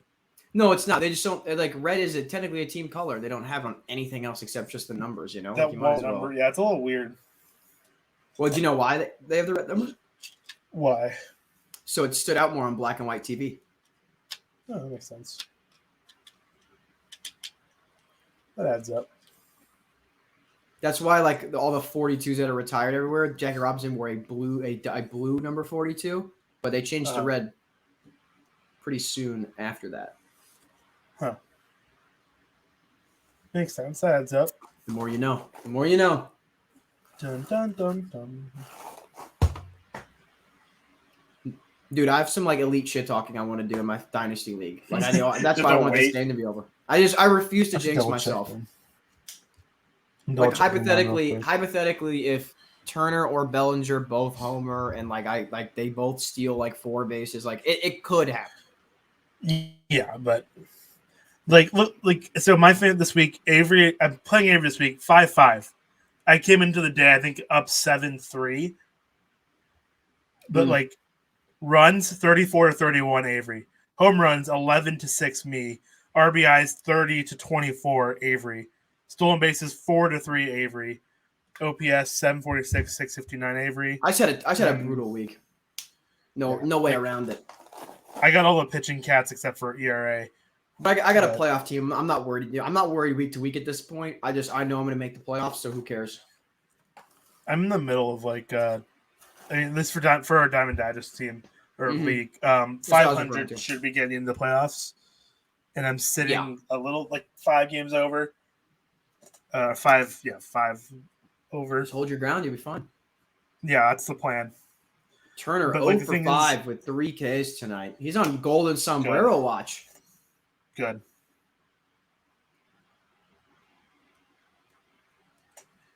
It's so crazy how fast 87 out of Darren O'Day's hands looked.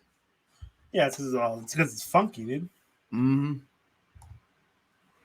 Yeah, apparently Peyton absolutely cooked J-Roy in our league. Yeah, this a week. clean sweep is impressive. Yeah, 10-0 is tough. I think the closest I think I got a 9-0 in 1 week. against. I 10-0'd J-Roy last week, so I'm pretty sure he's on back-to-back 10-0s, man. It's tough scenes. The Dynasty League is the one that takes a lot more work though. Our work fantasy league is a lot more it's more fun for me. Because it's a redraft and it's like JP Crawford's having a nice year. I'm glad that I gambled he'd be good. Yeah, it's funny because like I missed our draft, so like I just had to kind of make do what I got. You just got handed an Excel sheet. I made like a 200-person queue and like hope for the best. Oh. And I got some really good pitching out of it. My hitters were like iffy, and I just played a good waiver wire. I'm gonna watch Trey Turner and Chris Taylor combine to do good things for a baseball team. It makes me sick. Boo. Boo. Chris Taylor pinch hit in the 9th inning is 3 for 3. Makes me sick. It's because his clutch gene is absurd. All right, you know what? Let me do the math here. I'm pretty sure. By the way, when I say I refuse to shit talk before the game's over, I'm winning 9-1-2 in the matchup. Like it's not okay. It's not like close. I'm just like terrified of like what could happen. It's the concept. It is indeed the concept. Well, he's not going to beat me in OPS. Are we getting a pitching change right now? Probably. God, the game is over. Who cares? Who's left in the bullpen for the Braves? No one good. Like, why are we burning this? Who is that man? Who is that man? The next Wordle. No, I'm playing. I'm playing. He's taking a break, guys. For those of you that weren't around for the early half. They'll be back at some point this week, probably Wednesday. Yes. Yes? To what? Oh, what Peyton said? Am I not allowed to celebrate? I was like, yes. So I thought it sounded like you were just like, no, I'm like, yes, something. yes. I'm like, yes, but like, well, I got good. I was confused. Like the Sickos Excellent. Committee. Ha ha, Good. yes. Yes, good. Good. Remember when we started this game? Good times. I do, yes. Remember back all those years ago. Rudy's not even here this week. Diego was clean shaven when we started this. Yeah, I didn't have a beard at all. Look where we're at now. Crazy how that happens. No, so basically the shit talking I'm about to do is last week the guy in our league back in April claimed I was still going to lose to him. And I just replied June 13th. That was back in June 13th. Because that's when my matchup against him started. And then I got the dub, so I posted the screenshot. And then and so then I posted that, and then the video of Luka Doncic saying everybody acted tough when they up. Yeah. Then at the end of last week, the guy said, "Don't worry, Trenton, I'm smoking this guy for you this week." And so I just sent the video of smoking a fat one, or as some may say, big doinks, and the screenshot of him saying he was going to smoke me. So that's back-to-back weeks. I keep the receipts, baby. I keep the receipts. Feels good. Carson, if you've ever said anything negative about Carson, he has it saved somewhere. No, that's not true. Only like I just like to keep receipts in fantasy because it's fun. That's fair. Also, who is this guy pitching for Atlanta? I have no idea who this man is. Well, I'm really glad he threw one pitch and then decided one pitch and then decided. Why? Yeah, because pitching to Will Smith is definitely a good call. What it was a strike too. Like, I don't understand what Brian Snitker. Like when you have like you've thrown 3 pitches and you're 3-0 and then you intentionally walk a guy, sure, fine. But yeah. You're up 0-1. Like, what are we doing? What are we doing? Also, I don't know who this guy is pitching, but I feel like his first name is Sean. That's completely baseless. I have no idea if that's true or not. Nor am I going to check. I could see it. He could be an Allen. I'm also in a Alan pessimistic Stevens. mood because this dude is Allen, but with like one L, like ALAN, where you're like, why? ALANY. Allen Lee. Alan. Welcome back to a baby named. What is Gall? His glove says Pro Gall. What company is that? Gall? I do not know. GALL? I've Gall. never heard of them. Neither have I. Pro Gall. It's just some guy in his backyard. Yeah. There is a business it? called Pro Gall Baseball, which has an address. I'm not gonna like dox them. I mean, it's on Google. Right. But they live in Aguascalientes, Mexico. Oh. So I don't. They only have like 2,000 likes on Facebook, and they might just be like a pro sports shop. I don't think they're making these gloves. Well, he's got the name. It's like embroidered on that glove. Yeah. Hold on. Who is this guy? I'm gonna look up this guy. Made in Mexico by Gallegos. Okay. Giovanni? No. Oh, it's I wish. Jackson Stevens. Yeah, that's why the vibe this man was. He's from giving off. Oxford, Alabama. Is his mom like? Does he have family in Mexico? Maybe like a mom or a dad. Maybe is like Mexican, and no idea. that would give me any semblance of a reason for him to have. That's why I looked it up. I'm also confused. Did he like play in Mexico or something for a little bit? That would also make sense. There it is. There it is. He played in Mexico in 2021. Okay. Then that's cool, and I take it back. Yeah, okay. Now it makes sense. Like, what is this white man doing? You ever seen? Oh, you don't watch New Girl, do you? You haven't seen New Girl. I have seen. I haven't finished, but I've seen it. Oh, okay. So you're like a white man? No. I've seen that. Yeah. Okay, good. A white man. Typical. So good. Typical. I might watch New Girl after this. I have some laundry to fold tonight. I might just throw on some New Girl and fold my laundry. I think I'll be. What am I gonna do? What am I gonna watch? I don't know. I watched a new episode of The Boys last night already, so. I told was a a buddy lot. I'd catch up on Stranger Things because I haven't. I've yet to see an episode of that show. I watched the first 2 seasons and then haven't seen anything since. I'm pretty sure they're on season 4. All my friends were told just them like, to take the all my time. friends were just like mega let down after season 1, and I was just like, I like missed the Season- boat on. I missed the boat on like, because you know how a TV show works, right? Like if you catch a TV show early enough, it's like, oh, season 1 was so good, and it like buys you in to the hype of continuing to watch. If I'm not part of that, it's kind of like, Whatever. yeah. No, that's more than reasonable. I feel like. Same thing with Euphoria. Didn't watch it. Don't know it. Except Twitter ruined every episode. I feel like I've seen the show. I know like 6 characters' names. I've never watched an episode because that app destroys any watchability of it. Yeah. It's just crazy how like even like Marvel fans are somehow better than Euphoria fans about like not spoiling like shit from the movies. People who watched Euphoria like would talk about it immediately. Like live tweeting the episode. Like and that's not- not how this is supposed to work. You give And it like a not day or live two. tweeting in the sense of like, oh my god, that was crazy, right, guys? Because that's okay to me. That's okay because some people will say that that's spoiling in itself, and I disagree. If you're watching a show and you get upset, that scene with this guy and that guy, yeah, crazy. exactly. That's like, well, there's gonna be a scene that happens. It's gonna be kind of crazy, I guess. Right, exactly. It's like if I was That's like, fine. yeah, it's like if I was like, wow, that fight that Iron Man has in Endgame is so sick, and you're like, that's a spoiler. No, it's not. Iron Man has However- a fight in a movie. What? What?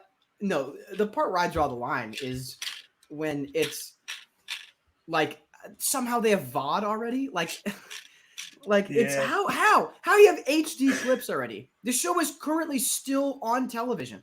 You are taking time out of watching the show while it's on live to upload your 4K clip of the scene in its Like- entirety. By the way, like what? How is that legal? It's not, but like I mean, it is, but it isn't because like they're not profiting off of it, and HBO's not going to do anything because it gets engagement for the show. Yeah, but Like Euphoria has no incentive. Like the showrunners and they don't have any incentive to like shut it down. They want you it's to getting them traction. Like look at that. Most pitches 100 plus. Emmanuel Clase has 280 more than anyone else. Goodness. It's a lot. It's a lot. Like at number 1 on this list is 595, and number 5 is 169. Yeah, like that. And number 4 is Jacob deGrom, who hasn't been healthy for a lot of this time. Can't wait for a sac fly and then an out to end the game. So it's going to end 5-4. Yep. And then we'll all. What's cry a Freddie little bit and gesture say, in here? It's nothing offensive. He's just I middle think fingers. that'd be hilarious. No, he's like asking, but the way he's just doing it is he looks like he's like an air traffic control operator. He looks like that kid in middle school was trying to like talk to his friend across the class, but not actually say anything. And suddenly Atlanta is down to their last out of the evening. Thank you for those that have stuck around for a little bit of the night shift. I know that this is actually for sure the longest game this year. Like this year, absolutely. We have had some barn burners this year. It is 5-3. Peyton, It's not fun, unless Payton's ahead of us, which there's a chance. But did the run score? No, I don't think he went. Yeah, I don't think so either. Yeah, it's 5-3. Unless Payton's like not ahead of us. Insby Swanson's about to go first pitch because I know I'm ahead of you, but no, he does not. Good God, 102. Easy 102. Peyton, that's totally understandable. I know you're also an hour ahead of us, man. Well, an hour ahead of me. 2 hours ahead of me. Yeah, say hours. Is it 11:30 for you? Yeah, it is for me. Peyton? Whack. 103. Too bad you can't put a strike there. Goodness gracious. It must be nice. Yeah, he's just nothing. Not even Look close. at that with Dansby, bro. He slugs 293 against not fastballs. Why'd you ever throw him one? That's a great question. I would Also, just straight up Swanson never throw him a fastball. Like I don't care if you beat me with a single. Like he's hitting 230, but he's slugging 293. Okay, so you're gonna hit a base hit off me off a curveball? All right. You want a seeing eye single? I'm like, sure. I think there's a kid in the crowd that has a Jackie Robinson Brooklyn Dodgers jersey and then the white Players Weekend Dodgers hat. That's a bit of a fit. That's quite the combo. Quite the combination there.